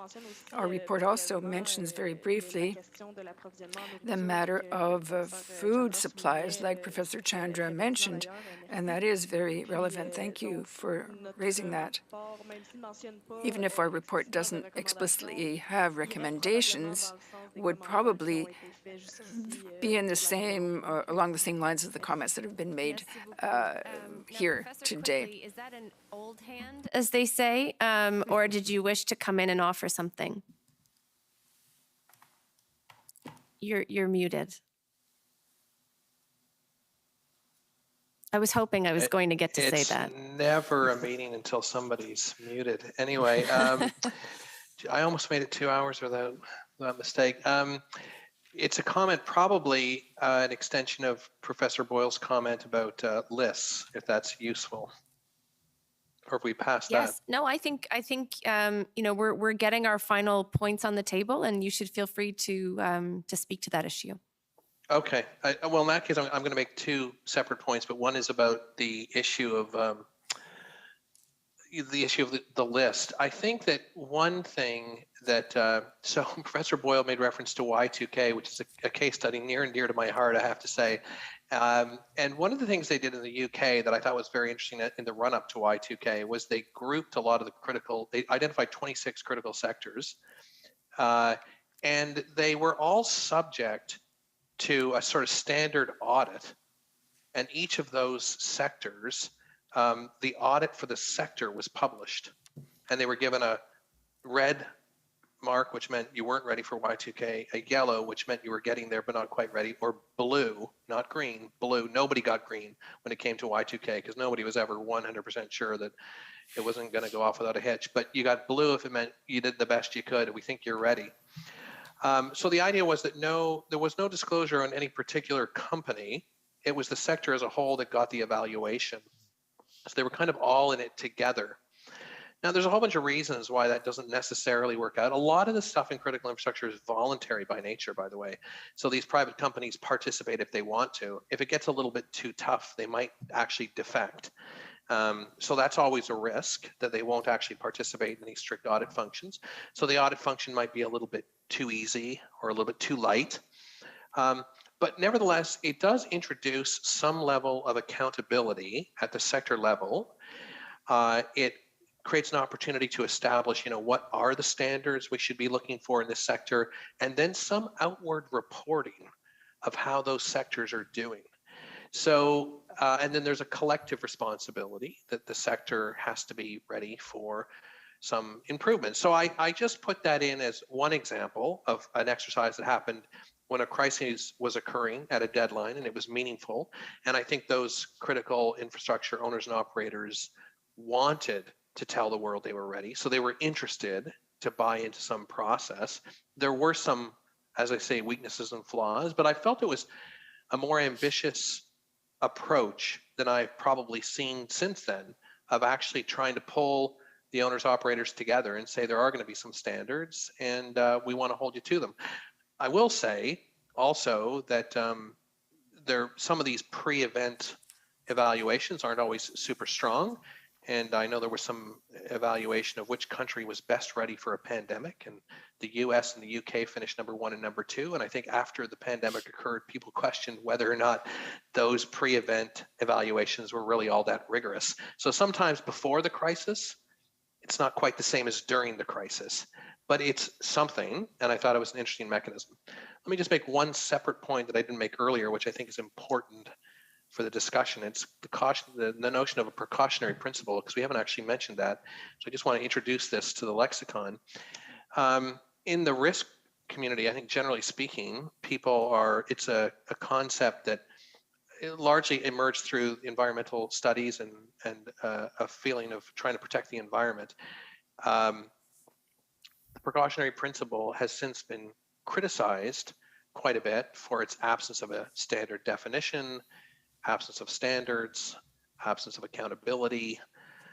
However, there is some sympathy when you're dealing with a risk that is highly catastrophic, potentially catastrophic, and irreversible, that you would adopt a precautionary approach. The term precaution was used a lot during the pandemic, and I think there was precautionary rationales that underpinned some of the actions in this particular exercise we're talking about. So I just wanted to put that term precaution in play, as well as something that is criticized in the risk community, I think rightly so, for its vagueness and who pays for precautionary approaches, not always clear who pays, but that there's some sympathy when you're dealing with a potentially catastrophic and irreversible risk. So I'll just pause on those 2 points and then I would just offer them. Thank you, Professor Quigley. So we have about 5 minutes left, and so I might take us to one final question, possibly two if it goes quickly, that came to us through Commission Council. And this one deals, both questions, we'll see if we get to them, deal with the mechanics of critical infrastructure protection. So the first question is that critical infrastructure is located where people live, work, play, and study. And what does that mean for how critical infrastructure should be protected so as to ensure the interests and needs of the local communities or the host communities in which they're located? So this isn't a question that you were prepared for, but I think it's possibly an interesting one for us to explore. And I'm wondering if there is anyone who would like to kind of talk about this idea of host communities, communities that are home to specific types of critical infrastructure, and their stakes or interests are in regulation.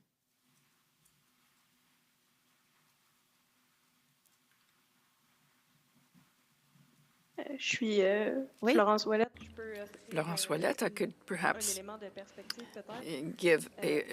mention a point. In the case of Ambassador Bridge, for example, that's the first one that comes to mind because our report, Mr. Delorme's and mine, were concentrated on that piece of critical infrastructure in particular. I have no doubt that the community of Windsor, which is on the Canadian side of the Ambassador Bridge, would find that it certainly had interest in regulation and regulating some projects regarding the Ambassador Bridge, because there are a lot of jobs in that community that are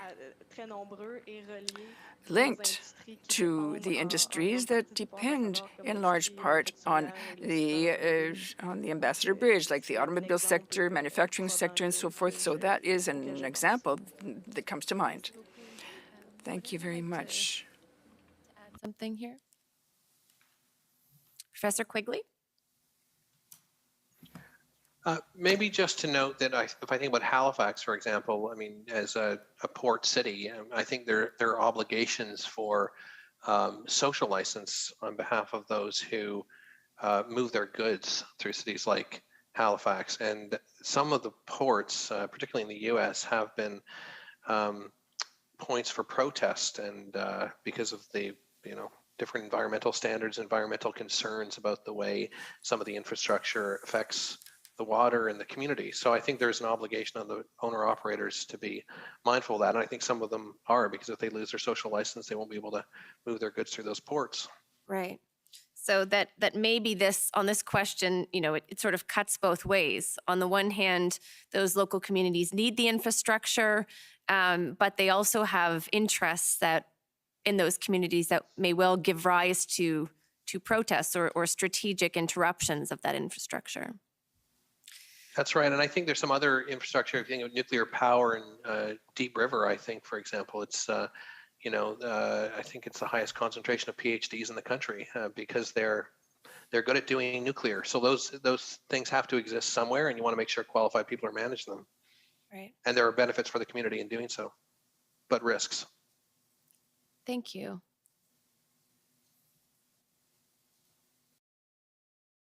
Okay, so I think we've come to the end. I won't attempt to squeeze another question, and I think we're better to sort of close on time. I can turn things over to the commissioner to close the session. Yeah, I think we're going to have a question period. So what we'll do now is take a half-hour break. On va prendre une demi-heure. And then we'll come back with questions that have come from the various parties, and that will be put to you when we come back, and we'll have another half hour of discussion and debate. Alors, lors de notre tour, so when we come back, we can question you with new questions and comments. So a 30-minute break now. La commission est levée pour 30 minutes.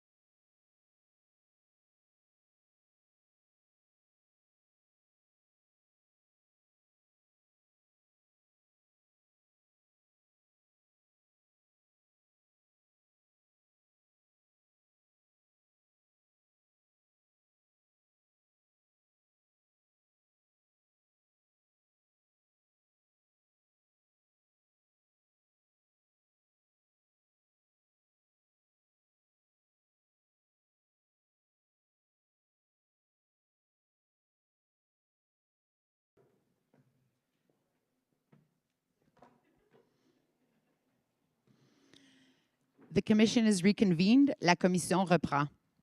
Would you like to say something before I begin? Okay. Well, welcome back, everyone. Thank you. Not quite everyone. It's true. We're short a player. Monsieur Delorme, he might be there without his camera on. Ah, he's there. Le voilà. Re-bienvenue. Welcome again. So we have a series of questions that I'm hoping I can take you through in the next 30 minutes or so. And I think we'll begin with a concept that perhaps hasn't really been discussed today and perhaps doesn't even exist. And so the question for you is, should this be something that we're conceptualizing? And that is international trade corridors. So we've talked generally about trade corridors today. We've also talked about the Ambassador Bridge, but we perhaps haven't surfaced sufficiently the fact that there is an international dimension, and that many of the trade corridors we've been talking about today are corridors that involve not just multiple Canadian jurisdictions, but the United States. And so my understanding is, to date, in the policy and in the sort of legal thinking, there isn't this notion of an international trade corridor, which would be a concept that perhaps has distinctive characteristics that differentiate it from trade corridors that are fully within the borders of Canada. And so I'd like to invite the panelists, si vous avez des commentaires sur... If you have any comments on that issue, should we begin thinking about this concept in a more profound way? Oui, s'il vous plaît, Monsieur Delorme. Yes, Mr. Delorme. I'm not sure if I understand the question correctly. This concept of corridor within the Canadian context or international context, it's an empirical context. There are many trucks, many passengers using those corridors. And in Canada, we have a zone of free trade for all provinces, for all the products we have. Now, we have a border with the United States, which complicates things. Now, if you had one truck using the Ambassador Bridge every year, it would be a international corridor, but it would be a very tiny one. So now there are services and people that cross those bridges, and it's mainly with the United States that we have such international corridors, as we saw in the first part. But are these corridors with a C, capital C, or a little c? So that's how I understand your concept from an empirical point of view, not a theoretical point of view, because we're talking about trade. That's international trade that's about products. And if I may try to refine the concept here, to take the example of Windsor and the Ambassador Bridge, to protect that infrastructure, quote unquote, involves the federal government, which mans the border crossing and the international bridge, and there's the access road that is controlled by the city of Windsor, which connects to the 401, which is the main highway, which is within the purview of the province. And when the road was blocked, it had nothing to do with a border crossing per se, because the federal government has no jurisdiction beyond the door of the border crossing.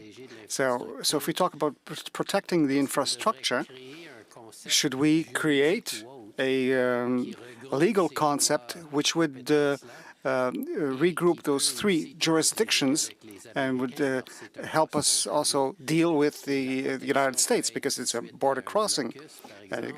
You would afford protection following a blockade or a fire on the bridge. But there's no organization and there's no plan involving those three jurisdictions. And that's only about the bridge. So that's why we have this question, if I understand it well. Professor Chandra, would you like to come in here? Just to take a very literal view of the phrase trade corridor, I think it's also worth coming back to the idea that, again, most of all the trade that we do with Europe and Asia and the rest of the world doesn't involve those literal trade corridors, because they're over air and sea, and so the vessels or the planes and the ships leave those countries, go through international airspace, international waters, and then arrive in Canada. But in the case of the US, there are literal trade corridors, these bridges and roadways, and so I think that's where the definition is important. Not being a legal scholar at all, I would say, though, that given the importance of the Ambassador Bridge, which is clearly of international concern to both Canada and the US, it shouldn't, that it almost seems to me like a technicality that the roadway, which is under municipal control, should be able to block an international bridge. And so it, to me, seems as though the importance is such that there should be a unified framework to deal with all points of access to something like an international bridge. Right. So, pardon me. I think, I think you're right that in talking about this being a literal trade corridor, it is an international trade corridor. I guess the question is, or one of the issues that arises is, this raises complex jurisdictional issues then in terms of how you protect that infrastructure and sort of who's in charge. And that there may have been, it may be the case that, in fact, rather than, being a technicality, the perception about where a protest is happening might very well impact the view on the ground about who's in charge. And that perhaps there, are there ways of thinking about this which might permit jurisdictional coordination around issues of common concern. So thank you, Professor Chandra. Je vois maintenant Monsieur Delorme. I see that Mr. Delorme would like to say something. As an answer to the Commissioner, it's not a legal opinion I'm giving, but I recall when I was working at the Finance Department, we were trying to make a decision. Would we repair the old Champlain Bridge in Montreal or build a new one? And this bridge, Mr. Rouleau, I recall that the base of the bridge were of federal jurisdiction, and the bridge per se, which was crossing the St. Lawrence River, that was provincial jurisdiction. So we had a jurisdictional problem in terms of knowing who was going to pay for the repair the bridge. So yes, I'll venture to say there is a need to define what is critical infrastructure or an international corridor, and it would make sense to have agreements between provincial and federal governments where we would give a precise definition of such corridors. I think that would be important. And then Professor Boyle.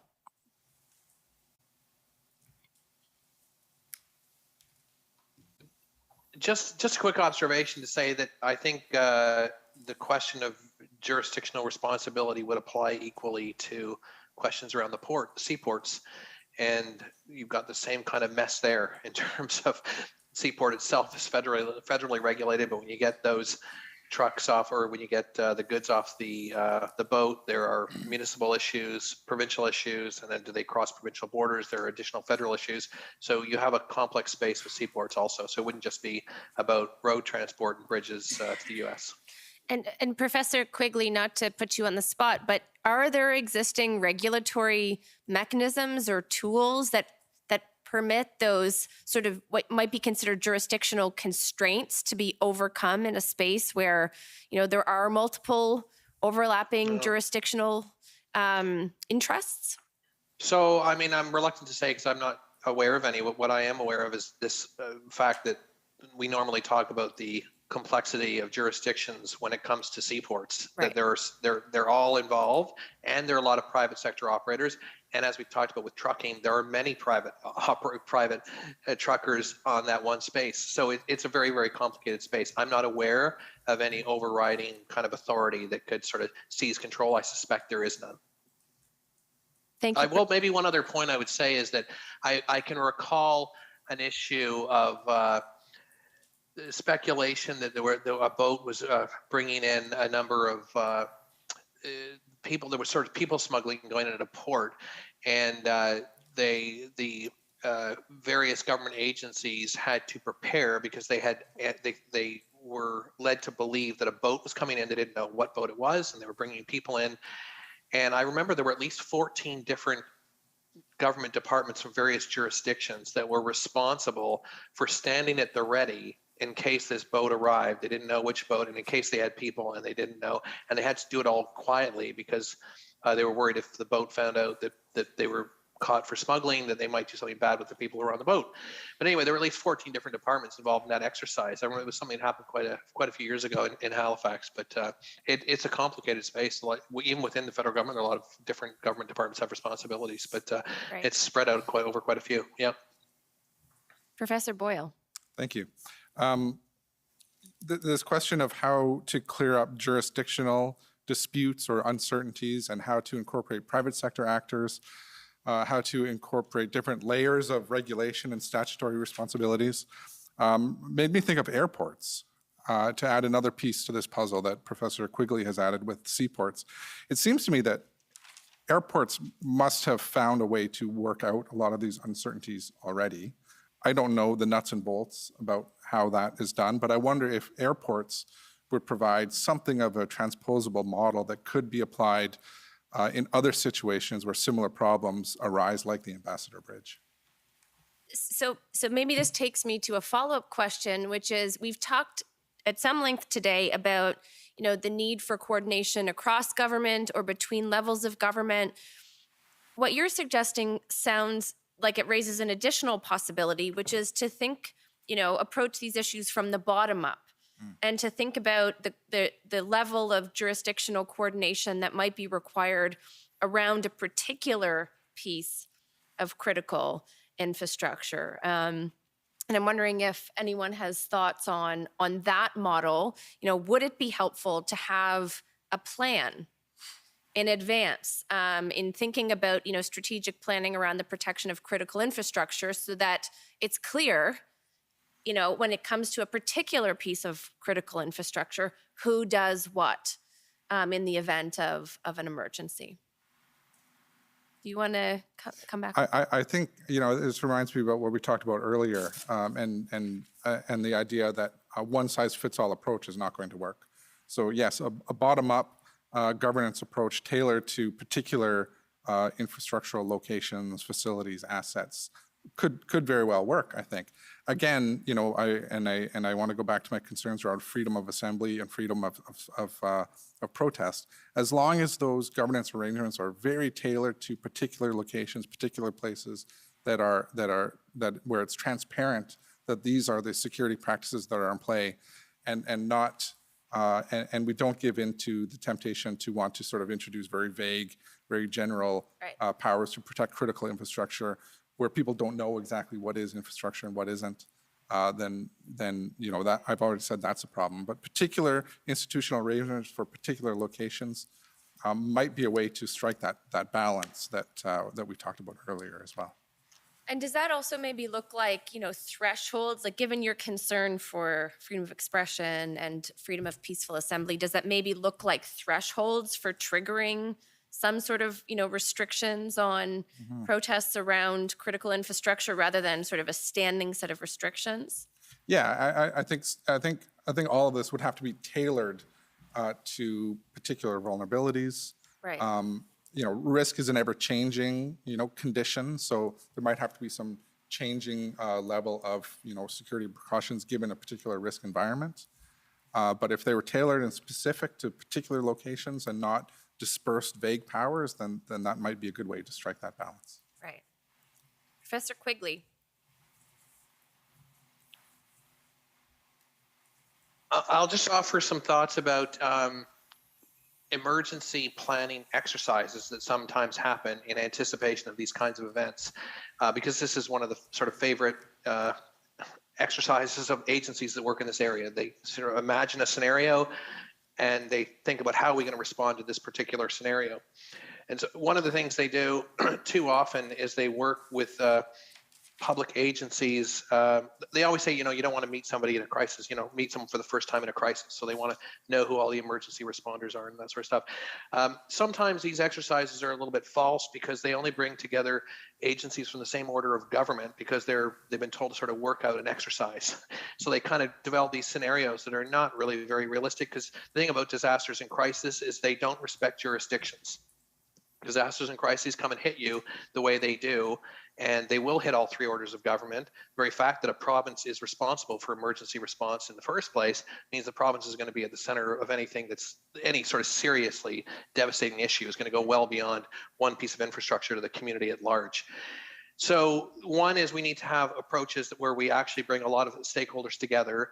It's hard traditionally to bring the private sector in on these emergency response exercises.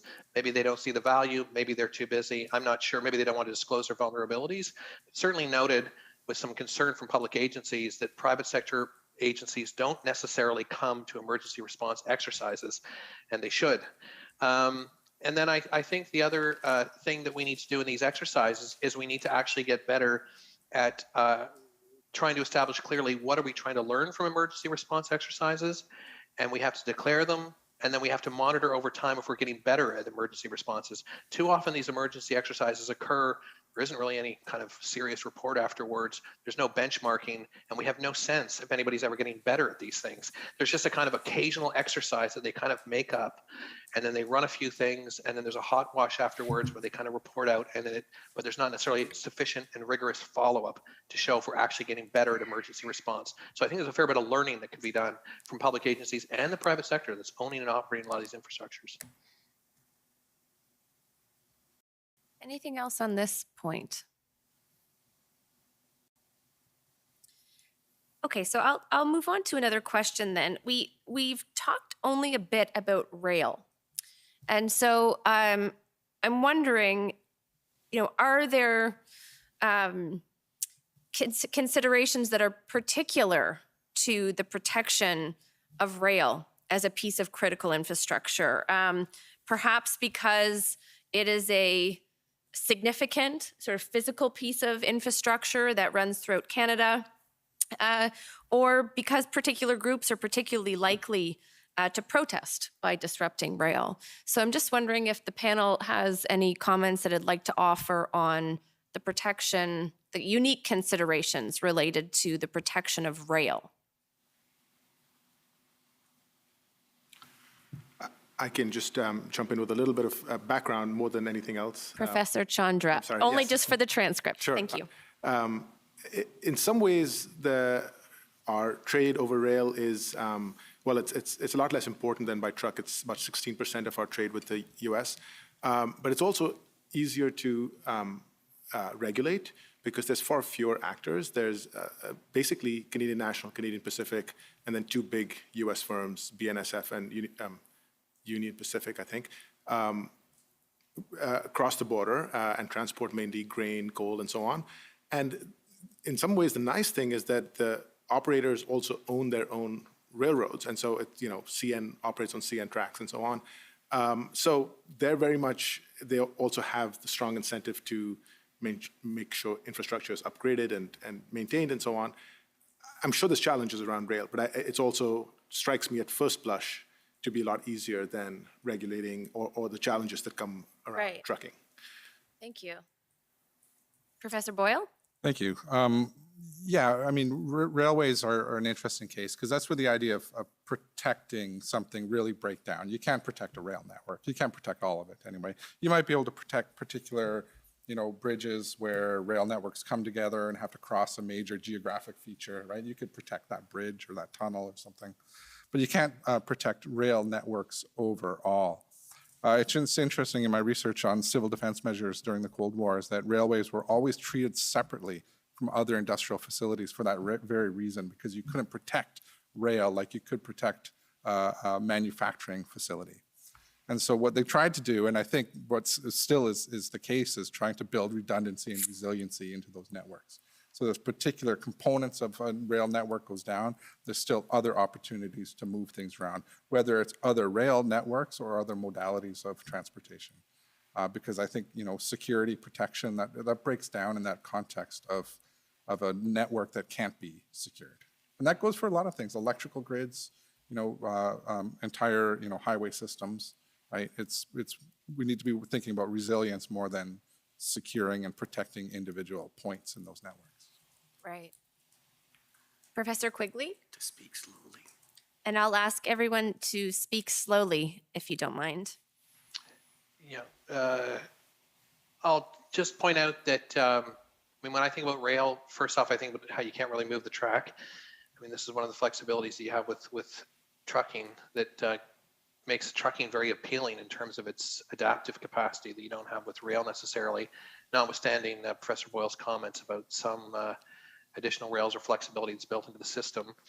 The other thing I would just note is there's quite a bit of work done around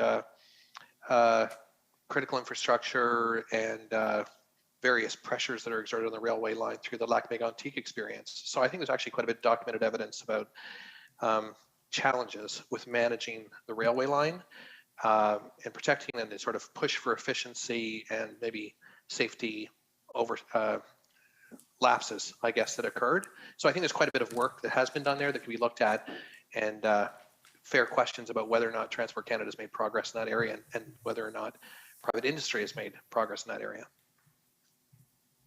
Thank you. Anyone else on that point? Okay, so I'd like to take us now to yet another form of infrastructure that we touched on perhaps briefly, but not to any great extent, and that is cyber infrastructure. And wondering whether we have the regulatory tools that we need to deal with threats to Canada's cyber infrastructure.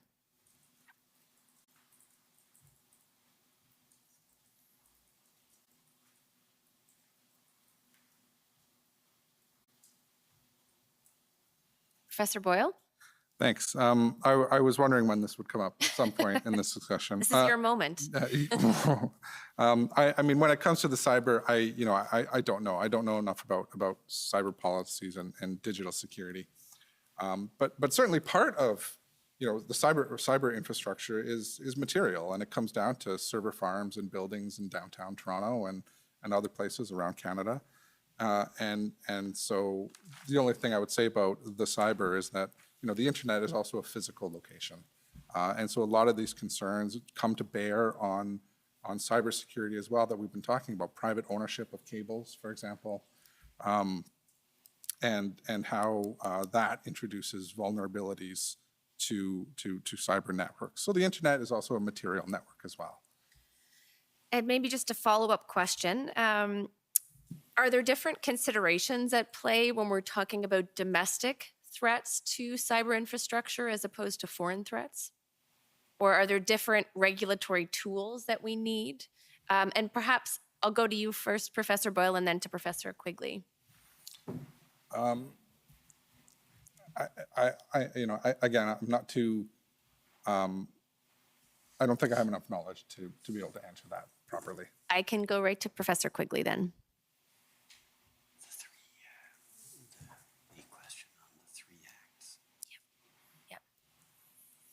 Oh, you're muted, Professor Quigley.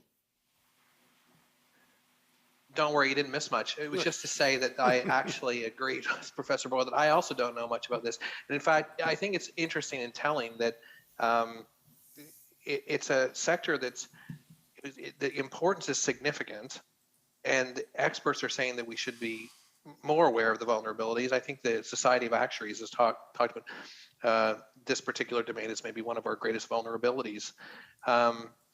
but I'm not sure that it gets a lot of popular attention, and that there's a sort of an awareness of the vulnerability, but I'm not really sure we're ready for the consequences of a significant failure. So I also couldn't comment, I think, with any great intelligence or insight on it, other than to say that in my own research around popular attention to cyber, it gets very, very little, dare I say, the least amount of coverage of all the key sectors. I think partly because it's, as I mentioned earlier, it's complex, it's hard to see who's responsible, and in many respects, people, I think, enjoy the technologies they have, and they want there to be continued to be a certain level of deregulation and freedom and flexibility in the way they use technologies. They don't necessarily want them regulated and limiting to what they can do with their technology. So there's a lot of resistance and ignorance around the space that I think that allows the vulnerabilities to flourish. Thank you. I think Professor Chandra. I'll just jump in with one point. I don't particularly have expertise in this area, but I do have colleagues at U of T who are working, especially in this area. And coming back to the issue of network cables, which is what their research is on, it was pointed out to me that, every time we communicate over the internet, send and receive messages or download information, data is being transmitted all around the world. But in particular, even messages or information that is transmitted domestically within Canada is almost invariably passing through the United States at some point. It's a well-known fact. And in the past, Canadian scholars and legal experts have raised the concern that the NSA in the US has, in some ways, the right to seize or intercept these messages. And that's been a well-known problem, and it's not clear that there's ever going to be a solution to that. Right. So. Thank you. We have time for one more question, and it's for you, Professor Boyle. So you noted earlier in your comments that you had concerns with the way that provincial laws placing restrictions on protests in the vicinity of critical infrastructure were drafted, and that those are not they don't represent a good model of protection of critical infrastructure while balancing civil rights. Do you have any suggestions for what a good model would look like? Thank you. I want to be clear that those provincial laws don't necessarily regulate free speech or freedom of assembly per se. What they do is create the fence for interfering with critical infrastructure. And what I wonder is, does that fairly broad idea of interfering with critical infrastructure, could that capture protests? So that's part of my concern there.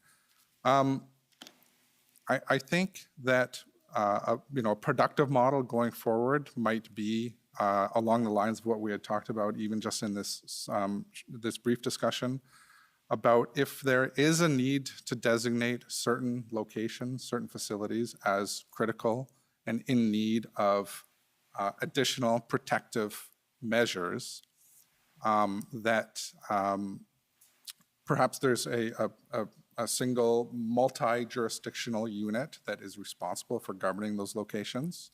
That might mean that there's federal funding that would be tied to that to provide the enhanced protection. I think that as long as it's transparent and not secret or ambiguous about where these locations are and what is or is not allowed in these vicinity of these locations, that could be a productive way forward. I think the concern from a rights perspective is that the provincial laws, as they are ambiguous on a couple levels. First, in terms of what is or isn't critical infrastructure. Basically, under those laws, it could be anything that the government decides on a Monday could be critical infrastructure. And then the very broad idea of interfering with critical infrastructure is, I think, just simply too broad. There needs to be specific understanding about what is or isn't allowed in certain areas. I think I'll just close by saying that the point you're making is perhaps related to one of the panels that will be held later this week on law enforcement. I understand you to be saying, and having said earlier, that we have to think not only about sort of what's in the law, but the way it will subsequently be used by law enforcement. And I think I heard you sort of suggest that there is a concern that you create a broad power and that then vests the law enforcement with discretion about how that power is utilized, and that there's a concern that where there is substantial discretion, there is a potential for selective enforcement. Yes, yeah, selective or convenient or strategic enforcement of ambiguous categories of offenses. Yes, I think that's a concern. Thank you. So we are at the end of our time. J'aimerais remercier tous les panélistes. I'd like to thank all the panelists. And I will turn it over to the commissioner to close the session. For real this time. For real, yes. J'aimerais aussi. I would also like to thank the panelists, as did Professor McDonald. This was useful and interesting, and we appreciate, the Commission appreciates greatly your willingness to contribute your knowledge and your willingness to answer our questions. And myself. We're very, very thankful for the contributions. We thank you. We're always impressed having academics and people of your quality come and help us with some of the tough challenges we have. And I also want to thank you, Professor McDonald, for being here to coordinate and moderate this panel. Again, very appreciated, especially you came yesterday and back today. You're a double dipper, and we much appreciate it. Thank you, and we'll adjourn the commission till tomorrow morning at 9:30. On va remettre jusqu'à demain matin, 9h30. Merci beaucoup. The commission is adjourned. La commission est ajournée.